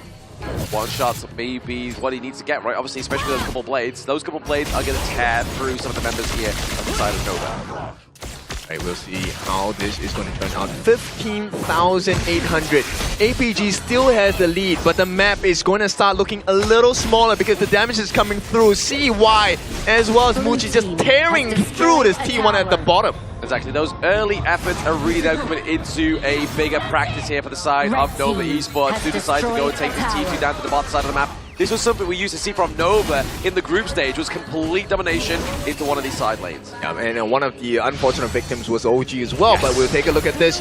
Nova, they're looking for the flank, but here comes the Augur, and he's all alone in the middle of 3, 4, 5! He gets the Soul Conductor of Souls here. Oof. The return damage by the side of Shushan, not going to find a target at this point. And still, APG, they're looking for another chance. Jump in by the side of CY as well as Waypit, unable to find any room for mistake, but they have staved off the aggression from Alpha Game. Yeah, the artillery potential here, especially from Shishan, is absolutely nuts, as you saw there. If it wasn't for that correct dodge from Schwan, I feel like he would have been gone.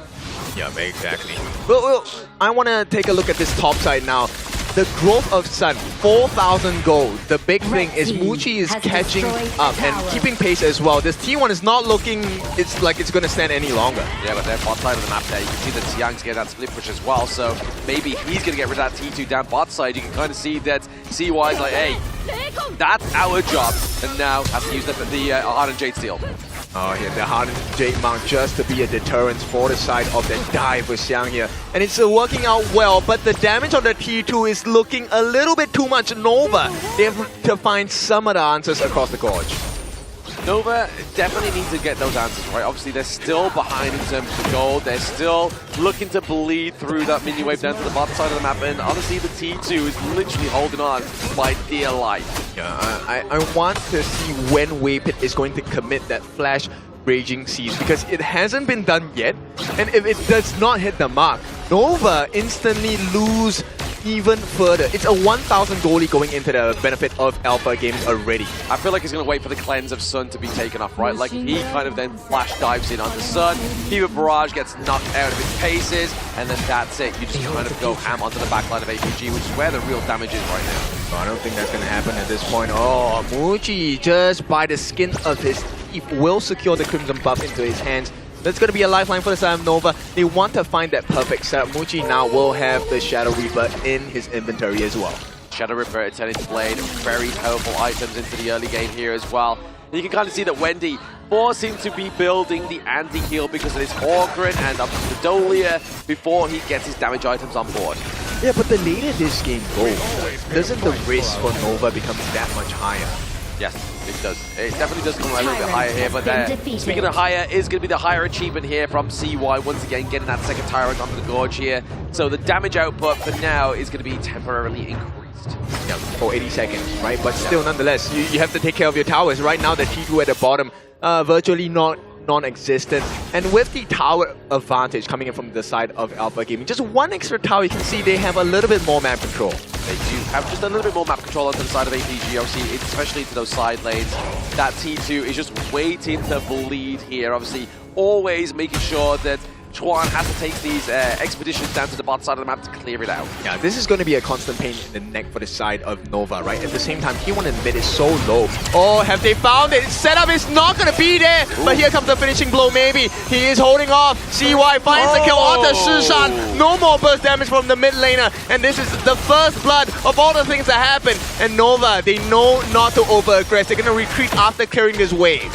Yeah, obviously Sun was really hoping for a little bit more damage from either Yulong or Shishan before he got caught out there, but the dash away, the flash away from Xiang really put the pressure onto the side of AP. Yeah, that's 2 minutes where Xiang is going to be unstuck, under constant surveillance. He's going to be in constant danger as well. And with that wave hit, what a way to force the fight. I mean, he did miss his Raging Sea, but it did set up the kill onto Shishan, which is one big factor you have to deal with.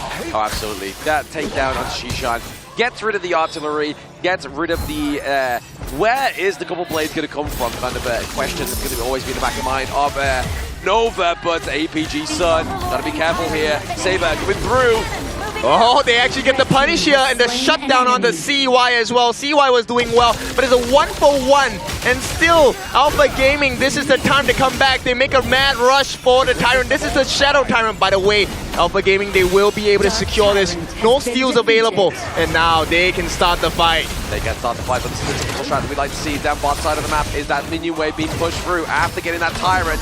But then do they decide to open up the enemy team, but that T1 into the mid lane is definitely going down. Yeah, the defensive board did manage to buy a little bit of time for the side of Nova, but still, this is something they have to take care of. The mid T1 being taken down means the Gorge is going to be so much darker for the side of Nova. Fog of War is going to set in, and now there is no way to go to that Shadow Overlord uncontested. I mean, definitely Nova had the means of the early game. Now we get into that 10-minute match. It goes into a 50-50 split. Who's going to take it? But now APG looking like the stronger member. 2,000 gold ahead. This is the biggest goal difference we have seen in the game so far.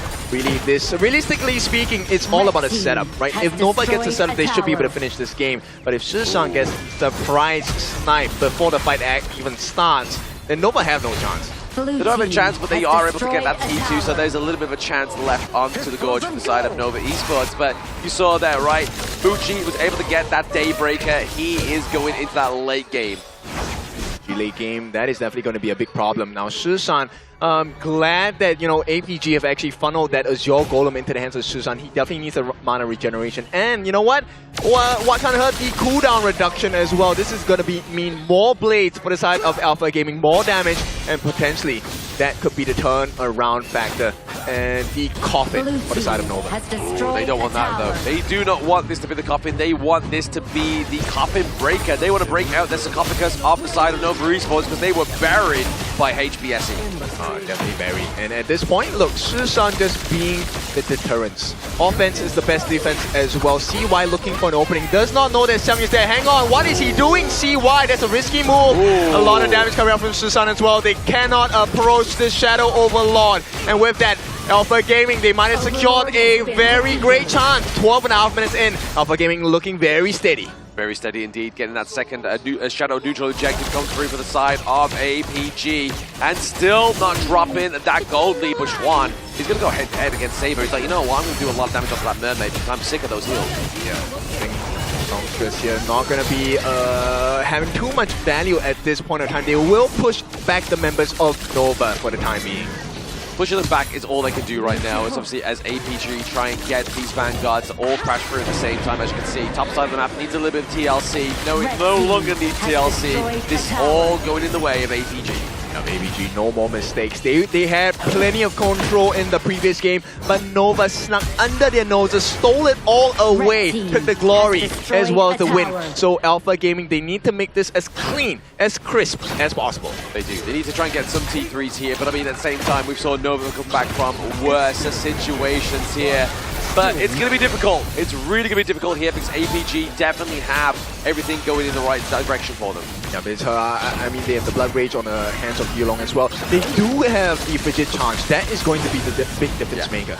If that connects onto some of the members of the back line of APG, Nova, but okay, hold your horses now. Just forcing them away with the board. Yeah, they're looking for an opening. Right now, it's just slicing and dicing from the side of Xuan as well. Ultimate was laid down by Waypit. Unfortunately, did not find the value it was intended for. And with that, Alpha Gaming, they do survive that defense coming in from Nova, but this means they get some space to breathe. They go back and work on the neutral objectives as well as the buff. Yes, exactly. Because it all comes down to resources at the end of the day, and that's the one thing that APG's had over Nova this entire game.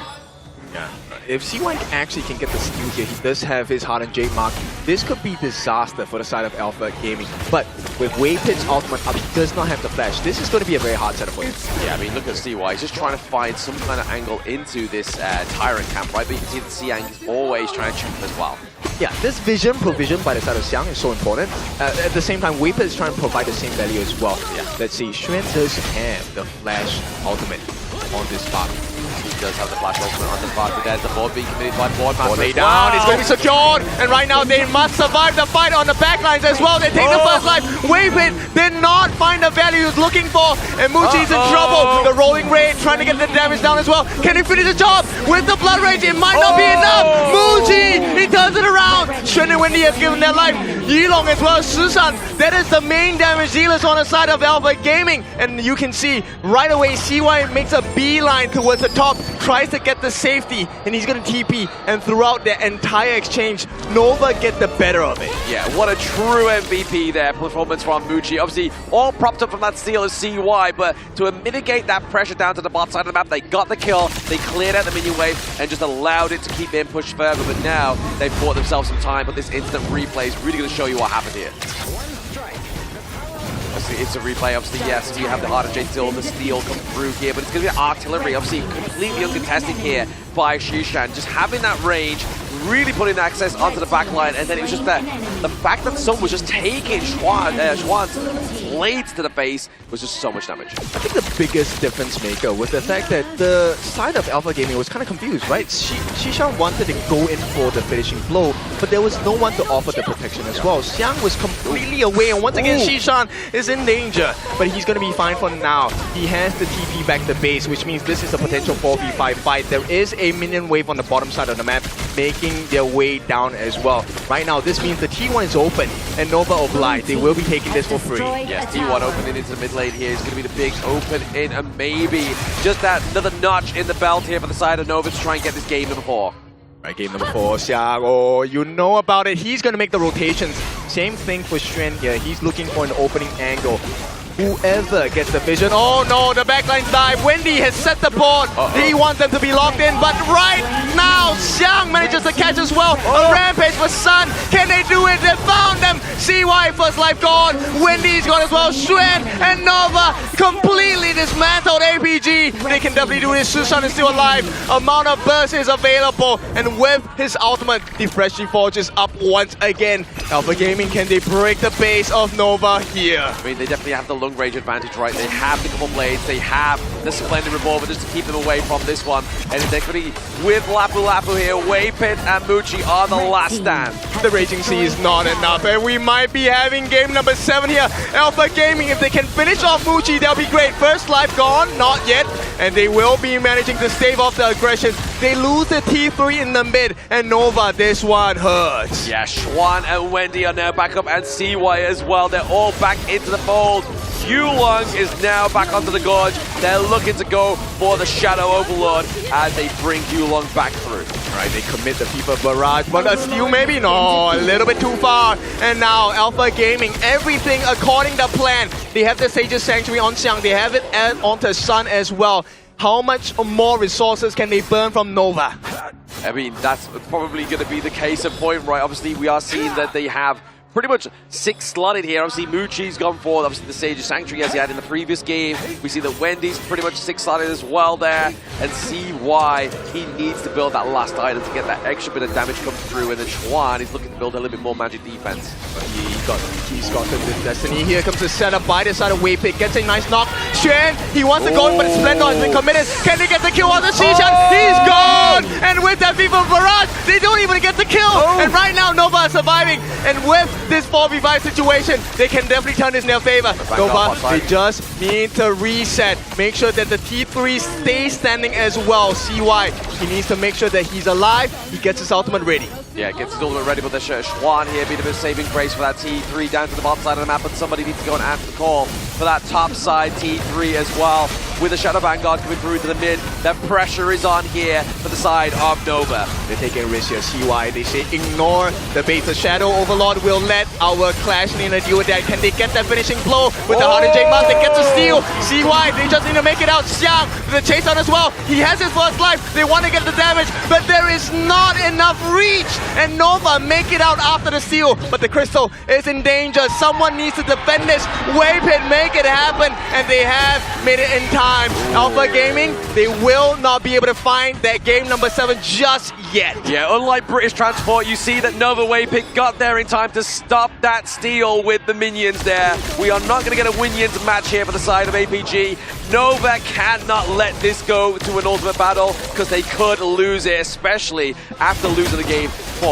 Yep, they're going to try Yulong. Oh, this is not the position you want to be in. He does not have the heals right now. Shushan is trying to make the difference in terms of damage. And with that standoff, it is going to be Nova in a very precarious position. The life bars are low. Waypit is not healthy. But welcome into the final battle. The Tempest Dragon has arrived. Yes, the game-ending mechanic here for the side of both APG and Nova. They need to try and get this one, or do they look to put the pressure on with these minion waves, because it looks scary if APG gets a good fight here. Yep, CY, he's not here. They want to make the difference on the side of Alpha Gaming. They know that he is not around. They want to turn this into an unfair advantage. Right now, the map is looking pretty safe for Nova, but it's the timing of it. Can they get the T3 at the bottom? If they can, that alleviates a little bit of pressure. It's going to happen. The minion waves obviously coming from the Crystal, but it's going to be a little bit too late. Right, they get it as well. Xuan actually commits his ultimate. The board locks them in on the corner here. Can they find the finishing blow? Shushan looking for an opening onto Waypit, unable to find that finishing one. And with this, Alpha Gaming, they will reset. You'll see why he needs to hide. He's a little low. In the meantime, Muchi does have the Sage's Sanctuary.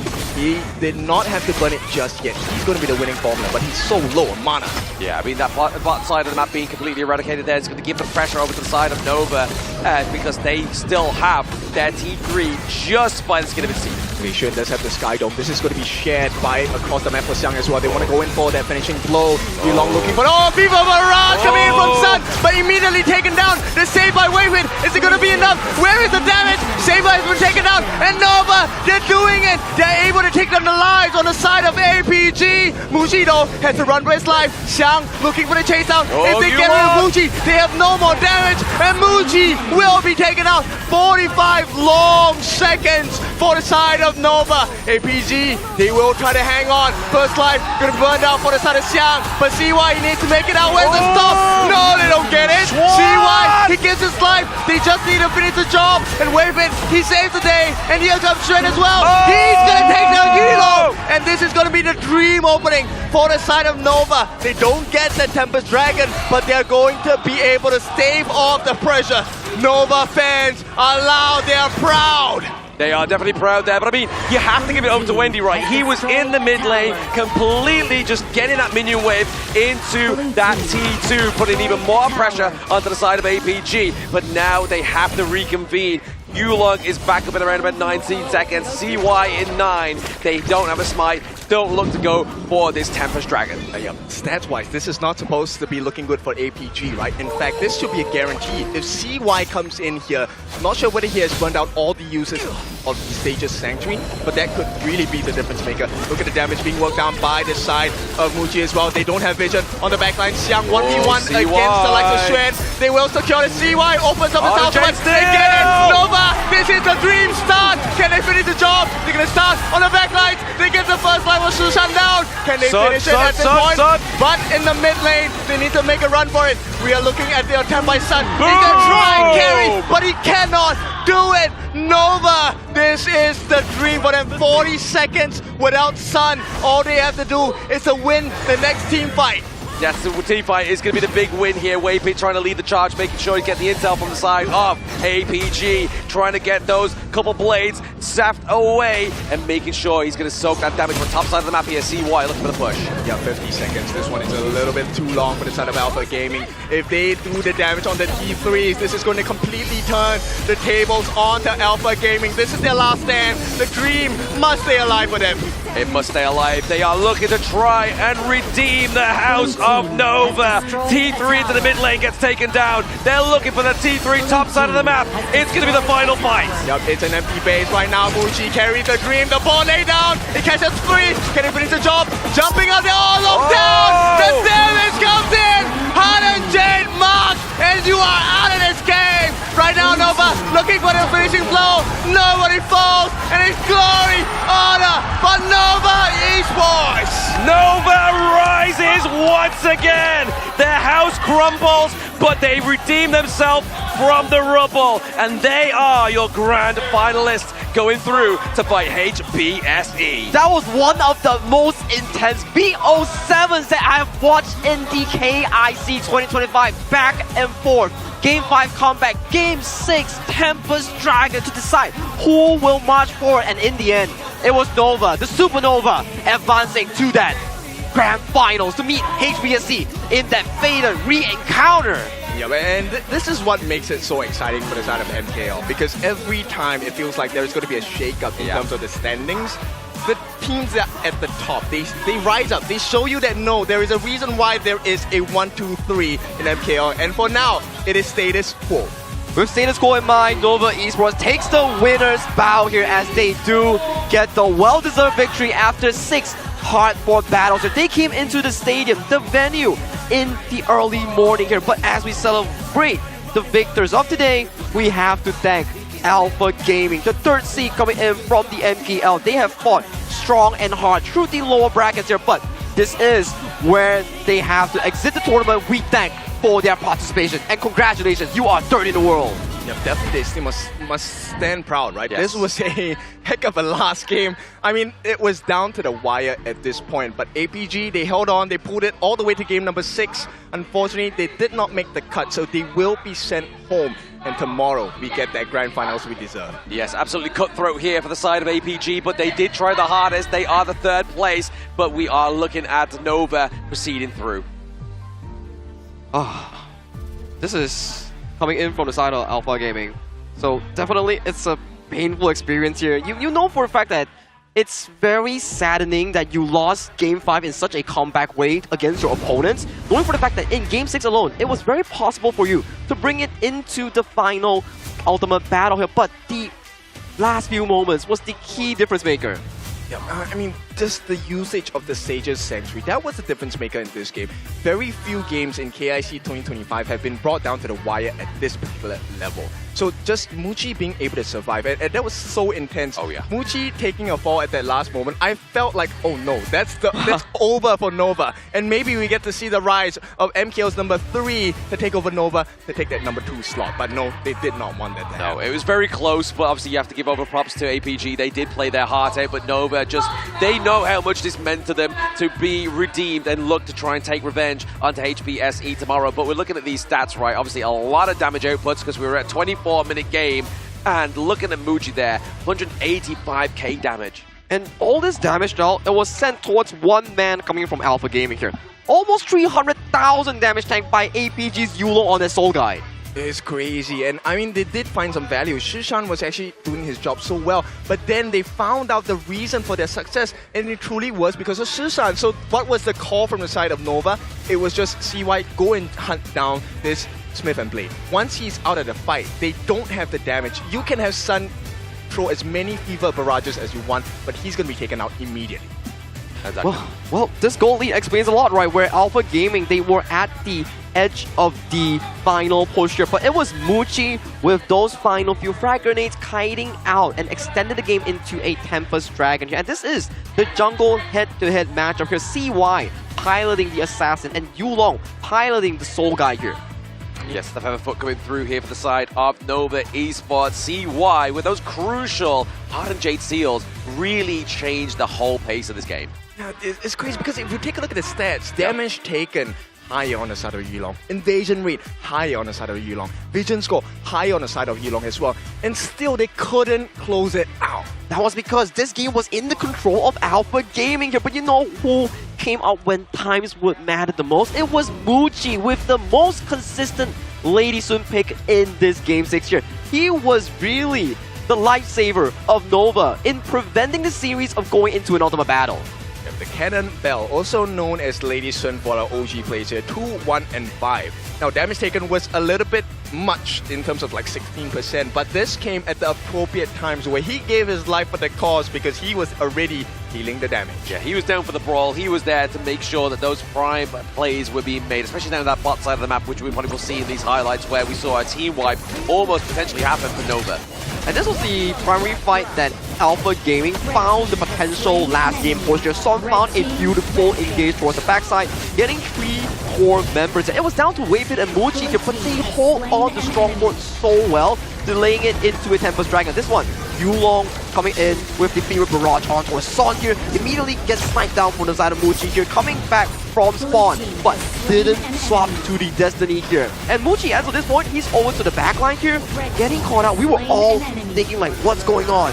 What is this game going to extend into a further market here? But this was a beautiful play coming in from Sean. They got Muchi, they got CY. Everyone, the long-range damage you were expecting out was not there. But the fact that they got Yulong down created this beauty of a situation here, where CY was able to outsmite and get the ultimate down. This was the beauty of the Featherfoot Fade here. Your ultimate, the Hardened Jade Seal, gets you primary access into these objective gates here. Hence, in the final few moments here, when you have no more towers, you have no more identity, you will be losing to an overpowered Tempest Bug tearing down your base. Last combination, super beautiful. Board by the side of Wendy. You also have the Raging Sea ultimate from the side of Lapu Lapu on Waypit, and then you have the finishing blow coming in with the dash from CY. Everything when it mattered came down to the wire. Nova delivered. They did deliver that one. I mean, they definitely did deliver the exception of the audience there as well, right? We saw some amazing reaction from the audience, and they were loving it. Even though there's not a PKL representative in this competition anymore, they are supporting Nova, and they have been doing it since we were in the shooting gallery, right? They were flashing the Nova chips. They now have some Nova placards. We've got some real Nova fans here in the Philippines. You could hear how much they were screaming and showing the energy when Nova Esports was really going in for the final few pushes here. But man, what a series thus far. We really have to hear more from Mara and Butters, that they will be interviewing the winners of this interview and also the losers of this interview. Take it away, Mara and Butters.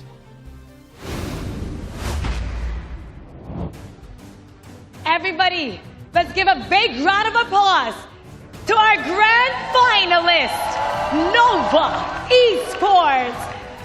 Weipit, Xuan, congratulations. You've made it to the grand finals. But you know what I'm so curious about, Weipit, is that you had a very long day today. Great matches. How did you prepare after HomeBois Black Shoe Esports sent you down the lower bracket? You guys had a lot of fight. We just go to have a nap and eat food, just like that. You had a nap? Yes. You didn't practice at all after? No, because I'm so tired. You're so tired because you woke up so early today. Yes. And it looked like the nap works because all you have to do is reset and you came back like you're 100%. Ready physically and mentally. Now I have a question for Xuan. This time around, APG, you had a lot of matches against this team. But right now, was there something different between you guys? Because they got a bit close today to getting that ultimate battle with you guys.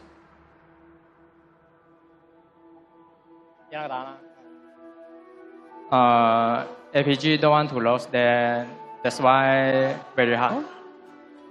APG put up a good fight. They didn't want to lose. That's why it was a hard match for today. Speaking of hard matches, you're going to go up against HomeBois Black Shoe Esports tomorrow. And you've already lost twice to them in a best of 7. There's the camera right there. They're listening to you. What would you like to say to your opponent tomorrow, to HomeBois Black Shoe Esports? We will win tomorrow. You will win tomorrow. It's as simple as that. Now that you're done with your opponent, let's go to the ones who support you. Weipit, can we ask you for a message for all the supporters and all of the believers that believe that Nova can bounce back after that loss? And tomorrow, for the grand finals, they're really hoping to see you guys win. Tomorrow grand final, we will come back. It's definitely going to be a great match. Once again, everybody, put your hands together for Nova Esports. Thank you so much, Xuan. Thank you so much, Weipit. Congratulations. Butters, they're really proving how strong Malaysia is. But of course, one of the brothers have fallen. But let's give respect and introduce for the last time, APG. Let's give a round of applause to Saber.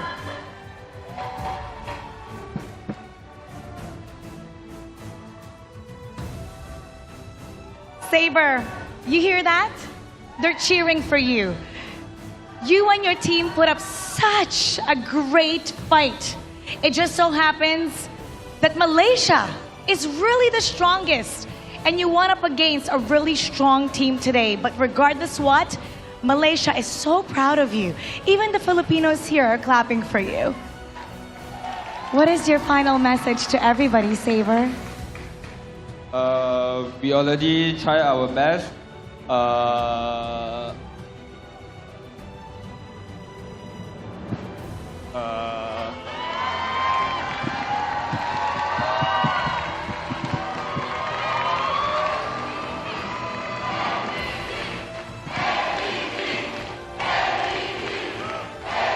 Thank you for all the support, and we will be better next time.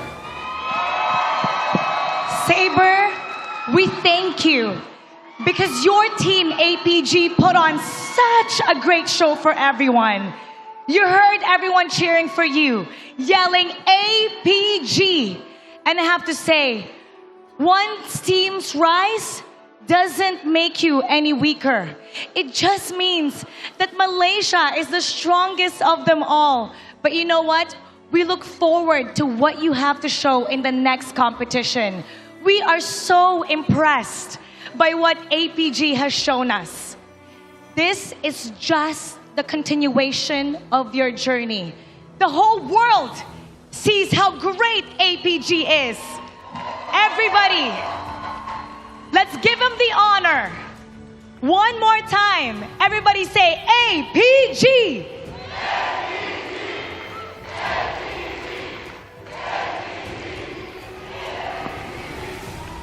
Thank you so much. Thank you, thank you. Now we're going to be discussing a lot more about what's going to be happening tomorrow. Butters, it gives us so much heartache to say goodbye to a team that is so strong. Yeah, it's been a year since we experienced KIC, and to be honest, seeing teams being eliminated just because there's a better team than them, it doesn't get any easier. It really doesn't get any easier every year. But one thing is for sure, that regardless who won today, Malaysia is the strongest of them all. We're gonna head back to our casters. Lead the gorge.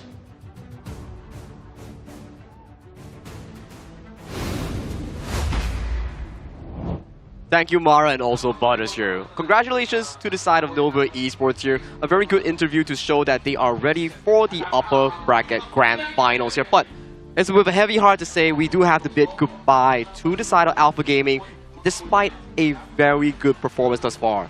Yeah, I think this one was a hard-fought victory for Nova, so APG definitely should be proud. May not have been the alpha for this particular match, but they're the alpha in the near future. When they come back into the next year, next season as well, I think this is going to be a monster squad to watch out for. And of course, this brings us to the next stage of events here. I'm so curious about what's going to happen tomorrow, Sagi. Well, for tomorrow, it will be very interesting because this is the grand finale. Grand finals featuring HomeBois Blackstreet Esports, MKL's champion, against Nova Esports, MKL's second place here. Both of these teams really polished and very heavy with those titles that they have harnessed from 2024 into 2025. Exactly, and obviously Nova, they did have titles in this year as well. Season 3 Invitational Champions. They have the MKL Spring Champions under their belt and top 3 in KWC. So even though HPSC took the win today, doesn't mean that Nova falls short tomorrow. I mean, this is the rematch we deserve. I mean, were we satisfied with the 4-1 win by the side of HBSC against Nova? No way. Come on, we want more action. We want more close and tight battles. This one was so tight between Nova and APG. I think we can all expect even higher standards tomorrow. I think that was one of the best BO7s I've watched so far in the entire KIC. But this will be the upcoming tomorrow final day of our KIC matches here, featuring Team Carl versus Team Nochi on the 2v2 show match, into Team Pause with Team Wings in the 5v5 show match, and then the grand finale starts at 6 p.m. GMT plus 8, featuring champions clashing against champions in their own respective. Yeah, we've been duking it out for close to 3 weeks already, and it is time to finalize, conclude the journey. And of course, we are left with the MKL teams, the strongest region, proven already, and we want to see who within MKL is the strongest for KIC 2025. Exactly, that's the most important part, right? Is that yes, you can be top of the Malaysian King League, but can you be the champion in an international competition? That is true here. This will be the grand finale here for the entire, I think, 12 days coming into the Honor of Kings International Championship 2025. Today is day 6 of the knockout stage, with 2 more teams being eliminated, Blacklist International and also Alpha Gaming, getting 4th and 3rd respectively for their own cause. We have finally dwindled down to the final 2 here. Yeah, and this one's going to be a little bit spicier because the prize is, being number 1, you get 300,000 USD. If you're second place, you get cut in half. It's going to be 150,000 USD for you instead. But not only that, you get your FMVP skin if you are the FMVP of the winning team. So that's already kind of looking towards these 2 Malaysian teams that really, if we look and boil it down to their heroes, we could be seeing some really cool FMVP skins come through. I think if you go towards the jungle side, Luna, Jing, Crash, Dharma, Charlotte, Farm, Arlie, yeah, all those, these are definitely candidates that we will be talking about tomorrow, because especially, it brings a lot of value. This is the first ever FMVP skins in our HOK esports environment. Yes. Don't forget the roams. Come on, roam lives matter. We want more Zhangfei skins.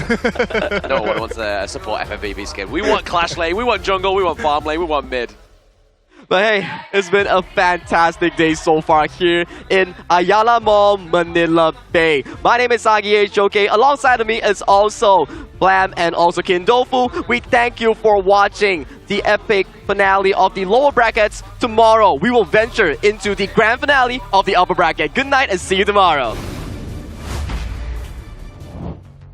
After intense, fierce, and heart-stopping battles, we finally found our final two, the best of the best, our grand finalists, HomeBois Black True Esports and Nova Esports. Mara, after everything we saw, I learned two things today. Number one, that Malaysia is the strongest region in HOK Global. And number two, I actually now know what penultimate means. And the teams really did deliver a penultimate day. They rose to the expectations that were set for them. After all, they're called the strongest region for a reason. It's Malaysia versus Malaysia in the grand finals. An MKL rematch. And if one holds the title of King of Malaysia, who will be the kings of the world? And we can't wait for what's about to come tomorrow. Once again, my name is Mara Aquino. And I'm Butters. And you've been watching the Honor of Kings International Championship 2025. Keep with the good guys, everybody, and see you tomorrow in the grand finals.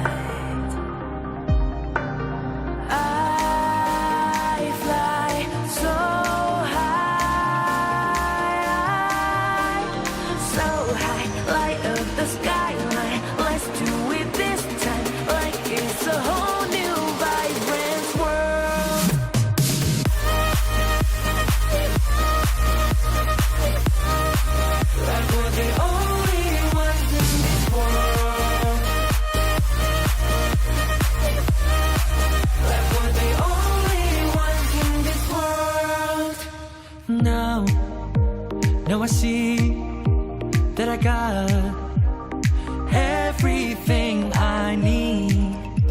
It's alright, I'm on fire. I'm alive 'cause now I fly so high, so high. Light up the skyline, let's do it this time, like it's a whole new colorful world.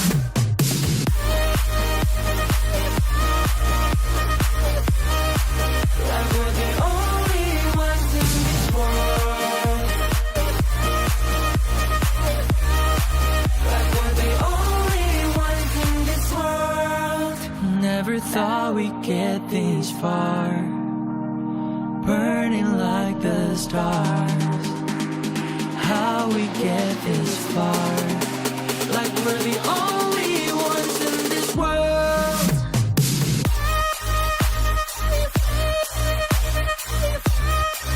Like we're the only ones in this world. Like we're the only ones in this world.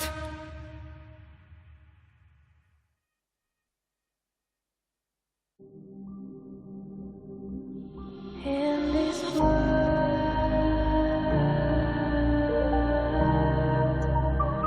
only ones in this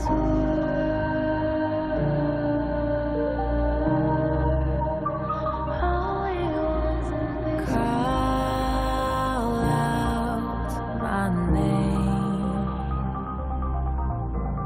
cut through the sound of the rain.